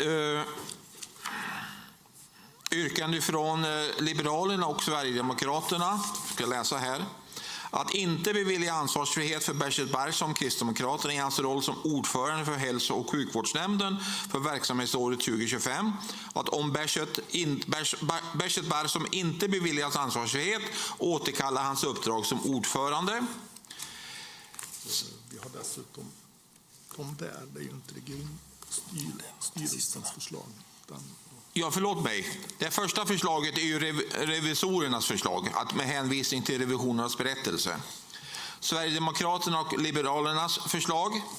Liberalerna har även att inte godkänna årsredovisningen.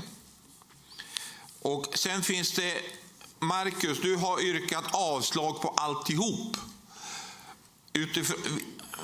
Ska jag tolka det som liksom på varje punkt har yrkat avslag gentemot regionstyrelsen eller revisorernas förslag?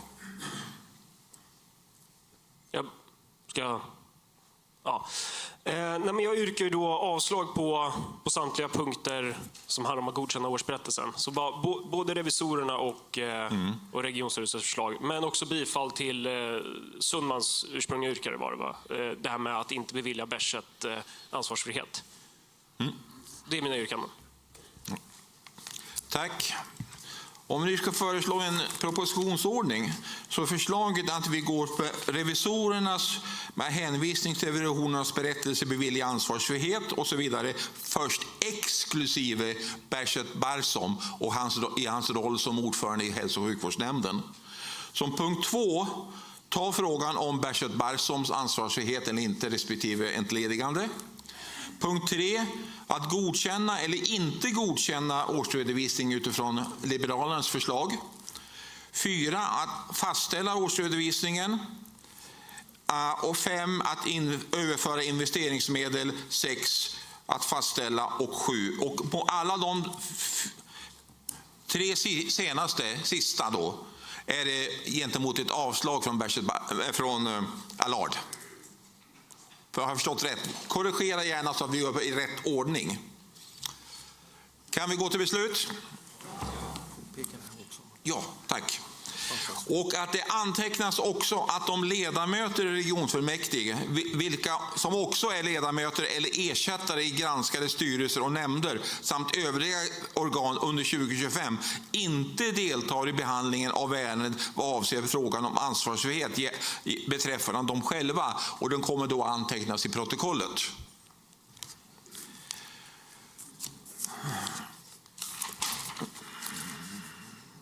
Första punkten. Att med hänvisning till revisorernas berättelse bevilja ansvarsfrihet för styrelse, nämnder och gemensamma nämnder samt enskilda ledamöter och ersättare i dessa organ, exklusive frågan om Beshert Barsom. Ställa den frågan, eller det yrkandet, gentemot avslag från Marcus Allard. Kan vi göra så? Ja. Ja. Till Niklas egentligen. Ansvarsfrihet får inte prövas innan årsredovisningen fastställt, står det i kommunallagen. Stämmer det eller? Då är det i så fall en annan ordning. Tack för det påpekandet.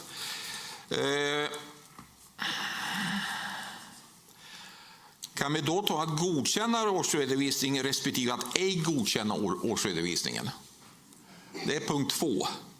Punkt 3 är då i så fall att fastställa årsredovisningen föreslagna budgetjusteringar. Så den vi går först fram med är att godkänna återredovisningen för 2025 kontra Liberalernas förslag att ej godkänna årsredovisningen. Och jag antar att det är likvärdigt med Marcus Allards förslag.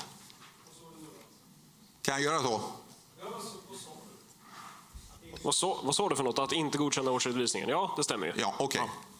Kan vi ställa de två mot varandra? Ja.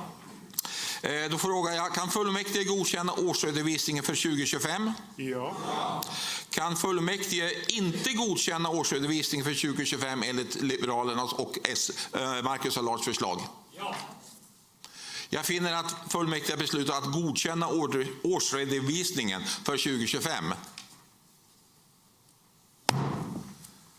Ja, okej, förlåt, jag väntade på om det var en... Nej, tack. Då kan vi gå över till första punkten igen då.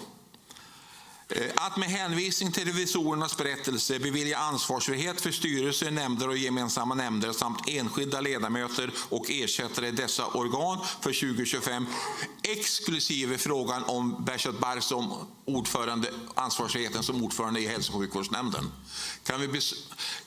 Kan vi besluta enligt förslag från regionstyrelsen?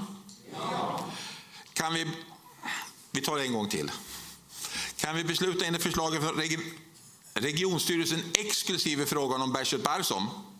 Ja. Kan vi besluta om ej... Nu står det still här i huvudet. Ett ögonblick. Avslås det hela? Tack. Avslås det hela? Jag finner att vi beslutat om ansvarsfrihet exklusive Beshert Barsom. Nästa fråga då. Det är den som har kommit från Liberalerna och Sverigedemokraterna. Då ställer vi frågan om ansvarsfrihet för Beshert. Från? Ansvarsfrihet för Beshert. Ja, just det. Ja, Gällande ansvarsfrihet för ordförande i hälso- och sjukvårdsnämnden Berzet Barsom. Kan vi bevilja ansvarsfrihet även för Berzet Barsom? Ja. Kan vi inte bevilja ansvarsfrihet? Ja. Jag finner att vi har beviljat ansvarsfrihet. Votering är begärd och ska verkställas.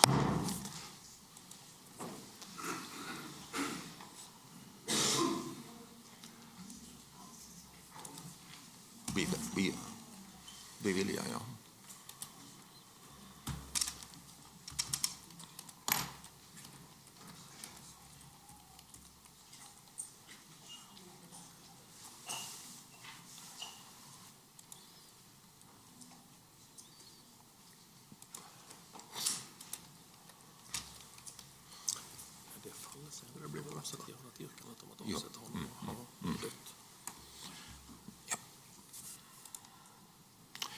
Ja, voteringsordningen. Rösta ja för att bevilja Berzet Barsom ansvarsfrihet. Nej för att avslå förslaget.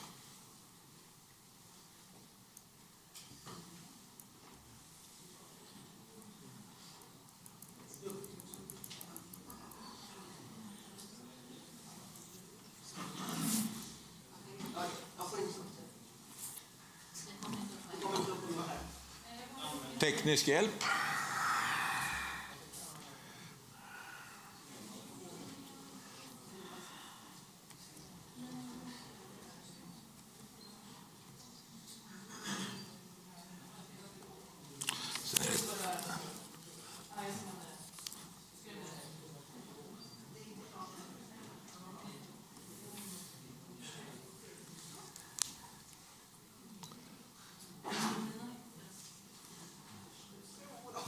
och 67. Vem är det som inte syns då?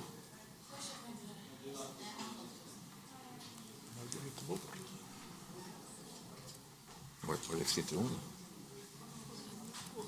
Ja.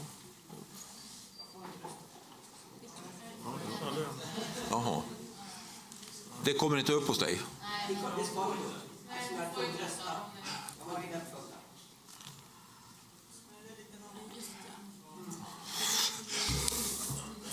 Hur många siffror det var bra? Det är 49,16. Ja, det är ju tydligt. Ja. Kan vi avsluta voteringen? Ja. Utfallet vi har här är ja-röster till att bevilja ansvarsfrihet 49, nej-röster 16. Men det finner jag att Berzet Barsom även är beviljad ansvarsfrihet och med det faller det sekundära yrkandet. Nu ska vi försöka gå vidare här. Nästa punkt. Jag begärde en ordningsfråga. Ja, det är det. Oskar Lundqvist, ordningsfråga. Nej, jag bara ställer mig frågan för att jag såg på skärmen så visade sig att Berzet Barsom hade röstat för att bevilja sig själv ansvarsfrihet. Jag hoppas att det läggs med. Det var grönt på skärmen i alla fall. Nej. Okej. Nästa fråga är... Vi måste ha tekniska justeringar här.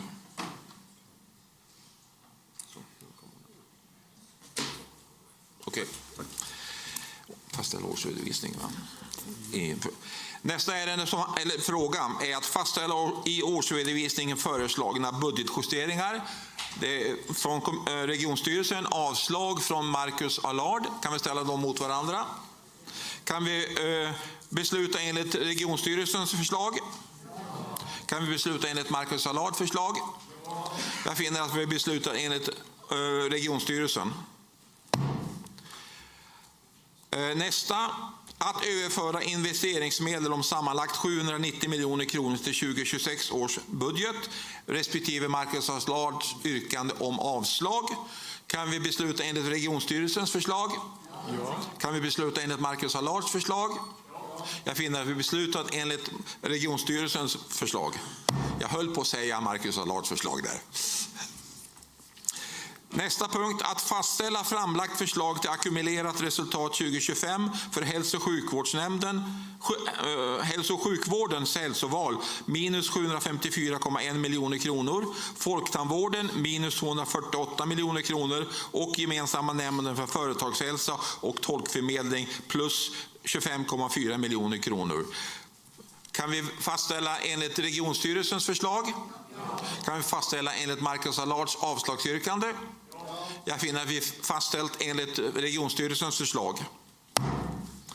Och sista, att med godkännande lägga revisorernas verksamhetsberättelse till verksamhetsåret 2025 till handlingarna. Kan vi besluta enligt det förslaget? Ja. Kan vi besluta enligt Marcus Allards förslag? Jag finner att vi beslutar enligt förslaget. Tack, den är avslutad denna fråga nu.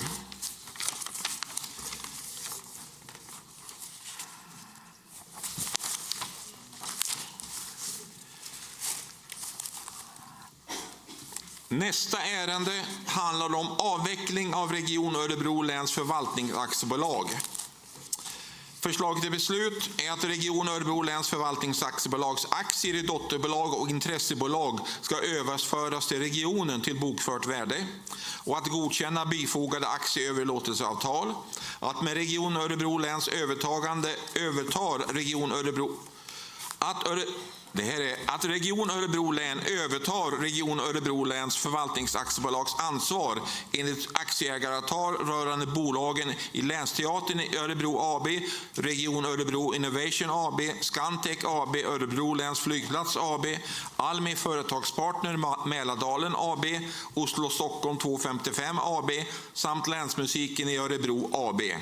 Att likvidera bolaget Region Örebro läns förvaltnings AB efter att aktieöverlåtelseavtalet tecknats. Att vi likviderar bolaget Örebro läns landstingsbolag AB. Att regionens ombud ges i uppdrag att på stämma för Region Örebro läns förvaltningsaktiebolag och Örebro läns landstingsbolag AB rösta för att genomföra fullmäktiges beslut och att ge regionstyrelsen och Region Örebro läns förvaltnings AB i uppdrag att vidta övriga nödvändiga åtgärder för att genomföra fullmäktiges beslut. Ordet är fritt. Jenny Sten, Socialdemokraterna. Varsågod. Fullmäktigeledamöter, åhörare, mycket beskrevs i ärendet, men jag tänker ändå ge lite bakgrund. Det här bolaget bildades ju 2007 för att man skulle få en mer ändamålsenlig styrning av sina bolag. Under de här åren så har de yttre förutsättningarna förändrats. Bland annat så är det nu större krav på administrativ styrning och ändrade skatteregler, vilket har resulterat i att vi har gjort en utredning och landat i att få en bättre styrning om vi lägger in det i ordinarie förvaltning. Så därför är föreslaget att Region Örebro läns förvaltnings AB avvecklas. Jag yrkar bifall till det förslaget.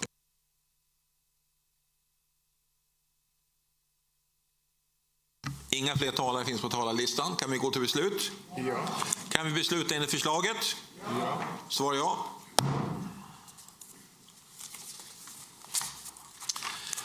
Nästa ärende, avveckling av länstrafiken i Örebro AB.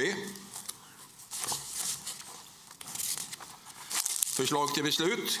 Att länstrafiken i Örebro ABs aktier i intressebolag ska överlåtas till regionen till bokfört värde. Att godkänna bifogade aktieöverlåtelseavtal. Att Region Örebro län övertar länstrafiken i Örebros ansvar enligt ägaravtal rörande bolagen Samtrafiken i Sverige AB, BIMS KB samt BIMS AB. Att likvidera bolaget Länstrafiken Örebro AB efter att aktieöverlåtelseavtalet tecknats.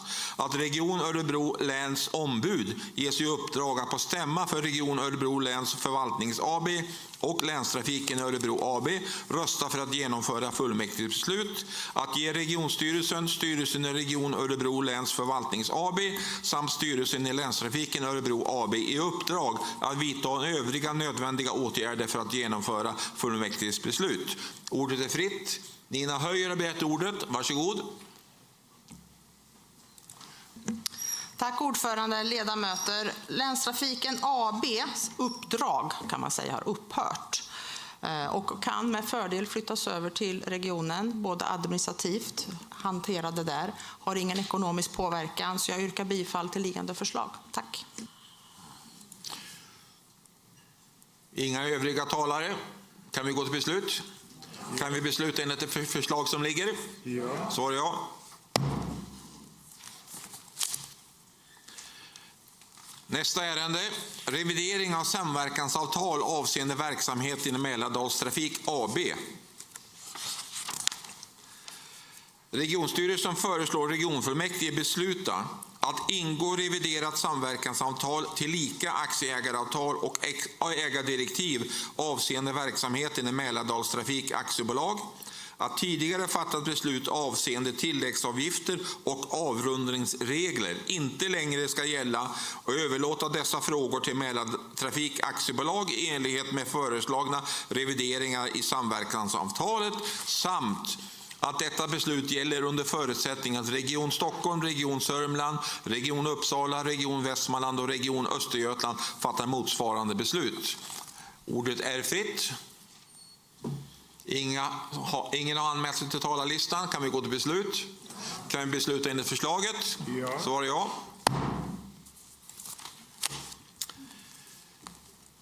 Förnyad borgen för stiftelsen Aktiva. Regionfullmäktige föreslås besluta att ge Region Örebro län förnyar beslutet att såsom för egen skuld ingå solidarisk borgen för stiftelsen Aktivas låneförpliktelser upp till ett totalt högsta lånebelopp om 4 miljoner kronor jämte därpå löpande ränta och kostnader. Ordet är fritt. Ingen på talarlistan. Kan vi gå beslut? Ja. Kan vi besluta enligt förslaget? Ja. Svar ja. Redovisning av motioner och medborgarförslag som inte besvaras inom ett år. Förslaget till beslut det är att godkänna redovisningen. Ordet är fritt. Ingen på talarlistan. Kan vi gå beslut? Kan vi besluta enligt förslaget? Ja. Redovisning av besvarade medborgarförslag. Förslaget till beslut är att regionfullmäktige ska besluta att godkänna redovisningen. Ordet är fritt. Inga talare på talarlistan. Kan vi gå till beslut? Ja. Kan vi besluta enligt förslaget? Ja. Svar ja. Sen är det en besvarande av motion från Patrik Nyström, Sverigedemokraterna, med flera om att revidera Region Örebro läns finanspolicy. Förslaget till beslut det är att motionen ska anses besvarad. Vad var det? Patrik? Nej, det är alltid regionstyrelsens föredragande. Jag tror det var tvärtom.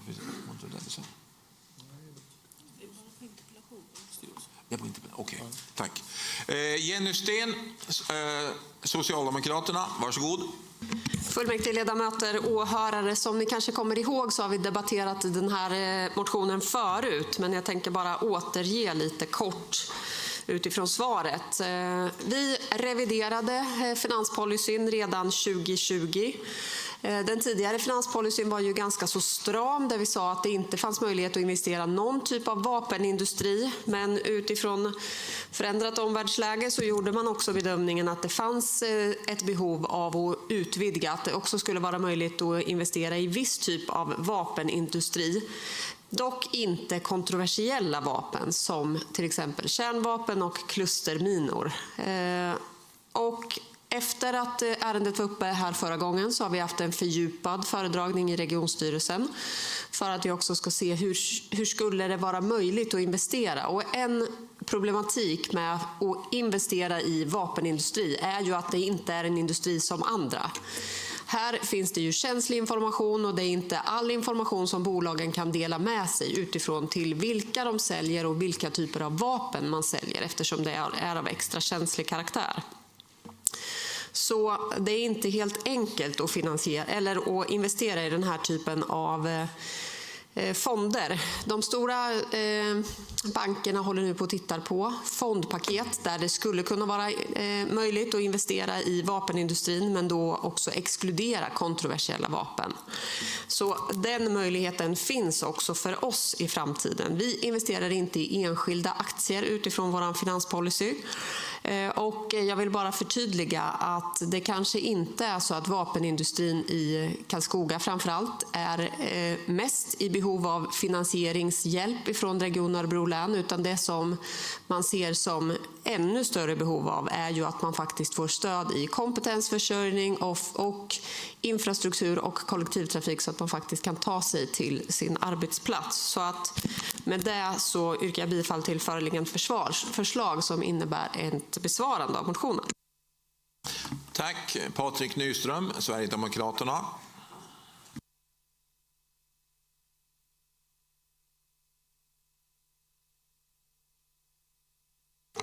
Tack för ordet, ordförande, ledamöter och åhörare. Ja, nu står vi här igen. Och det som jag och mina partikamrater föreslår, det är att vi i samråd med ingående regionerna som vi samverkar med att revidera regionens finanspolicy så att den medger placeringar i bolag som verkar inom svensk försvarsindustri. Och sen lite teknikaliteter hur vi ska kunna göra det i och med att vi har ett samarbete inom samarbetet med Sörmland och Västmanland. Det finns platser i Sverige där man nästan kan höra landets hjärtslag genom stålet, och Karlskoga, det är faktiskt en sådan. I Bergslagen har plikt, uppfinningsrikedom och yrkesskicklighet burit Sverige i generationer, i verkstäder, i laboratorier och utvecklingsmiljöer i västra länsdelen byggs inte bara på produkter. Där byggs Sveriges förmåga att stå fritt. Regionens egna dokument säger att förändringen inom försvarssektorn ställer nya krav på kompetens och att efterfrågan på ingenjörer i Karlskoga är hög. Med det sagt så finns en hel rad utav underleverantörer som har en hel rad utav anställda som säkerligen skulle känna en nytta och en vinst av att få möjligheten att kunna utveckla sina lite mindre företag än bättre.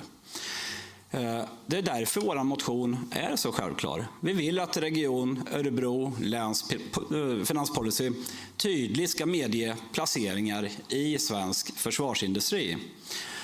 Och jag vill inte för att jag ska vilja följa någon trend egentligen, och inte för att jag vill jaga symbolfrågor, utan för att svensk försvarsindustri bär vår beredskap, den bär vår trygghet och en del av vår framtida tillväxt. Det handlar dessutom om hur regionen ser på medarbetarnas pensionspengar. Skulle de förvaltas med verklighetsförankring eller med gamla ideologiska skygglappar? Men vad svarar då sossarna på det här? Inte ja och inte ett ärligt nej, utan de svarar den ska anses vara besvarad.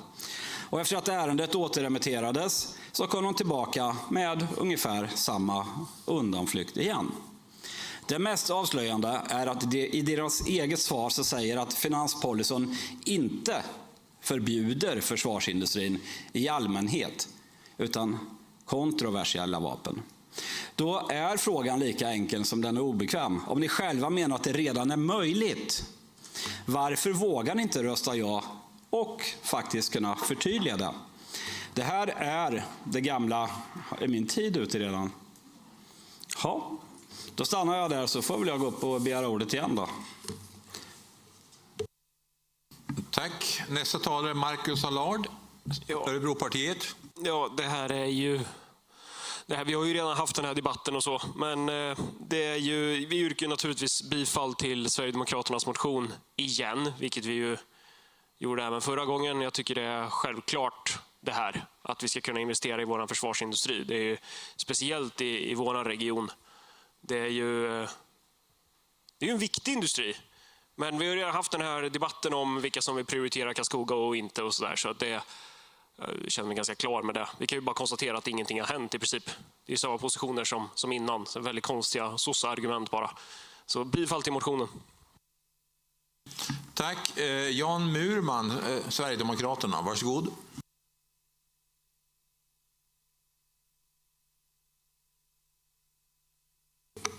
Tack. Ordförande, ledamöter och åhörare och press.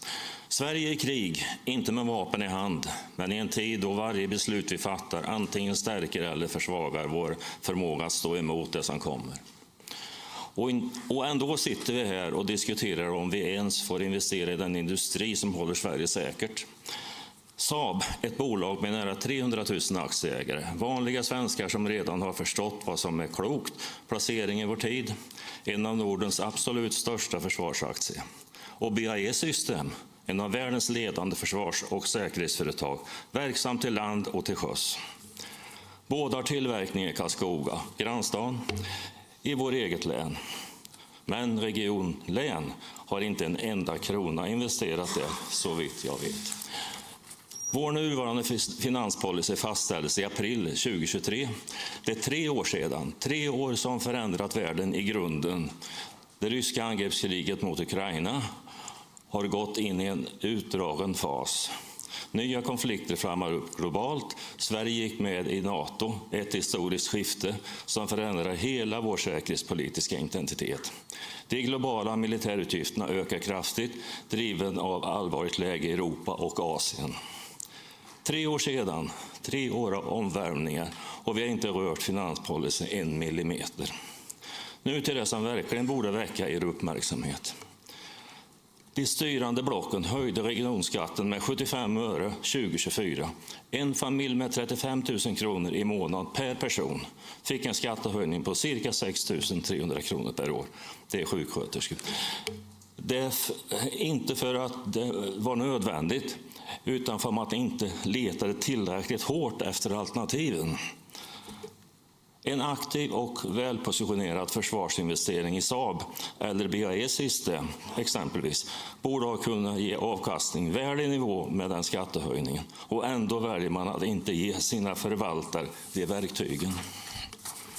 Vi är inte emot finansförvaltningen. Vi vill ge dem alla verktyg de behöver. Alla verktyg de behöver. Ordförande, att investera i försvarsindustrin är inte att glorificera krig. Det är att ta ansvar för vår region, för våra medarbetares pensioner, för det Sverige vi lämnar efter oss. Nära 300 svenska aktieägare har redan förstått det. Nu är det dags, Region Örebro län, att göra detsamma. Bifall till motionen.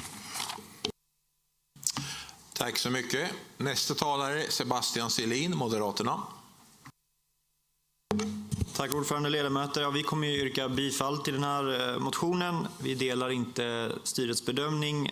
Även om det liksom formellt kanske finns möjlighet att investera i försvarsindustrin idag, så är det uppenbart att policyn kan då tolkas restriktivt, och därför behövs ett förtydligande som den här motionen medger då. Så bifall till motionen. Vem är det som är Wilhelm.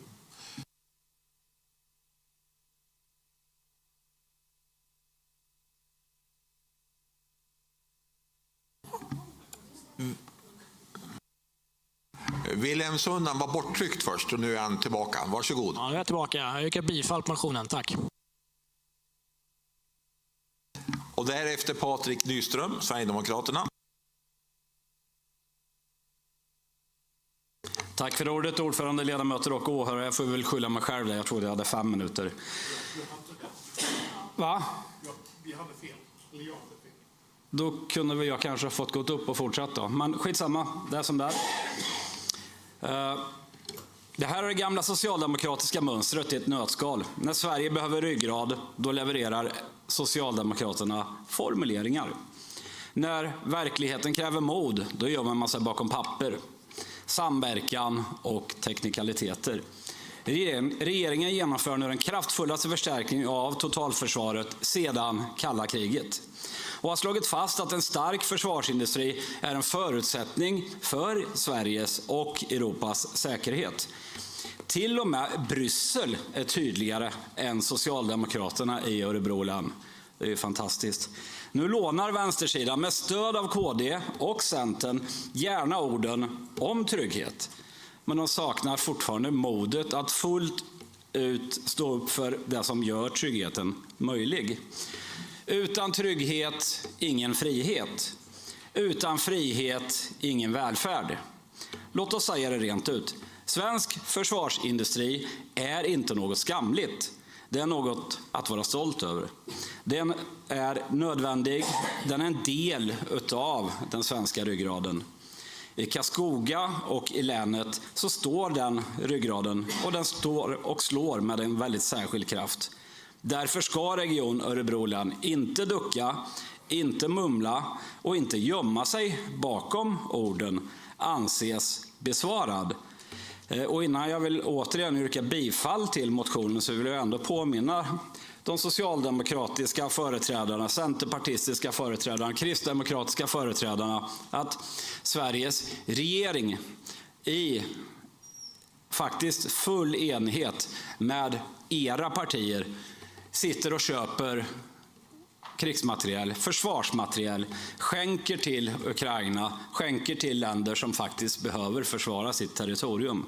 Då är det helt okej. Men att vi ska kunna få lite återbäring på våra stackars pensionsmedelsportfölj som vi har. Eller att vi faktiskt står upp för en tillväxt och vi står upp för svensk försvar, frihet och säkerhet. Att ni inte kan gå med på det i Region Örebro län, det förvånar mig. Så återigen bifall till motionen. Tack. Tack för det. Nästa talare är Johan Stolpen, Vänsterpartiet. Varsågod. Tack ordförande. Jag känner att det finns en del saker att reda i den här diskussionen och det här förslaget. Varför skulle inte det här bifallas, frågar Patrik Nyström. Det jag undrar är ju då, vad skulle konsekvensen vara av det? Vad är liksom syftet med att vi ska revidera? För det framgår ju inte hur vi ska revidera. Vi ska revidera så att det möjliggör att investera i svensk försvarsindustri.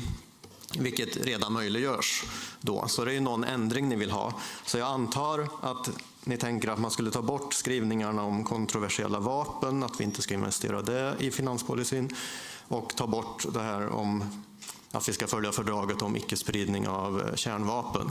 För jag har uppfattat att syftet som du har med motionen är att vi ska kunna investera i Karlskoga, i Bofors, bland annat. Men ska vi då hålla oss till verkligheten och vara verklighetsförankrade, på vilket sätt ska vi då göra det? Ska vi köpa B-aktier för att liksom, vi tänker att det är en bra investering för att få vår egen aktieportfölj att öka i värde? Eller är det A-aktier, att vi ska gå in som ägare? För det är ju inte möjligt att göra i Bofors. Då får vi gå på Londonbörsen och köpa in oss i BAE Systems, som är en internationell koncern som har en amerikansk del som säljer jättemycket till amerikanska försvaret, och de pengarna går till försvarsdepartementet i USA.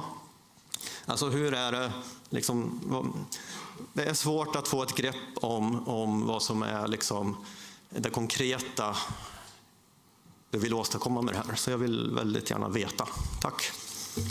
Och då har Patrik Nyström begärt replik. Varsågod.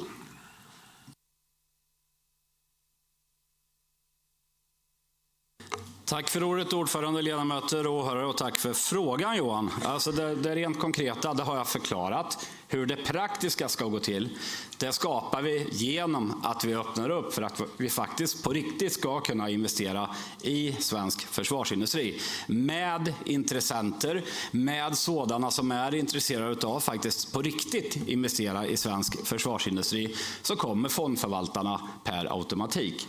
Finns det så som det ser ut i Sverige idag med de rekommendationerna, jag vill tillägga att det är ingen lagstiftning, men med de rekommendationerna som finns idag i exempelvis våra 3 regioner, så medger de exempelvis inte att vi får investera i exempelvis Bofors. Vi får inte investera i BAE. Vi får inte investera i Hägglunds. Varför då? Jo, därför att BAE utvecklar en avfyrningsramp till en brittisk ubåt som kan avfyra kärnvapen. Då exkluderas per automatik både Hägglunds och Bofors i Karlskoga på grund av BAE anses kunna göra eller tillverka kärnvapen, vilket i min värld inte stämmer. Så att vi får tillåta att vi får investera i svensk försvarsindustri hindras till 90% genom att vi har de skrivningar som vi har i vår egna finanspolicy. Den medger att vi i princip bara kan investera i Saab, vilket vi inte ens gör det. Men kommer intresset upp och det finns fler aktörer, och jag vet många regioner, jag vet många fondbolag, förvaltare som faktiskt ser över det här idag. Därför att de tycker att det är bra ifall vi kan investera i svensk försvarsindustri. Och jag har utvecklat tidigare vad det skulle innebära för våran region exempelvis och för våra pensionsmedelspengar. Tack. Tack så mycket. Johan Stolpen har begärt genmäle på detta. Varsågod. Tack Patrik. Då var det lite tydligare, och då tänker jag att då behöver vi vara då ska inte vi ha några illusioner om vad det här förslaget skulle innebära i praktiken. För i praktiken kan vi inte investera våra pengar i Bofors AB. Men vi kan investera dem i BAE Systems på Londonbörsen, alltså i den globala koncernen. Och då kan man ju fråga sig hur mycket av det som skulle gå tillbaks till vår region. Tack. Därefter kommer Tom Persson, Sverigedemokraterna. Varsågod. Tack för ordet, ordförande. Det är mycket redan sagt. Jag nöjer mig med att yrka bifall. Det handlar inte bara om Karlskoga, det handlar också om Lindesberg som också utvecklar sin vapenindustri. Tack. Nästa talare är Anna Ragén, Moderaterna. Varsågod. Tack ordförande, ledamöter och åhörare. Nu är det ju så här att precis som ni har beskrivit så är det ju så att fondförvaltningen är ju för att förvalta våra pensionspengar. Och är det så att man inte tror att det är lönsamt att förvalta det här, då gör man inte det. Vi vill inte göra det krångligare än vad det är. Det kommer också nya bolag nu, innovationsbolag, som kommer ge en riktigt rejäl och bra avkastning. Så det vore väldigt synd om våra pensionspengar inte får ta del av det. Om man går in på Avanza så har det 124 aktier tillgängliga som jobbar med försvar. 6 fonder. Jag tror att de som jobbar med den här förvaltningen klarar av att pricka in det bästa för att våra pensionspengar ska öka. Gör inte det här krångligare än vad det är, utan gör inga restriktioner. Jag tror att våra fondförvaltare klarar av det jättebra. Tack för ordet. Tack för det. Nästa talare är Oskar Lundqvist, Sverigedemokraterna. Varsågod. Tack för ordet. Alltså, svensk försvarsindustri, de har ju legat med näsan precis över vattenytan i decennier. Alltså sen den här eviga freden, och sen har man ju skyllt på allt från kontroversiella vapen till att men jag ska inte investera i vapenindustrin knappt överhuvudtaget. Och det är ju uppenbart att vi idag inte investerar i försvarsindustrin, trots att man nu står här och berättar att men det kan vi visst, vi möjliggör för det. Ja, men varför gör vi inte det då? Och jag liksom själv, om man tittar på det här argumentet som var med ekonomin, är det en sund investering rent ekonomiskt att investera i försvarsindustrin? Så när jag har varit och besökt Saab i Linköping i det här fallet och fått en väldigt föredragning när det går för det här bolaget, jag kan säga ur ren ekonomisk synpunkt så är det fruktansvärt lönsamt att investera det här för våran del och då för våra pensioner.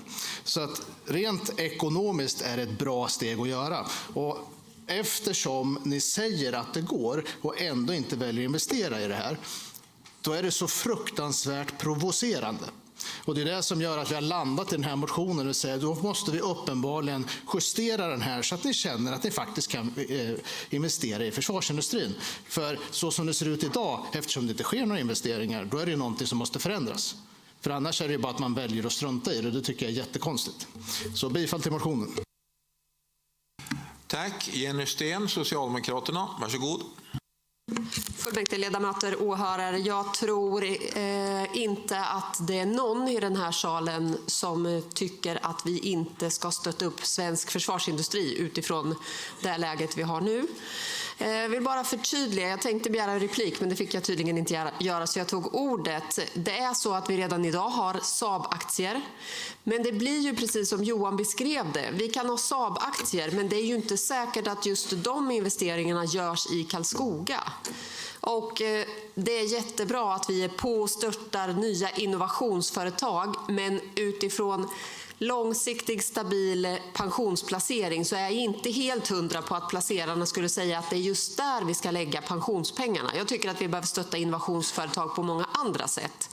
Och jag har fullt förtroende, precis som jag uppfattade att många andra har, att vi hanterar finansförvaltningen på ett bra sätt. Men precis som jag sa tidigare, för mig är det också viktigt att vi har någon typ av inriktning i vad vi placerar i. Jag tycker att det är rimligt att vi faktiskt inte investerar i kärnvapen, i klusterbomber. Att det finns någon typ av gräns vad vi lägger våra regionala skattepengar på. Och där finns det en skillnad. Vi debatterade det där ganska mycket förra gången och vi var inte riktigt överens om vad vi tyckte att vi skulle investera i eller inte. Det vi har gjort är luckrat upp finanspolicyn, men jag är inte beredd att luckra upp den och säga, ge fritt spelrum till finansförvaltningen och faktiskt säga så här, det här är det som är absolut mest lönsamt. Jag tycker att vi ska styra våra pensionspengar utifrån saker som vi också tycker är bra. Och det är bra att vi har möjlighet att investera i försvarsindustrin, men jag tycker att det ska finnas en gräns i vilken del av försvarsindustrin vi faktiskt kan investera. Patrik Nyström, replik på Jenny Sten, varsågod.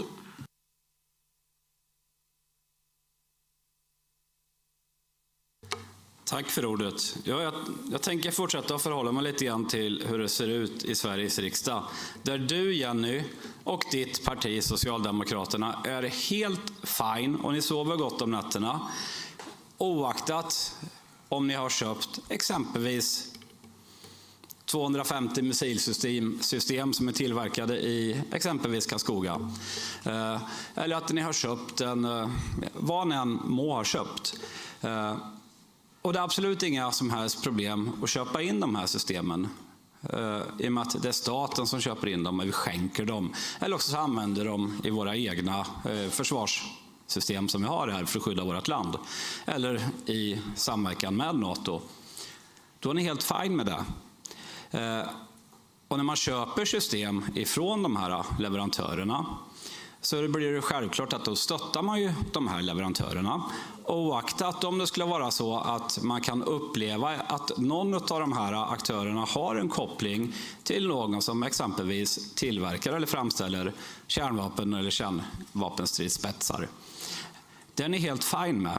Men att vi från regionens sida inte ska få investera i det här, det tycker ni är en hel självklarhet. Men tala om för mig, alltså vilka svenska företag som håller på med försvarsmateriel kan vi investera i med nuvarande finanspolicy? Och så får vi väl se om det finns några kvar. Saab, det kan jag ge er, för det får ni ju verkligen göra. Men ge mig 2 till. Tack. Jag tror inte du hittar några. Så säg egentligen bara Saab då, för det är ju det egentligen som det här nuvarande finanspolicy medger. Det blir ju egentligen ingenting. Tack. Oskar Lundqvist, Sverigedemokraterna, begärt ordet. Varsågod. Tack. Nej, men jag bara vi pratar ändå, Jenny tar upp med kontroversiella vapen. Ungefär som att vi föreslår i vår motion att det här med kontroversiella vapen ska bort. Vi föreslår att vi ska tillåta investeringar i svensk försvarsindustri och de har lagar att förhålla sig till. Alltså, jag vet inte ifall vi på allvar då menar att försvarsindustrin, då, om man ska bortse från Saab eftersom vi idag kommer överens om att de är gröna, men att de håller på med klusterbomber, övriga företag håller på med personminor, kemiska vapen, biologiska vapen och kärnvapen i Sverige. Och att det är det som den svenska försvarsindustrin håller på med. Det känner inte jag till då. Utan då måste man ju titta på, för jag märker blir det ett så återkommande bekymmer. Det att men en filial eller en del av det i något annat land någonstans, så där gör man det och de är kopplade till samma koncern. Det blir så himla knasigt. Vi måste kunna bryta ner det på ett sätt. Okej, men den här delen inom Sverige, kan vi investera där? Sen förstår jag också när man pratar om Londonbörsen, men det måste gå att bryta ner det här på ett bättre sätt än att tycka att vi gör idag. Det är därför vi föreslår att vi behöver titta på den här finanspolicyn då och se vad kan vi justera där utöver. Sen får vi se hur fonderna anpassar sig också, för jag vet med att de håller på att justera där. Men ja, tack. Tack för det. Jenny Sten, begärt replik. Alltså nu låter det nästan på Oskar som att vi inte ska investera i kontroversiella vapen, utan att vi ska investera i svensk försvarsindustri som inte håller på med kontroversiella vapen. Och då är det ju egentligen samma sak som vi redan har i finanspolicyn. Det finns ju inte någon skillnad där. Men om vi ska gå in och göra precis som Oskar beskriver, vi ska investera i något enskilt bolag, då får vi göra som Johan var inne på. Då behöver vi köpa aktier i enskilda bolag som inte har någon koncernkoppling till annat. Och det är ju det som blir problematiskt. Det blir en ganska så komplicerad finansförvaltning. Och ja, i grunden så är jag inte helt säker på hur oense vi är i den här frågan. Det blir väldigt mycket semantik. Jag tror vi alla tycker att det är viktigt att vi har en fungerande försvarsindustri i Karlskoga. Ingen ytterligare på talarkön. Kan vi gå till beslut? Ja. Svar ja. Vi har 2 förslag. Regionstyrelsen att motionen ska anses besvarad. Bifall till motioner från Örebropartiet, Sverigedemokraterna, Moderaterna och Liberalerna. Ställer dem mot varandra. Kan vi besluta enligt regionstyrelsens förslag? Ja. Kan vi besluta enligt bifall till motionen? Ja. Jag finner att vi beslutat enligt regionstyrelsens förslag. Och Oskar Lundqvist har begärt votering. Votering ska verkställas.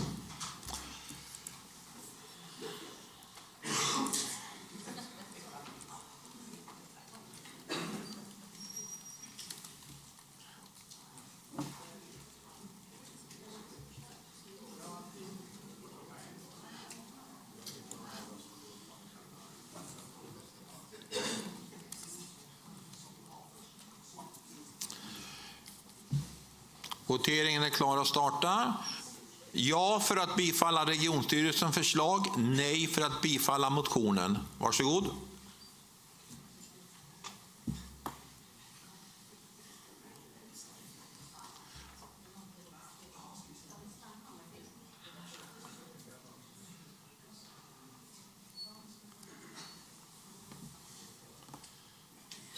av 70. Det är 70 nu. Ja, måste vara 70. Ja.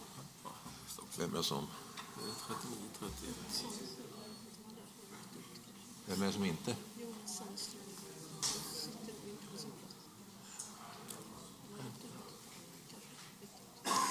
Han är från Karlskoga. Kan vara så. Ja, Gävle i alla fall.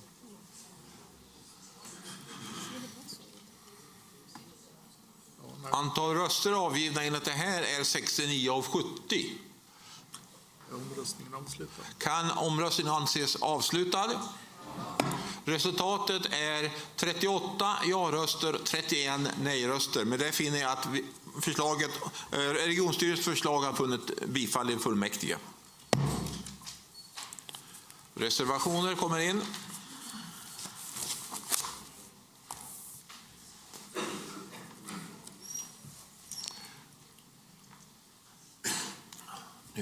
Motioner är fortfarande så. Regionstyrelsen först, va? Bärsat. Ska du trycka på knappen? Nej, på. Han gör det. Nu har han kommit in. Lägg in honom.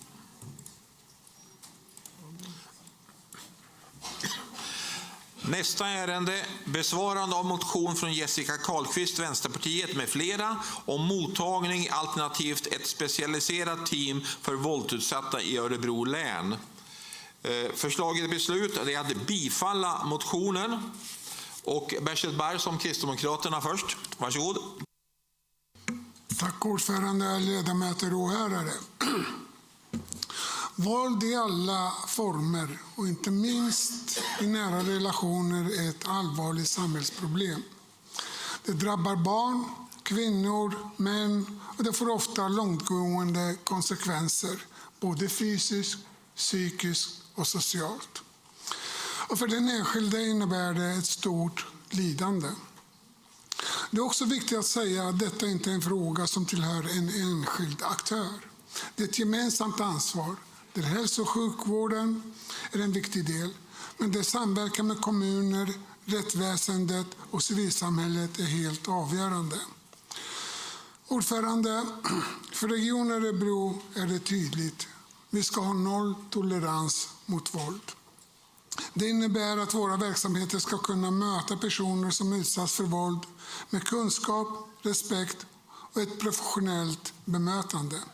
Det innebär också att vi behöver bli bättre på att upptäcka våldsutsatthet, inte minst hos de som söker vård av helt andra skäl.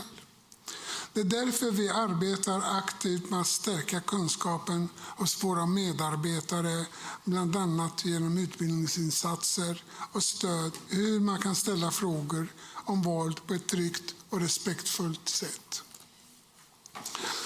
Motionen lyfter upp behovet av en särskild mottagning eller ett specialiserat team för våldutsatta. Det är mycket viktigt, för vi vet att många som utsätts för våld inte söker hjälp. Vi vet också att rätt bemötande och rätt kompetens kan vara avgörande för att en person ska våga berätta och ta emot stöd. En specialiserad verksamhet kan innebära flera fördelar, till exempel ökad kompetens, bättre samordning och ett tydligare ingång för den som behöver hjälp. Men det finns också frågor som behöver belysas. Hur säkerställer vi att kompetensen inte koncentreras till en enda punkt utan finns i hela vården? Hur undviker vi att andra verksamheter blir mindre uppmärksamma på våldsutsatthet? Och hur använder vi våra resurser på ett ansvarsfullt sätt i ett ekonomiskt ansträngt läge? Det är viktiga frågor som vi behöver ta ställning till. Ordförande, inom ramen för det arbete som redan är beslutat i verksamhetsplanen för 2026 kommer vi att se över hur hälso- och sjukvårdens insatser för våldsutsatta kan stärkas. Alla delar av hälso- och sjukvården måste fortsatt ta ansvar för att upptäcka våld, bemöta våldsutsatta och bidra till att rätt stöd sätts in. Det kanske är en av de största utmaningarna, att se det som inte alltid syns och att våga fråga om det som kan vara svårt att berätta. Det här är en fråga som kräver både kunskap, samverkan och uthållighet. Genom att bifalla motionen tar vi ett steg i rätt riktning mot att stärka stödet till våldsutsatta i vårt län. Återigen bifall till motionen. Tack så mycket. Tack för det. Nästa talare är Anneli Mylly, Vänsterpartiet. Varsågod. Tack, presidie, ledamöter, åhörare och press. Det var väl talat och jag fortsätter. Jag vill först tacka för det förslaget till bifall för vår motion. Och med den här regeringens politik, där vi ser hur klyftorna ökar mellan rik och fattig, så kan vi också se att våldet eskalerar.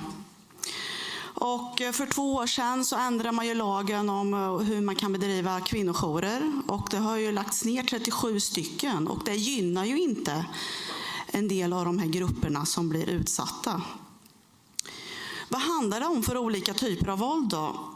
Det är psykisk våld, fysiskt våld, sexuellt tvång, utomstående våld, bevittnat våld och utsatt andra för våld. Våldsutsatthet leder till komplex problematik för individen. För samhällets del så innebär det ett ökat behov av rehabilitering och arbetsintegrerade insatser. Till exempel sådana som genomförs av samverkansförbunden. Det finns en tydlig koppling mellan utsatthet i barndomen och utövande av våld. Utsatthet i barndomen har även en hög korrelation till negativa utfall senare i livet. Sammanlagt så innebär det en socioekonomisk vinst i att förebygga våld i nära relationer. Men ni kanske redan vet att Degerfors och Örebro är pilotkommuner just nu i ett projekt som heter Trygga hem. Och det projektet startade i maj förra året och kommer pågå i 2 år. Och där ska vi tillsammans skapa tryggare hem genom att fokusera på både våldsutsatta och de som utövar våld eller riskerar att göra det. Och samverkan sker mellan polis, kriminalvård, sjukvård, länsstyrelse och lokalsamhälle. Så det jag vill skicka med är att ta tillvara på det projektet som finns och se hur det faller ut. Och med det som grund få till något riktigt bra tillsammans. För det är just tillsammans som vi kan lösa de utmaningar som finns. Tack för ordet. Tack. Därefter Sebastian Selin, Moderaterna. Varsågod.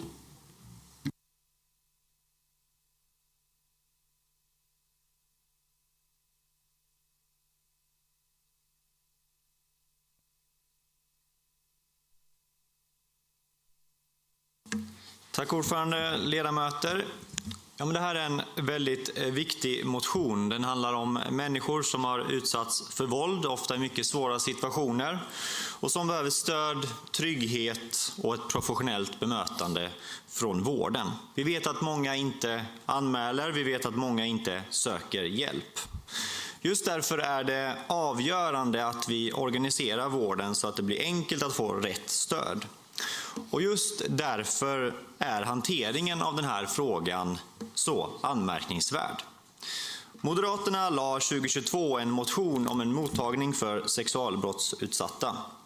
Den röstades igenom av en enig opposition i fullmäktige 2023, medan sossarna, Centern och KD de ville besvara den. De tyckte att man gjorde tillräckligt. Fullmäktige fattade ett tydligt beslut ändå som skulle då genomföras, och dessutom så skrevs det här in i verksamhetsplanen. Men nu står vi här 3 år senare, det finns ingen mottagning. Varför? Jo, för att Vänsterpartiet de la ett förslag 2024, en motion, den här motionen som vi nu behandlar. En nästan identisk motion, och då pausade Socialdemokraterna arbetet. Deras motion handlar om i princip samma sak, att samla kompetens och förbättra bemötandet. Och det som är särskilt anmärkningsvärt är ju att argumentationen inte har förändrats. Och jag gjorde en jämförelse, det här är alltså till vänster svaret på Moderaternas motion. Här säger man då från styrets håll att man tycker att stödet redan fungerar. En mottagning, det är minsann inte ändamålsenligt. Det är inte resurseffektivt och det kan till och med bli sämre i vården. Men när Vänsterpartiet föreslår i princip samma sak till höger här, då säger styret, ja men våld är ett allvarligt problem. Stödet behöver utvecklas. Vi behöver titta på en mottagning helt plötsligt.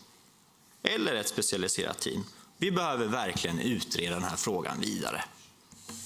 Alltså samma problembild, samma invändningar, men helt olika slutsatser. Och det väcker ju frågan, vad är det egentligen som har förändrats? Och det är ju svårt att se något annat än att det handlar om just vem som har lagt förslaget, inte vad det innehåller. Och under tiden har människor som är utsatta för våld i hemmet hamnat i kläm. Så avslutningsvis, ordförande, om det nu är så att det enda viktiga för Jenny Sten och Behçet Barsom och deras styre, det är att motionerna kommer från rätt parti, rätt personer för att kunna gå igenom, ja men då yrkar jag gladeligen bifall till Vänsterpartiets motion. Tack. Tack för det. Behçet Barsom, Kristdemokraterna. Varsågod.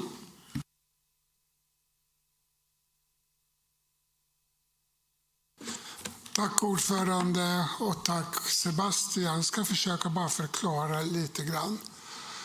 2023, 13 februari behandlades eran motion i den här församlingen. Det var mycket debatt kring den och det kom många yrkanden. Även yrkanden från Vänsterpartiets Katja och Lilla som yrkade bifall till Moderaternas motion som du visade här nyss. Med ett tillägg. Tillägget var att mottagningen även ska omfatta alla våldutsatta. Men det blev inte fullmäktiges utslag i det, för ni gick inte med på det tillägget. Hade ni gjort det, då hade vi inte haft den här debatten här idag. Då hade både inkluderat sexualutsatta och våldutsatta. Jag tycker det är bra att det finns flera partier som lyfter upp den här viktiga frågan. Men det handlar inte om samma sak. Er motion handlar om sexualutsatta, en begränsad grupp. Viktig men begränsad. Den här motionen tar upp helt bredare perspektiv. Den omfattar våldutsatta generellt, vilket inkluderar men inte begränsar när det gäller sexualbrott. Det innebär att våld i nära relationer, hedersrelaterat våld, barn som utsätts för våld, äldre som utsätts för våld och andra grupper som ofta inte synliggörs på samma sätt. Det är alltså två olika ingångar. Det ena behöver inte utesluta det andra, utan tvärtom. De stärker bara varandra. Tack. Tack för det. Sebastian Selin, Moderaterna, har begärt replik. Varsågod. Tack Bechet. Men var är mottagningen då? Fullmäktige beslutade 2023 att mottagningen skulle starta. Varför har inte mottagningen startat? Varför finns inte mottagningen? Fullmäktige har ju beslutat det. Det är ju jättemärkligt att säga att om ni hade beslutat så här istället så hade ju vi nog kunnat genomföra det här. Nej, så går det inte till. Fullmäktige har tagit ett majoritetsbeslut och sagt att vi ska starta en mottagning. Och då ska styret göra det. Det finns liksom inga om och men, utan det är så det är. Så var är mottagningen, Bechet Barsson? Och det vill Bechet Barsson svara på. Genmäle. Varsågod. Men det är så, Sebastian, att när beslutet fattades i fullmäktige så satte man igång en process som kräver att seriös utredningar med nulägesanalys, omvärldsanalys och konsekvensbeskrivningar och de delarna. Senast den 8 oktober lyfte Anna, din kollega Nordqvist, då frågan till hälso- och sjukvårdsnämnden där hälso- och sjukvårdsdirektören redogjorde för vad frågan låg. Jag hörde inte några protester eller några avvikande åsikter i det, utan det hanteras seriöst. Det tar den tid det tar, men det är på väg, det kan jag garantera dig. Tack så mycket. Johan Stolpen, Vänsterpartiet, har begärt ordet. Varsågod. Tack ordförande, ledamöter och åhörare. Våld tar sig olika former. Fysiskt och psykiskt, ekonomisk och social kontroll. Våldet kan sexualiseras, inte minst i nära relationer. Det äter sig då in i sådana relationer, verkar ofta dolt, därför svårt att upptäcka. Och det uppstår lätt gråzoner när det ska bedömas vad som är sexualbrott och vad som är annan typ av brottslighet. Att utsättas för och uppleva våld ökar risken för fysiska, psykiska, kognitiva, sociala problem. Och när våld utövas i familjer och i hemmet är det extra komplicerat. Ofta förekommer då en kombination av de här formerna och det påverkar många personer. Och barn som är beroende av vuxna är extra utsatta.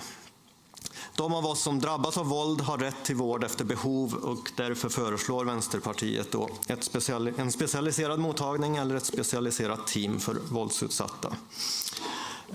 Det är riktigt att Vänsterpartiet var med och rösta igenom den bra motionen från Moderaterna 2023.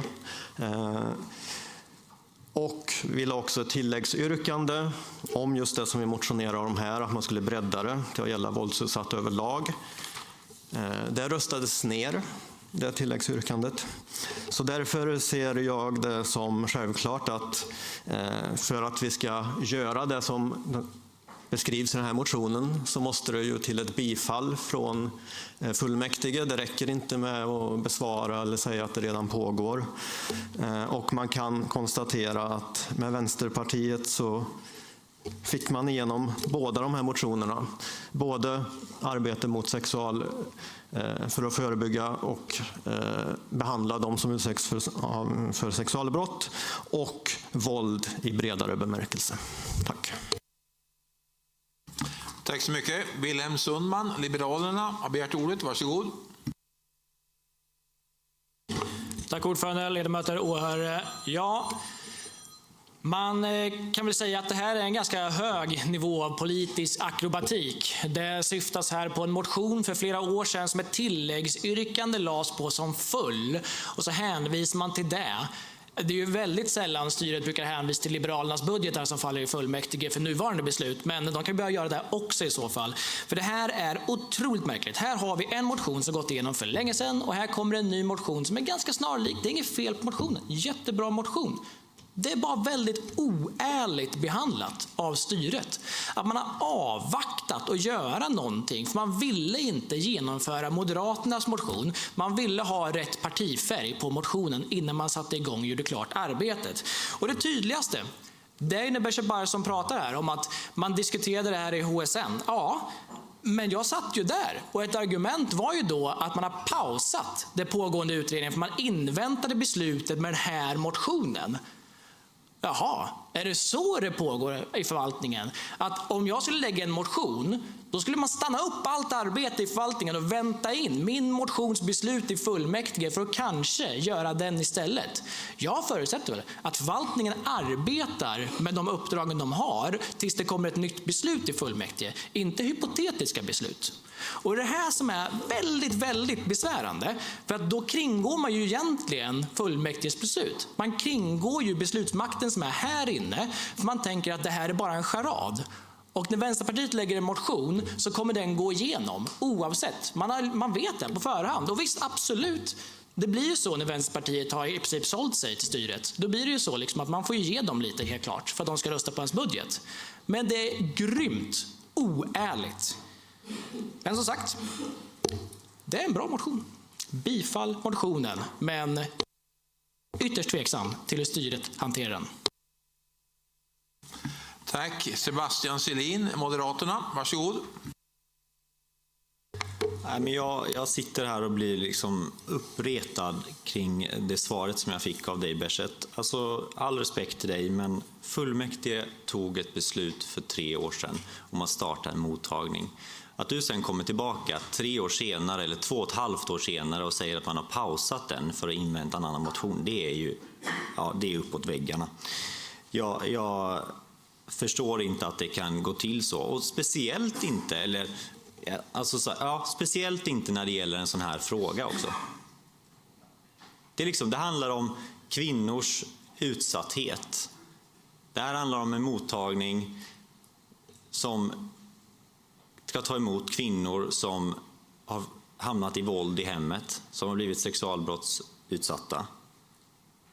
Men bara för att det kommer från fel parti så genomför man inte den, trots att fullmäktige har tagit det beslutet. Men då pausar man det. Och jag tycker att det är beklagligt att vi står här 3 år senare och diskuterar samma sak igen. 3 år senare för att starta en mottagning. Och helt plötsligt har ändrat åsikter. Men jag tänker att vi får också nu ganska bra så här svart på vitt att för Bechet Barsom och för Jenny Sten och Socialdemokraterna, Kristdemokraterna och Centern, de är ju extremt duktiga på att tala fint och tydligt, även Vänsterpartiet, om kvinnors utsatthet och kritisera bristen på att förebygga våld i nära relationer. Men när det väl kommer till kritan, när vi ska göra något konkret åt saken, då kan Socialdemokraterna och Kristdemokraterna fördröja en mottagning i 3 år för att vänta på att förslaget ska komma från rätt parti. Det, mina vänner, det är äkta socialistiskt maktspel. Tack för det. Bechet Barsom har begärt replik. Varsågod. Tack ordförande. Tack Sebastian. Men jag kan bedyra att det inte varit så. Att vi har pausat den för den kommer från Moderaterna. Utan det arbete sattes igång och arbetas med precis som jag redogjorde på ett väldigt seriöst sätt med omvärldsanalys, med konsekvensbeskrivningar. Jag har flera gånger haft samtal med Jonas Claesson om hur vi skulle gå vidare med den här frågan. Men det är 2 olika frågor. Er motion begränsas till just sexualbrottsutsatta. Och när ni sa nej till Vänsterpartiets yrkande så var det som ett brev på posten, om man nu kan säga det uttrycket numera, men som är mycket vidare. Och då är det, vi pratar ju också ibland väldigt mycket om att vi ska använda våra resurser klokt. Så handlar det om också att ta med det arbetet så att vi får bra verksamheter som inkluderar både sexualutsatta och våldutsatta i ett bra och genomarbetat sätt att få till det. Så det är inte medvetet att bromsa det för att det kom från Moderaterna och gasa för att det kommer från Vänsterpartiet, utan det är för att göra något bra av båda de här delarna. Tack. Ordningsfråga har begärts av Rolf Östman, Vänsterpartiet. Varsågod.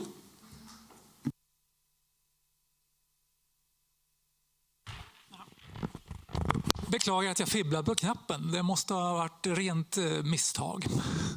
Då ursäktar vi detta. Då går vi vidare till Elin Jensen, Sverigedemokraterna. Varsågod.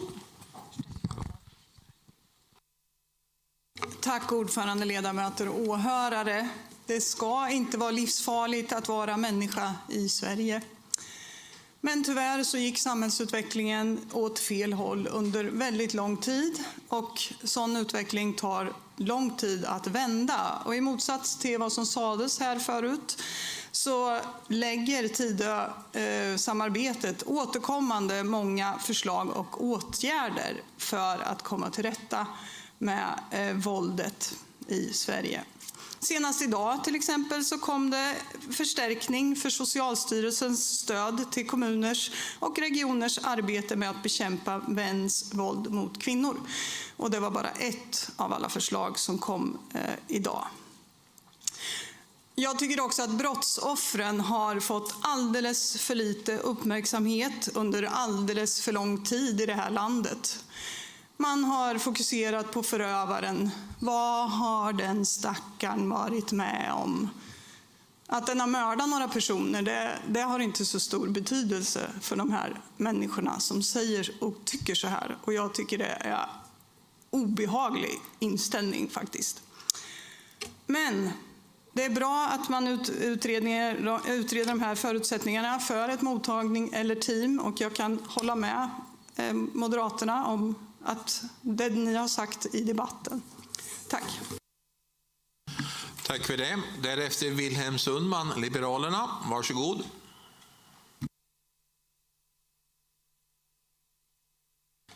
Tack ordförande. Jag vill ändå kommentera Behrzad Barsoms replik eller kommentar där om att använda resurserna väl. Vad händer om den här motionen inte får bifall nu då? Då har ni suttit och avvaktat i flera år.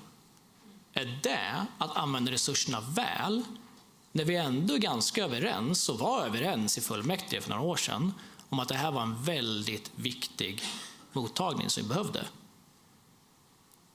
För frågan är där egentligen, vilka andra beslut är det då som man som styret här sitter och väntar in? Att det kanske eventuellt i framtiden kommer något annat som är lite mer lättsmält, för att det var ett yrkande för ungefär 3 år sedan på en annan motion som föll. Men om det kommer tillbaka som motion i fullmäktige, då ska vi vänta med att genomföra det som beslutades i fullmäktige för att då kanske göra det utifall att det får bifall 3 år senare i fullmäktige. Det är ju en väldigt, väldigt konstig hållning till hur man styr faktiskt. Så du får gärna förklara det också, det här att men det ena behöver inte utesluta det andra. Nej, absolut, men vi har bara beslutat om det ena. Och nu ska vi också besluta om det andra. Så visst, det behöver inte göra det, men det gör faktiskt det från början. För vi har bara ett beslut som skulle genomföras. Det här blir ett nytt beslut. Är det 2 olika mottagningar som är tänkt här? Är det 2 olika utredningar? Ska det pågå parallellt där? Det här är ju inte bara retorik. Det här är ju rent ologiskt egentligen för hur man förhåller sig till att arbeta politiskt. Kommer ett beslut in, fullmäktige, det är ett bifall, öppnar mottagningen, då sätter man igång, gör mottagningen. Man sitter inte där på händerna och väntar, men det kanske kommer ett nytt beslut som ändrar det här. Så jag tycker det är rent förkastligt hur man hanterar Moderaternas motion kring det här. Så bifall motionen, för det är otroligt viktigt och det här kan inte vänta 3 år till. Tack. Tack. Behrzad Barsom, replik. Varsågod. Det är nog snarare retorik från din sida, Willem. Låt mig vara väldigt tydligt. När motionen som skrev Vänsterpartiet, när vi diskuterade den, så var vi redan överens om att vi ska bifalla den. Den tillför också den tidigare motionen. Vi hade en majoritet innan den kom till fullmäktige. Och Wilhelm Sundman genmäler på detta. Varsågod. Tack Perset. Jag vet faktiskt inte ens ärligt talat vad du menar. Det är här besluten tas. Det spelar ingen roll om man har varit enig i nämnd eller liknande. Om besluten inte är tagna i fullmäktige har ju regionen inte det uppdraget att genomföra än faktiskt. Eftersom det är en motion som bereds. Men jag vet inte, du kanske tänker så att du börjar genomföra beslut innan de är tagna i fullmäktige. Du kanske har redan börjat arbeta efter nästa års budget, jag har ingen aning. Men jag tänker i alla fall att besluten vi tar här i fullmäktige kanske ska tas i fullmäktige innan vi börjar arbeta utefter dem. Det är bara så jag tänker att det här fungerar. Men du kanske har en annan åsikt. Tack. Tack. Inga ytterligare talare på kön. Kan vi anse debatten avslutad? Kan vi gå till beslut? Jag har inte hört någon typ av avslagsyrkande. Förslaget från regionstyrelsen plus ett antal andra är att bifalla motionen. Kan vi göra så? Ja. Svar ja. Och därmed föreslår jag att vi tar en liten paus på 20 minuter till 3:55. Till 3:55. Tack.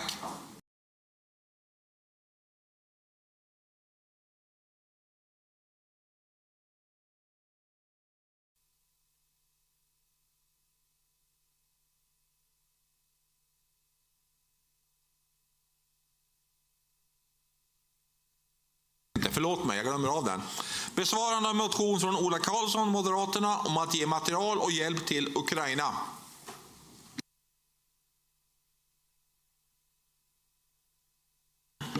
Tack så mycket. Fullmäktigeledamöter, åhörare. Ola har skrivit en motion som vi alla hade önskat aldrig skulle behöva bli skriven. Den handlar om att vi ska undersöka Region Örebro läns möjlighet att skänka utgånget och utblivet materiell till Ukraina. Och den här frågan har ju diskuterats i flera forum och där vi har landat i är att vi absolut är beredda att hjälpa Ukraina i den här svåra situationen, men att vi tycker att det behöver samordnas från nationell nivå. Det är bra om den här samordningen inte leder till större kaos och osäkerhet i regionen, utan att det faktiskt är så att det som levereras till Ukraina är det som Ukraina behöver. Men vi har inte fått någon sån förfrågan från staten att ställa upp, och hade en sån förfrågan kommit så hade vi gärna gjort det. Däremot så har vi sedan 2016 ett avtal med Human Bridge där vi donerar en del medicintekniska produkter och olika typer av förbrukningsmaterial. Så med den korta beskrivningen så förklarar vi motionen för besvarad.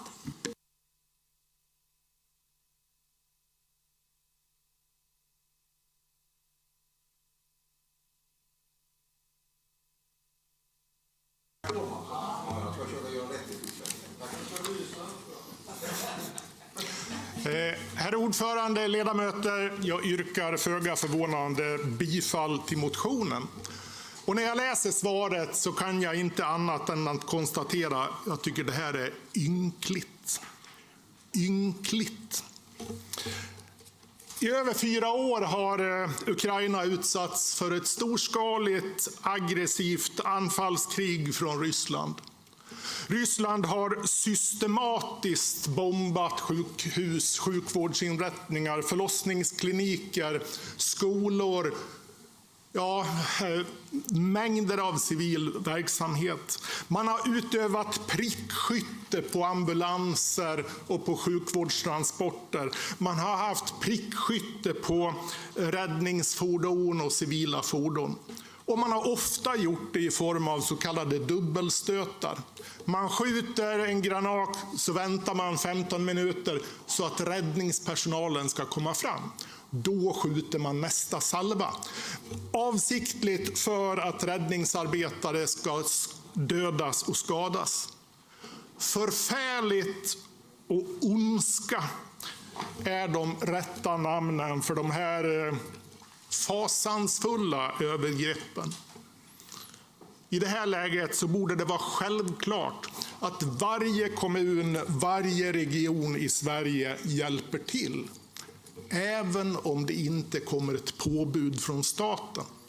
Jag kan avslöja att Bergslagens räddningstjänst, där Karlskoga och Degerfors är medlemmar, de har beslutat att skänka ett räddningsfordon, en brandbil.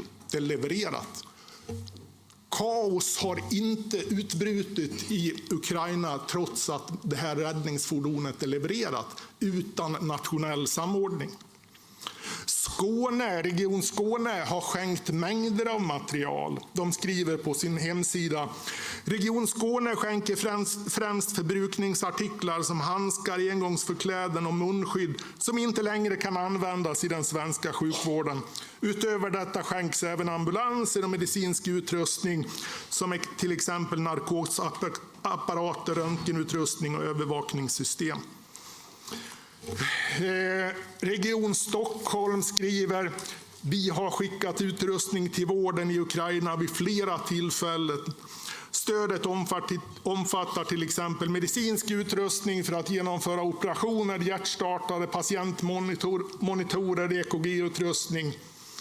Och så fortsätter man på sin hemsida: den sjukvårdsmateriel som nu doneras är sånt som av olika skäl inte används i Region Stockholms vårdverksamheter. Den kan ha gått ut, den kan ha blivit inaktuell eller av olika anledningar behövs inte. De klarar det här utan en nationell samordning. De klarar av att skänka sjukvårdsmaterial till lidande Ukrainabor som behöver hjälp nu, trots att staten inte skickar ut en förfrågan till regionerna eller kommunerna med krav på nationell koordinering och analys. Vad är det som gör det så svårt för vår region att hjälpa direkt på egen hand när vi har materiel som är över, som vi inte kan använda? Vad är det som hindrar att vi hjälper dem, alla stackars ukrainare som blöder, som skadas dagligen i detta brutala anfallskrig?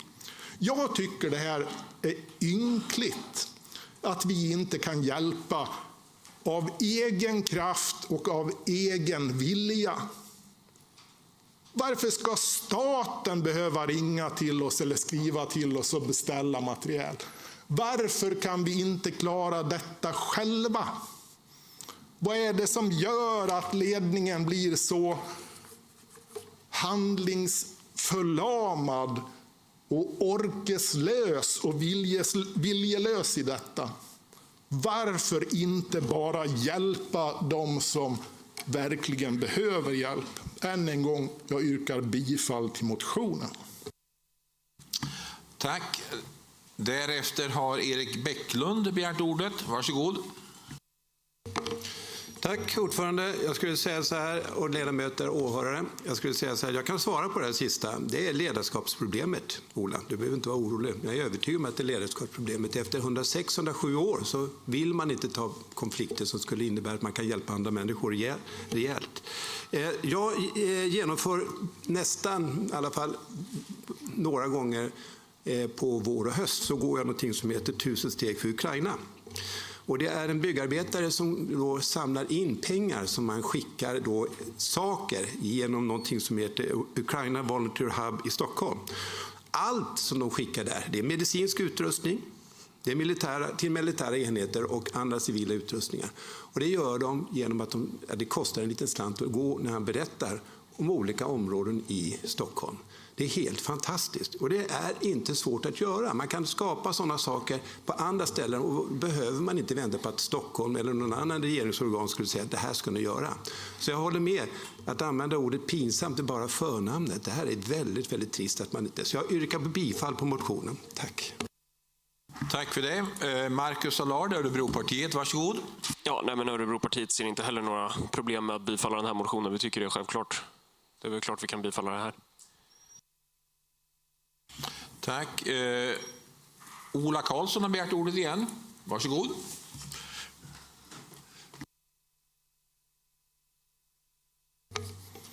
Ja, herr ordförande, jag skulle ju ändå vilja ha ett svar från majoriteten. Vad är det som gör att vi inte kan hjälpa av egen kraft, av egen vilja? Varför ska det krävas ett statligt eller nationellt påbud för att vi ska hjälpa ett folk, ett land som ligger i vår närhet, som utsätts för det här fasansfulla, brutala anfallskriget, där man skjuter prick på sjukhus och på ambulanser? Varför kan vi inte hjälpa av egen kraft? Varför ska det krävas nationell samordning? Vad är det som hindrar majoriteten för att säga, nej men vilken bra idé, låt oss göra det här, låt oss bifalla motionen?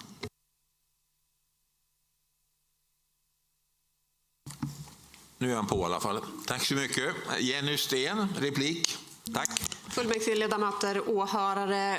Ola får det att låta så himla enkelt, som att det inte är någonting man behöver ta ställning till. Men jag tänker att de här sakerna transporterar sig inte till Ukraina av sig själv.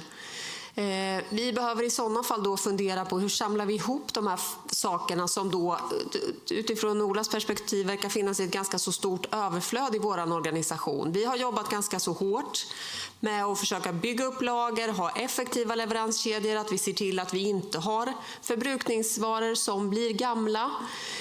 Om vi bestämmer oss för att vi ska skänka material till Ukraina, då behöver vi ju säkerställa att det görs på ett korrekt sätt. Vi behöver hitta någon leverantör som kan se till att de ska levereras. Vi behöver se till att vi anställer några administratörer i vår organisation som administrerar det här. Vi behöver också ha diskussionen om, är det bara Ukraina vi ska stötta?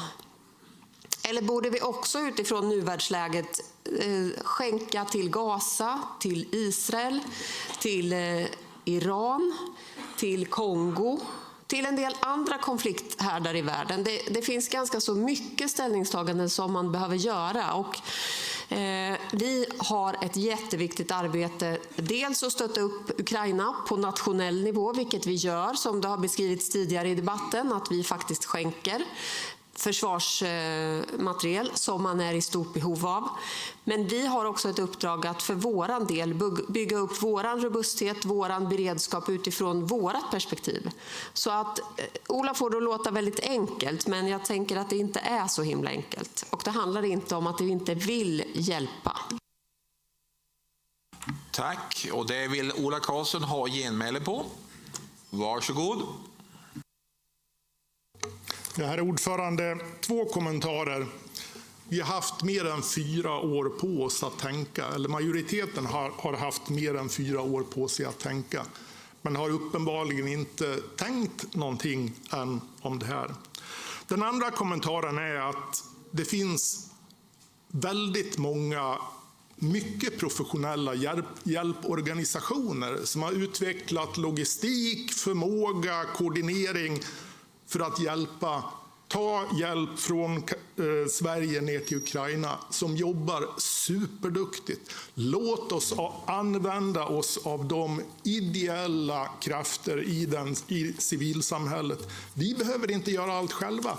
Använd de resurser som finns på plats redan idag. Tack för det. Och med det är den debatten avslutad. Det finns inga fler på talarkön. Kan vi gå till beslut? Vi har 2 förslag om att motionen anses besvarad respektive bifall till motionen från Ola Karlsson med flera. Jag ställer dem mot varandra. Kan fullmäktige besluta att motionen anses besvarad? Ja. Kan fullmäktige besluta att bifalla motionen? Ja. Jag finner att fullmäktige beslutar att anse motionen besvarad. Ola har begärt votering. Ola har begärt votering och ska därmed också verkställas. Kanske kontrollera, bifalla.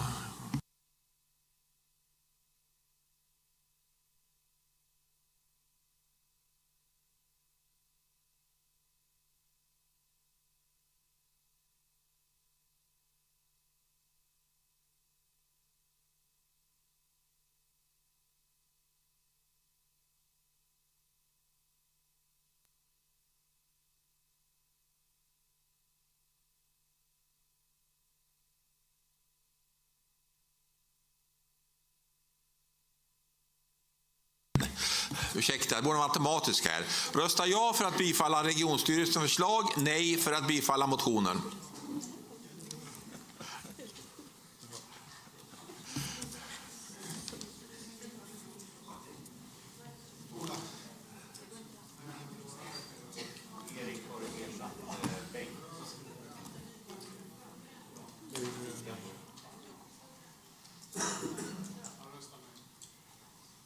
Eriks röst kommer inte in.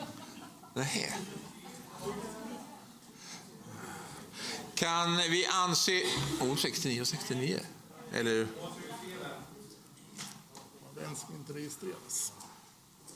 Det står nej där. Det står nej där i alla fall. Kan vi anse voteringen avslutad?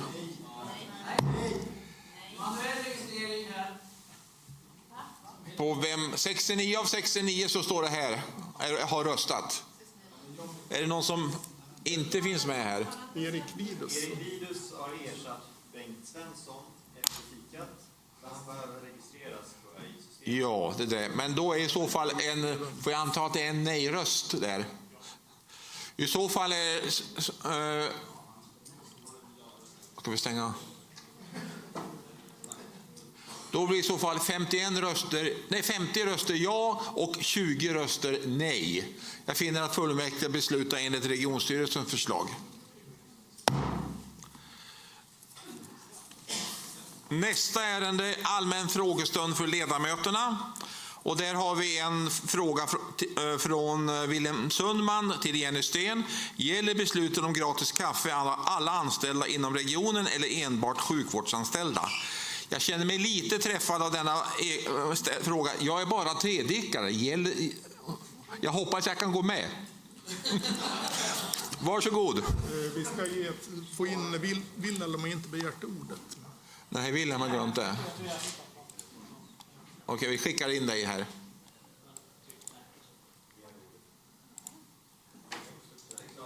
Så. Wilhelm Sundman. Nu tog du bort fel. Jag tog det bort där innan. Stoppa in honom igen. Det här är Wilhelm Sundman nu. Eller? Systemet är lite... Wilhelm och Örebropartiet har gått ihop på våran bild. Hoppas jag inte.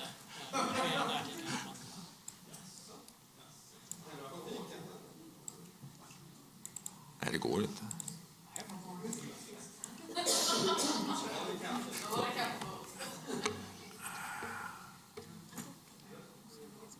Vi får ta bort här. Ta bort en och nästa också då. Nu kanske det går. Nej. Jag inväntar signal. Vi får stryka alla tror jag. Och så får vi börja om. Lägga in Wilhelm Sundman först. Det är kvalitetskontrollen i systemet. Vi tycker här. Vi hittar Wilhelm här. Jo, nu är Wilhelm Sundman där inne. Wilhelm Sundman, varsågod. Tack, ordförande. Ja, vi har pratat om en hel del allvarliga frågor idag kan man minst sagt säga. Så det här känns ju kanske lite litet att prata om. Men det gäller faktiskt kaffet i regionen för anställda. Det är så att ingen har missat att det är valår i år. Och det har särskilt inte Socialdemokraterna gjort. Och i alla fall inte regionstyrelsens ordförande Jenny Sten. För i dagens tidning kunde vi läsa hur Sten utlovar gratis kaffe till all sjukvårdspersonal inom regionen Örebro län. Och det kan låta som en enkel åtgärd som många enligt Sten själv i tidningen då kommer att uppskatta. Huruvida många kommer märka av det kanske är mer intressant. Och en anställd idag betalar 50 kronor i månaden för obegränsad mängd kaffe på jobbet. Vilket ungefär är priset för en vanlig kopp kaffe på ett fik. Samtidigt så väcker formuleringen en grundläggande fråga om vilka det faktiskt avser. Begreppet sjukvårdsanställda är inte så självklar som man kan tro. Inom regionens organisation finns en stor grupp medarbetare som bidrar till vårdens olika funktioner men som inte uppenbart faller under definitionen som vårdpersonal. Det gäller bland annat lokalvårdare, servicepersonal och andra yrkesgrupper som arbetar nära vården men organisatoriskt kan tillhöra andra delar av regionen. Vissa arbetar uteslutande i vårdmiljöer medan andra rör sig mellan verksamheter.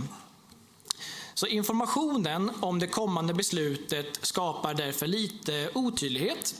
Och för att kunna bedöma beslutets konsekvenser och rättvisa behöver det klarläggas huruvida det politiska styret faktiskt avser vilka som det omfattas. Så min fråga till Jenny Sten är därför: gäller beslutet om gratis kaffe alla anställda inom regionen eller enbart sjukvårdsanställda? Tack. Tack så mycket. Jenny Sten, Socialdemokraterna. Tack så mycket Wilhelm för frågan och möjligheten att förtydliga. Jag hade en intervju med Anna Levin igår och var tydlig med att det här är ett beslut som fattas av organisationen. Det är inte ett politiskt beslut. När man drog in fikaförmånen så gjordes det av förvaltningscheferna och det här är också ett beslut som kommer fattas eller har fattats av förvaltningscheferna och som jag har fått information om, som Anna också hade fått på något sätt. Och det rör ju såklart all personal. Så att bara för att förtydliga, det behöver inte gå in i den där gränsdragningen, vilka är i så fall sjukvårdspersonal. Så beslutet handlar ju om att man ska ta bort avgiften för kaffe för samtlig anställd personal i Region Örebro län. Tack. Nästa talare är Wilhelm Marcus Allard. Det här är ju en fråga, det är inte en interpellation. Så du har inte rätt att delta i debatten tyvärr. Jag har ställt en ordningsfråga. Är det ditt sätt att säga att jag får ordet i ordningsfrågan? Ja, förlåt, jag såg bara tidigare. Ja. Får jag tala nu i ordningsfrågan? Ja, men vad bra. Nej, men min fråga är, punkten heter ju allmän frågestund för ledamöterna, inte enkla frågor. Så jag tänkte passa på för en gångs skull att ställa en fråga på punkten allmän frågestund för ledamöterna. Får man inte göra det? Måste man anmäla det i förväg då, eller? Om det ska vara en enkel fråga ska man lämna in det före sammanträdet. Okej, men då passar jag på att ställa min fråga till presidiet i ordningsfrågaform i sådana fall. De här som har åsiktsregistrerats, om de vill veta om de har varit med i handlingen, då får tyvärr inte, vilket nummer ska de ringa då? Funkar det att ringa Torgnys nummer på 070 546? Då har jag tagit bort eller ska de ringa växeln på 019 602 10 00 för att veta om de har förekommit i handlingen? Ni kan vara tysta så blir det lättare att prata till punkt. Ni har ju brutit mot lagen här nu, åsiktsregistrera personer. Du också. Har inte det här ärendet. Det här handlar om kaffe. Och jag ställer en fråga till dig. Du får ställa en annan fråga. Som ordningsfråga, hur ska de göra för att ta reda på om de förekommer i handlingen? Om de förekommer i handlingen. Då får jag be dig lägga ifrån dig mikrofonen. 019 602 10 00 nås växeln på. Då kan man nå regiondirektör Rickard Simonsson och fråga om man förekommer i handlingen som du har tagit del av i åsiktsregistreringen. Jag tycker du ska hålla dig till de regler som gäller. Ja, men jag om du vill fråga till ställa den här frågan så kan du ställa en egen fråga. Kan du svara ja eller nej om det är rätt nummer? Nej, det handlar inte om det ärendet just nu. Det handlar du vill om inte att man ska ringa det numret? Eller Torgny på 070 546 förstår att du har svårt att hålla dig till regler. Du vill gärna höra din egen röst. Nej, jag vill höra din röst också. Jag har försökt få svar från dig tidigare. Eftersom vi försöker ha en debatt om en annan fråga. Men du förvägrar mig möjligheten att ställa frågan. Det är lite löjligt att man står här och pratar i mun på varandra. Men hur ska jag göra då? Nej, du kan hålla tyst och ställa en egen fråga. Du hade kunnat ge mig ordet där, då hade det varit färdigt. Nu har jag ställt frågan. Alla har fått numret. Då kan man ringa och fråga om man förekommer i handlingen. Återgår vi till ordningen. Wilhelm Sundman, varsågod. Tack ordförande. Gäller gratis kaffe även Torgny?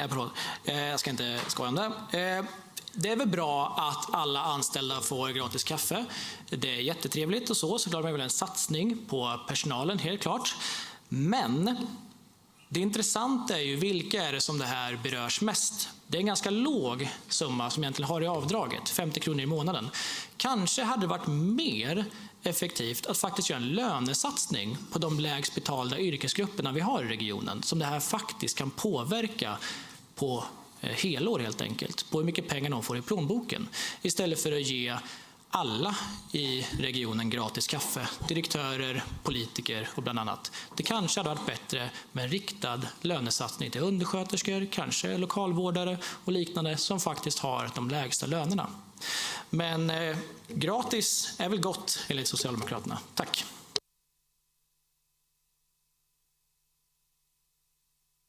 Inga fler på talarkön. Kan anse att denna fråga är besvarad. Svarar jag. Då lämnar vi över till dig nu.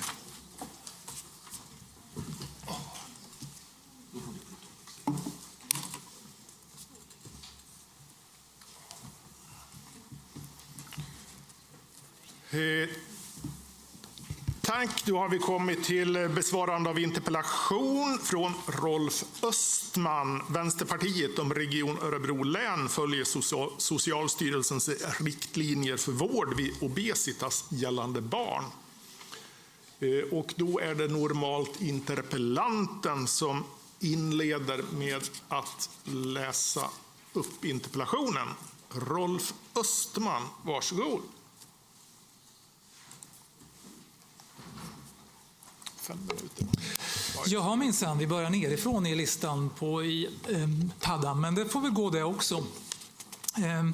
Det var så här för några veckor sedan att jag satt som vanligt vid frukostbordet, drack mitt kopp morgonkaffe och läste Dagens Nyheter. Bland annat ledardebattsidan där 3 stycken forskare redogör för nya rön inom övervikt för barn. Där de konstaterade att även måttlig övervikt kunde leda till allvarliga hälsoproblem senare i livet. I den där debattartikeln så skrev de dessutom att det fanns stora ojämlikheter i landet när det gällde följsamheten till Socialstyrelsens riktlinjer för vård av barn med övervikt. Det nämndes 2 regioner som var goda exempel. Det var inte Region Örebro, var inte en av dem. Så med den anledningen så vill jag ställa följande frågor då till Beshet Barsom. Följer Region Örebro Socialstyrelsens råd för vård vid övervikt hos barn? Vilka avvikelser finns det eventuellt? Och vilka åtgärder är du beredd att vidta för att förbättra läget om det finns behov därav? Tack för det. Då går ordet till Beshet Barsom för besvarande. Varsågod. Tack ordförande, ledamöter och åhörare. Och tack Rolf för interpellationen som tar upp en viktig fråga. Obesitas hos barn är inte ett enkelt problem. Det är en komplex och kronisk sjukdom som påverkar både livskvalitet och framtida hälsa. Och precis som interpellanten lyfter vet vi idag att tidiga insatser är avgörande. Därför är det också självklar utgångspunkt att vården ska vila på nationella riktlinjer och bästa tillgängliga kunskap. Region Örebro län följer i huvudsak Socialstyrelsens riktlinjer för vård vid obesitas hos barn. Vi har ett förebyggande arbete genom barnavårdscentralerna och elevhälsan. För barn som utvecklar obesitas finns tillgång till barnmottagningar i länet. Och för de mest komplexa fallen finns ett multiprofessionellt team i Örebro. Det teamet samlar flera olika kompetenser. Medicinsk, psykosocial, livsstilsinriktad, vilket är helt i linje med de nationella rekommendationerna om familjecentrerad och sammansatt behandling. Behandlingen utgår i första hand från levnadsvaneförändringar med stöd till barn och föräldrar och med metoder som motiverar samtal och kognitiv beteendeterapi, så kallad KBT. Samtidigt är det viktigt att vara tydlig med att vi inte fullt ut når upp till alla delar av det nationella vårdprogrammet. Den främsta avvikelsen handlar om tillgänglighet och intensitet i behandlingen. Vi har inte haft möjlighet att erbjuda så täta kontakter som rekommenderas. Och det har också funnits väntetider. Och det är inte tillfredsställande. Men det är också ett område där arbete pågår. Verksamheten har förstärkts bland annat med ytterligare sjuksköterskeresurser. Och vi ser att väntetiderna har förbättrats jämfört med tidigare. Det är ett steg i rätt riktning, men vi behöver fortsätta arbetet. När det gäller läkemedelsbehandling är det enligt riktlinjerna ett komplement i vissa fall. Framförallt för äldre barn med svåra obesitas. Här ser vi en utmaning som inte enbart ligger på regional nivå. Beslutet om läkemedelförmån påverkar i hög grad tillgängligheten. När läkemedel inte omfattas av förmånen kan det i praktiken innebära att vissa familjer inte har möjlighet att ta del av behandlingen. Ja, min talartid är slut, så tack så mycket. Tack för det. Då går ordet till Rolf Östman. Varsågod. Tack så mycket. Då ska jag börja med att tacka för svaret. Och av svaret framgår ju att Region Örebro län är en bra bit på vägen. Och det är ju naturligtvis glädjande.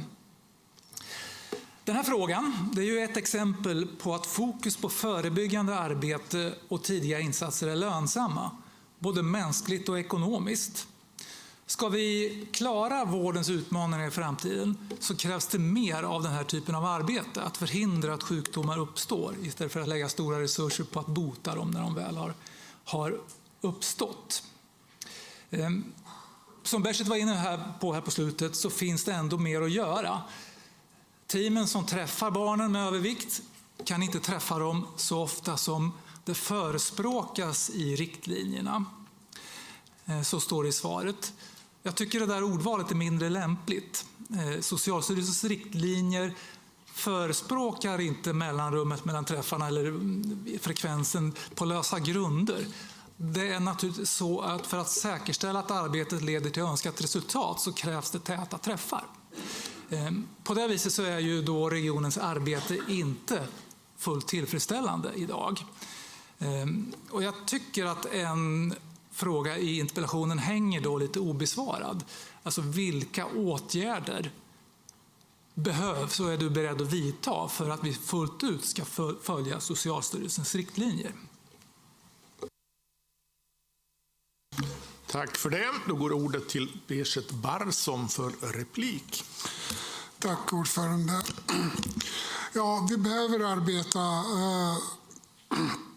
vidare och förbättra tillgängligheten, säkerställa att insatsen sätts in tidigare och tätare, att behandlingen är tillräckligt sammanhållen och också långsiktig. Så vad kan vi mer göra? Ja, om det som jag nämnde så handlar det också om att fortsätta förstärka teamen som finns, utveckling av arbetssätten och fokus som sagt som är väldigt viktigt som du var inne på Rolf också. Tidigare men också tätare insatser. Det är vad vi behöver arbeta vidare med för att göra det här mycket bättre. Tack. Tack för det. Talarlistan är blank. Är därmed den här interpellationsdebatten avslutad? Svaret är ja. Då går vi till nästa interpellation och det är interpellation från Rolf Östman om hur arbetsmiljöarbetet fungerar i Region Örebro län. Och då har ordet först begärts av Rolf Östman. Varsågod.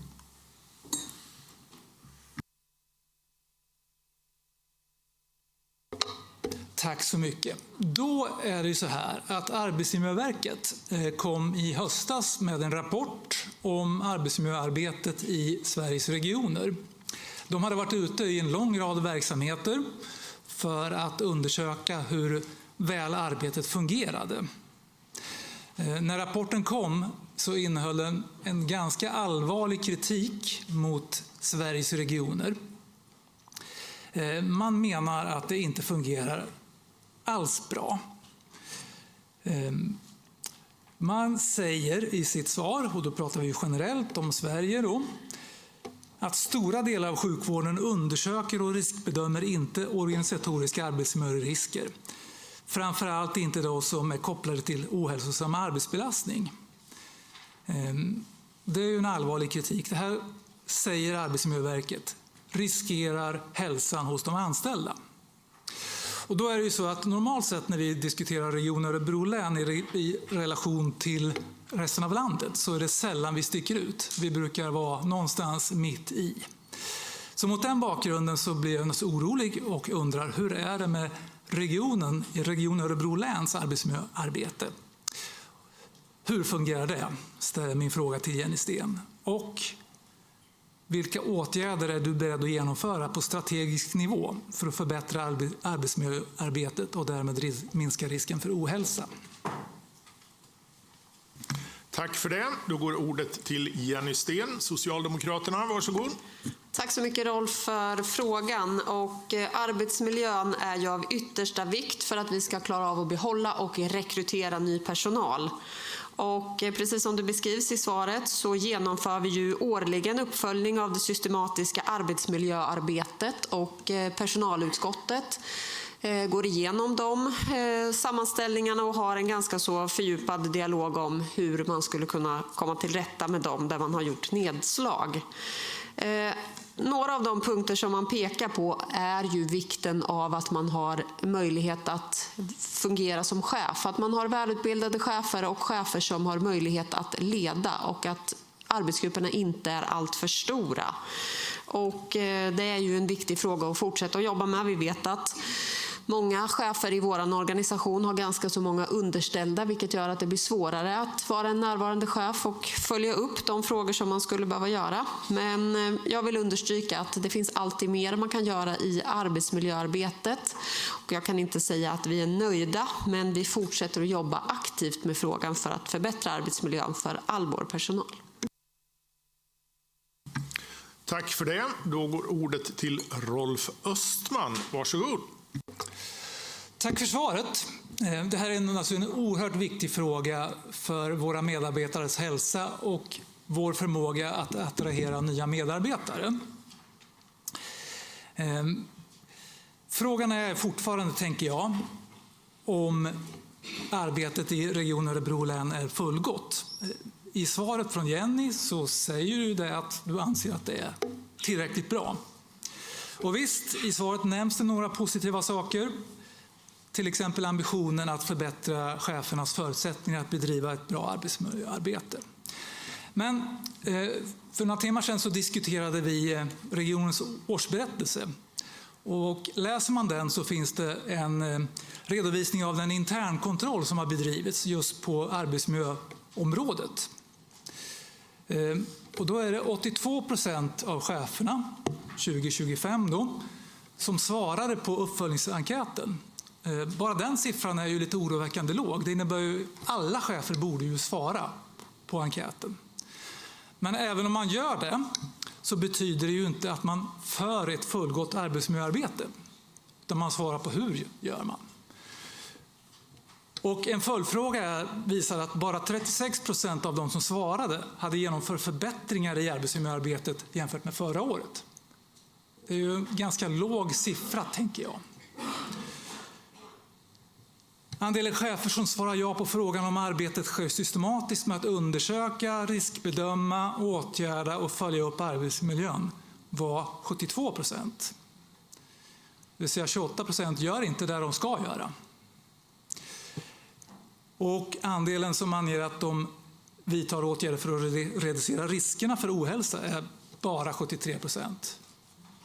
Och det är bara 50% som har dokumenterat och följt upp åtgärderna för att se om de har fått önskad effekt.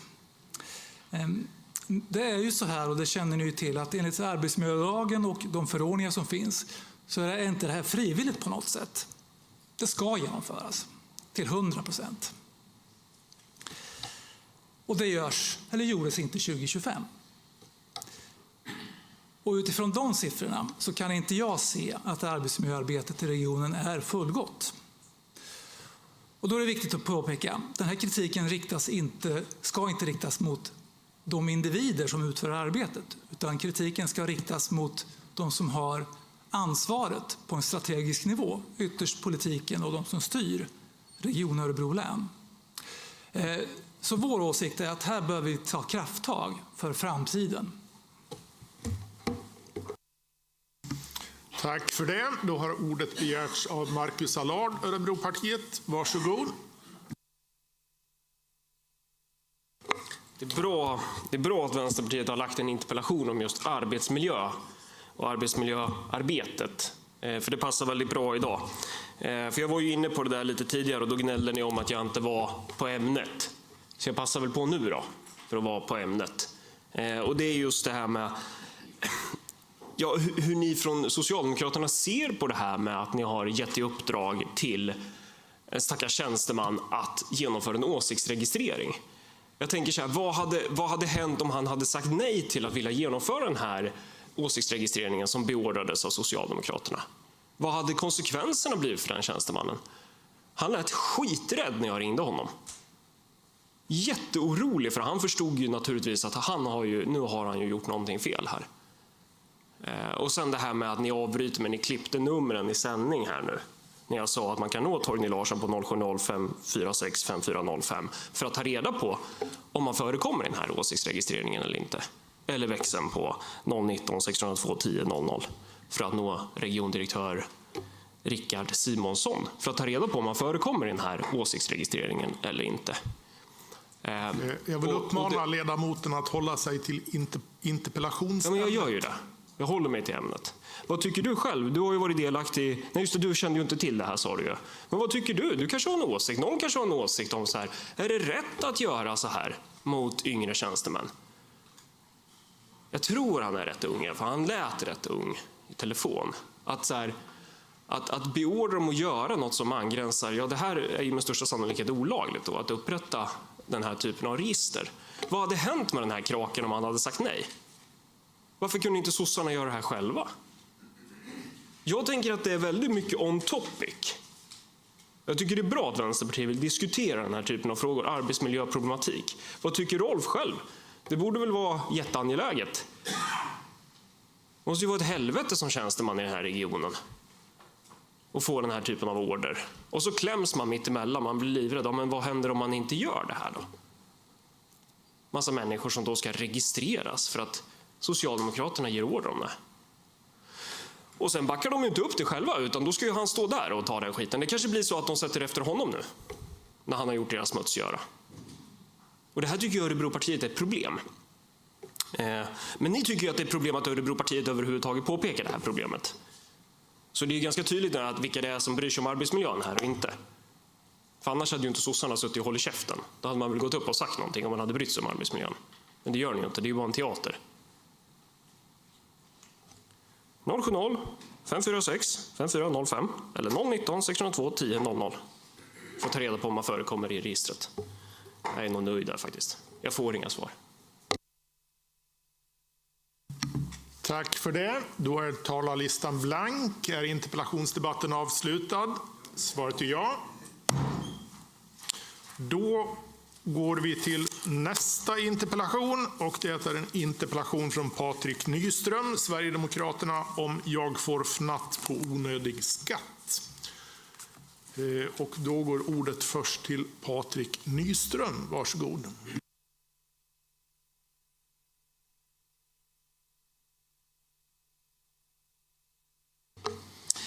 Tack för ordet, ordförande, ledamöter och åhörare. Ja, jag har fått fnatt på onödig skatt, och det tänkte jag att jag ska försöka reda ut med regionstyrelsens ordförande Jenny Sten. Socialdemokraterna är inte helt oväntat kritiska till hur sjukvården fungerar i Sverige. De är till och med mycket kritiska. Men kritiken riktas givetvis inte till hur regionerna hanterar sjukvården, utan till regeringen. Eftersom Socialdemokraterna inte tillhör regeringsunderlaget.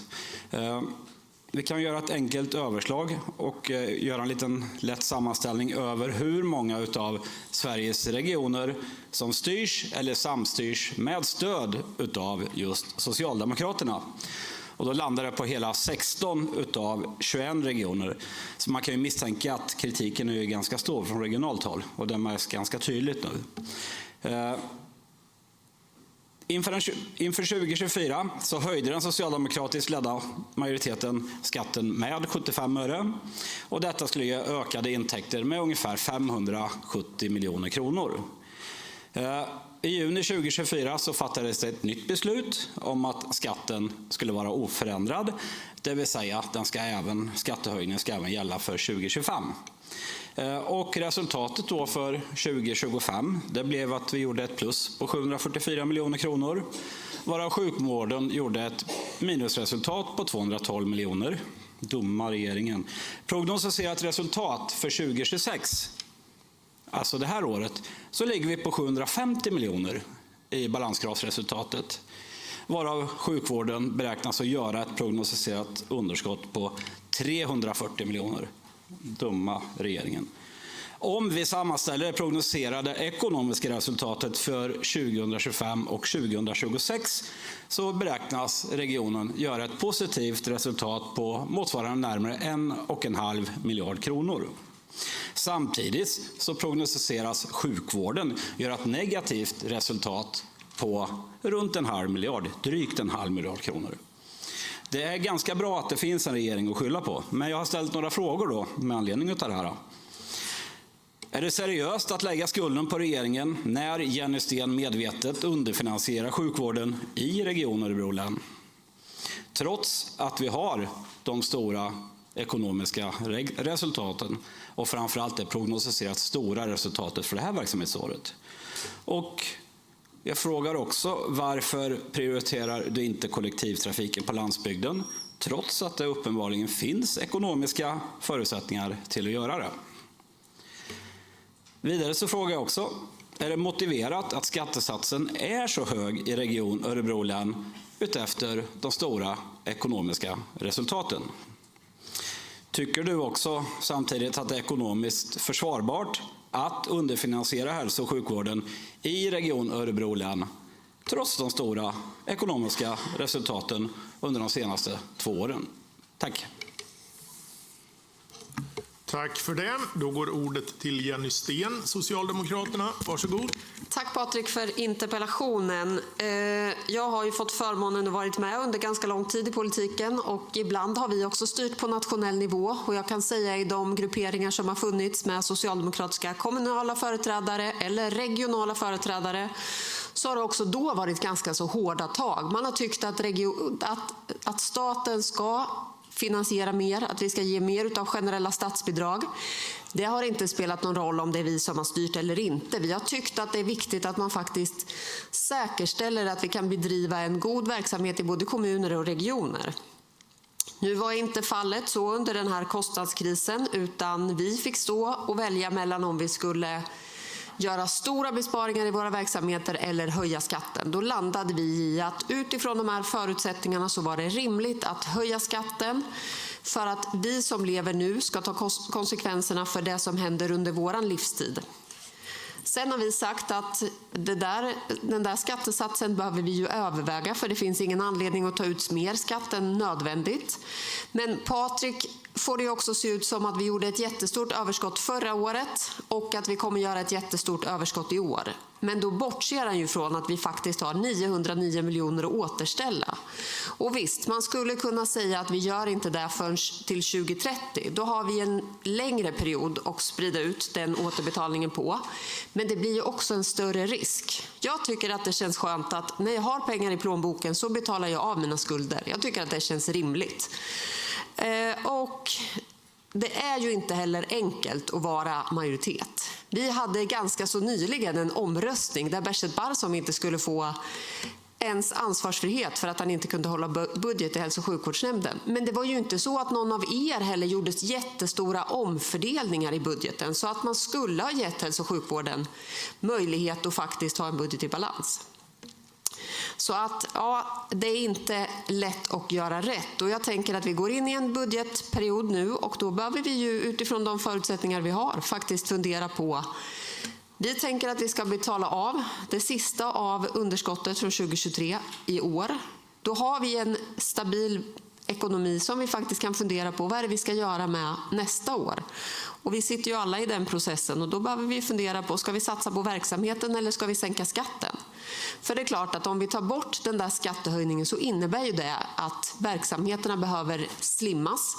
Och jag har ju egentligen inte hört någon som säger att just den där verksamheten kan vi plocka bort. Förutom ett gäng administratörer som man lätt kan plocka bort utan att det påverkar någonting. Så att, ja, men det är så att vi har höjt skatten för att ta ansvar och jag tycker att det känns rimligt.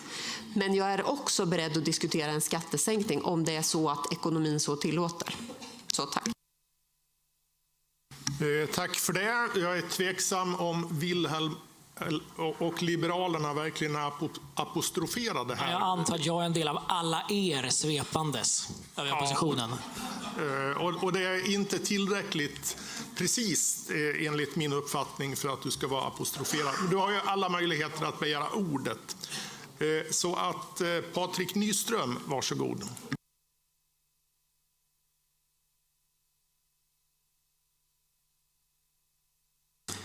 Tack för ordet, herr ordförande, och tack för svaren, Jenny. Visst är det fantastiskt att ni har ungefär 700 miljoner kvar när ni återställt det sista underskottet här och göra verkstad av nu när vi går in i en valrörelse. Det skulle jag också vilja ha. Vilken budget jag skulle kunna få ihop då.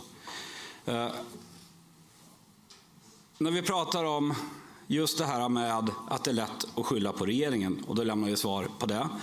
Jag tycker att regeringen har visat och tagit ett relativt gott ansvar faktiskt över hälso- och sjukvården.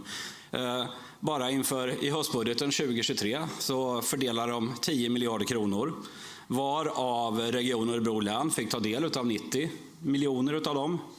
De gjorde även i vårändringsbudgeten i verksamhetsåret 2024 en omfördelning i budgeten så innebar att Region Örebro län fick ytterligare 181 miljoner. Och det här är ju liksom uppe på de vanliga statsbidragen som vi får, så att säga.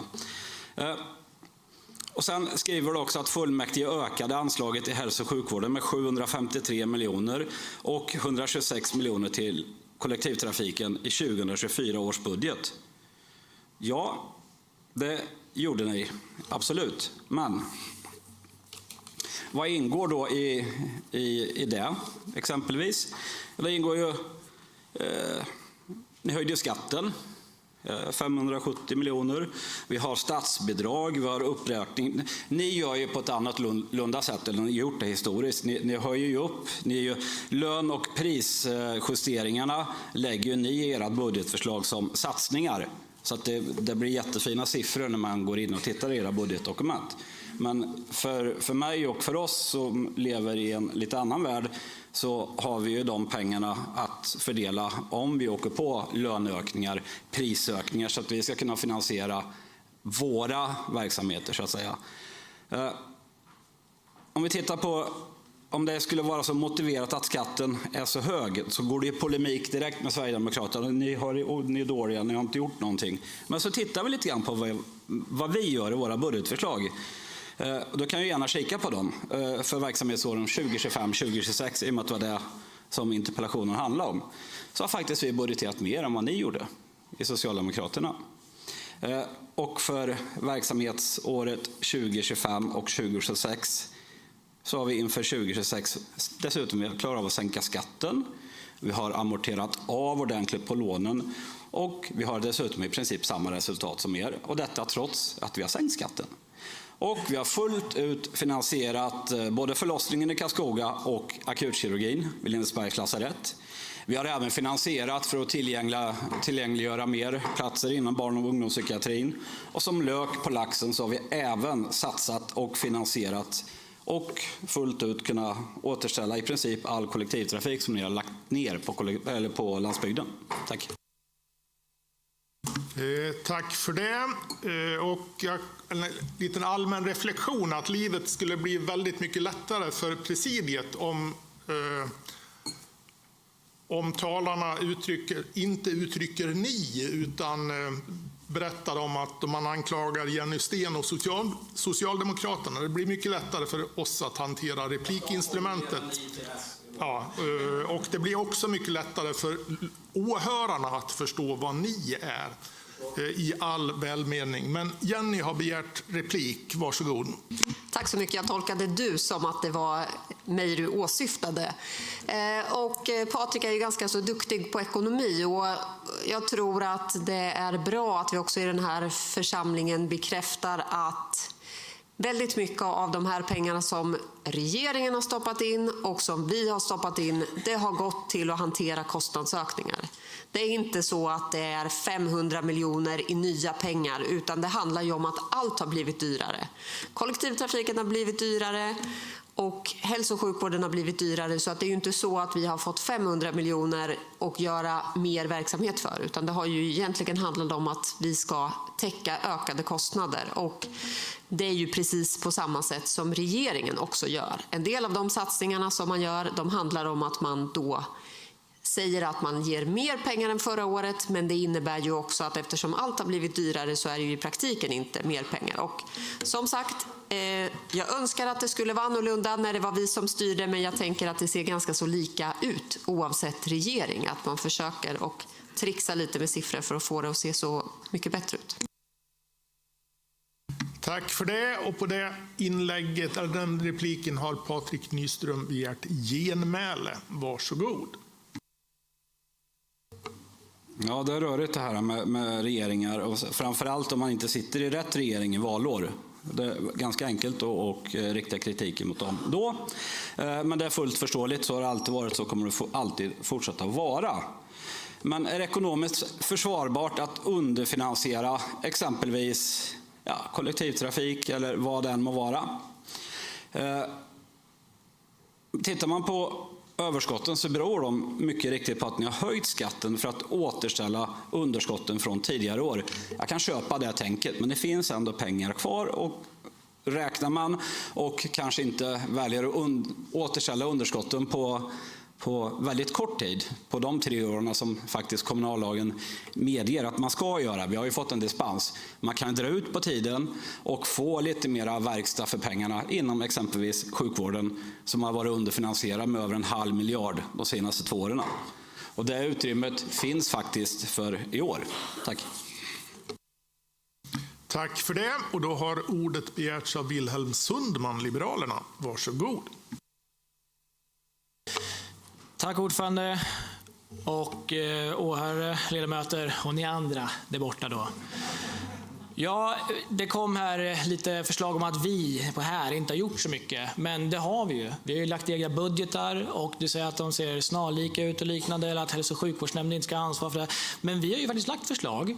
Vi har lagt tydliga förslag om förändringar. Vi har lagt skarpa förslag om att när ekonomin går dåligt, så har vi lagt att till exempel hälso- och sjukvårdsnämnden uppdrag att samtliga vårdcentraler inom region och län som inte kan upprätthålla den förskrivna kraven eller krav i kvalitetsboken inom sin befintliga budgetram ska till nästkommande nämndsammanträde inkomma med en formell begäran om underlag för öppettider och bemanning för att få en budget i balans.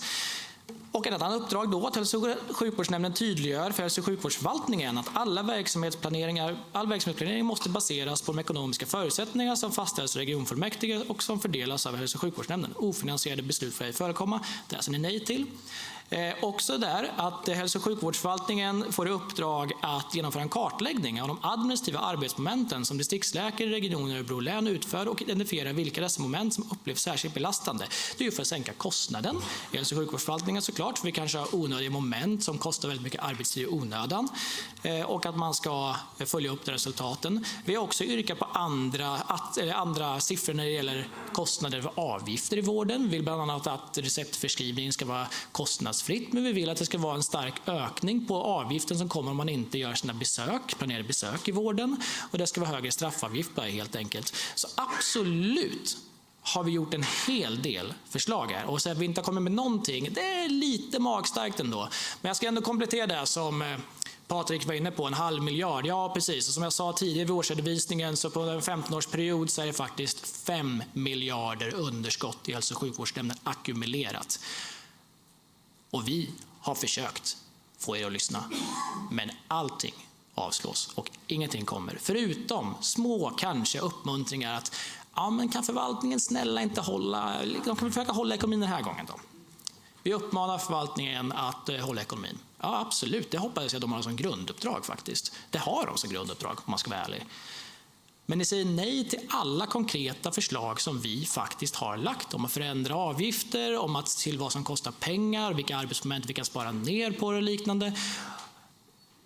Så jag säger nej till. Så absolut finns det förslag. Det är bara det att ni verkar ju inte lyssna på dem ens, eller ens komma ihåg dem. Och då blir det ju svårt att säga vad folk har sagt om man inte ens lyssnar från början. Tack.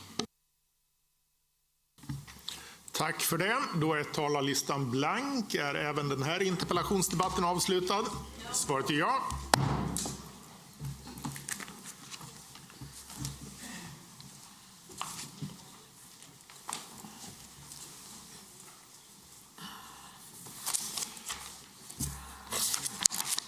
står inga namn här för mig.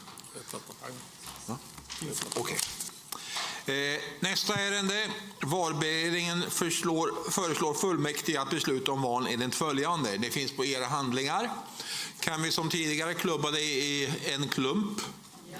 Kan vi besluta enligt förslaget? Ja. Därefter sista punkten, avslutning. Tackar så mycket till hela regionfullmäktige för detta sammanträde. Vi syns längre fram. Det är väl juni nästa gång och sen kommer valrörelsen för oss alla. Tack så mycket. Därmed är fullmäktige avslutat.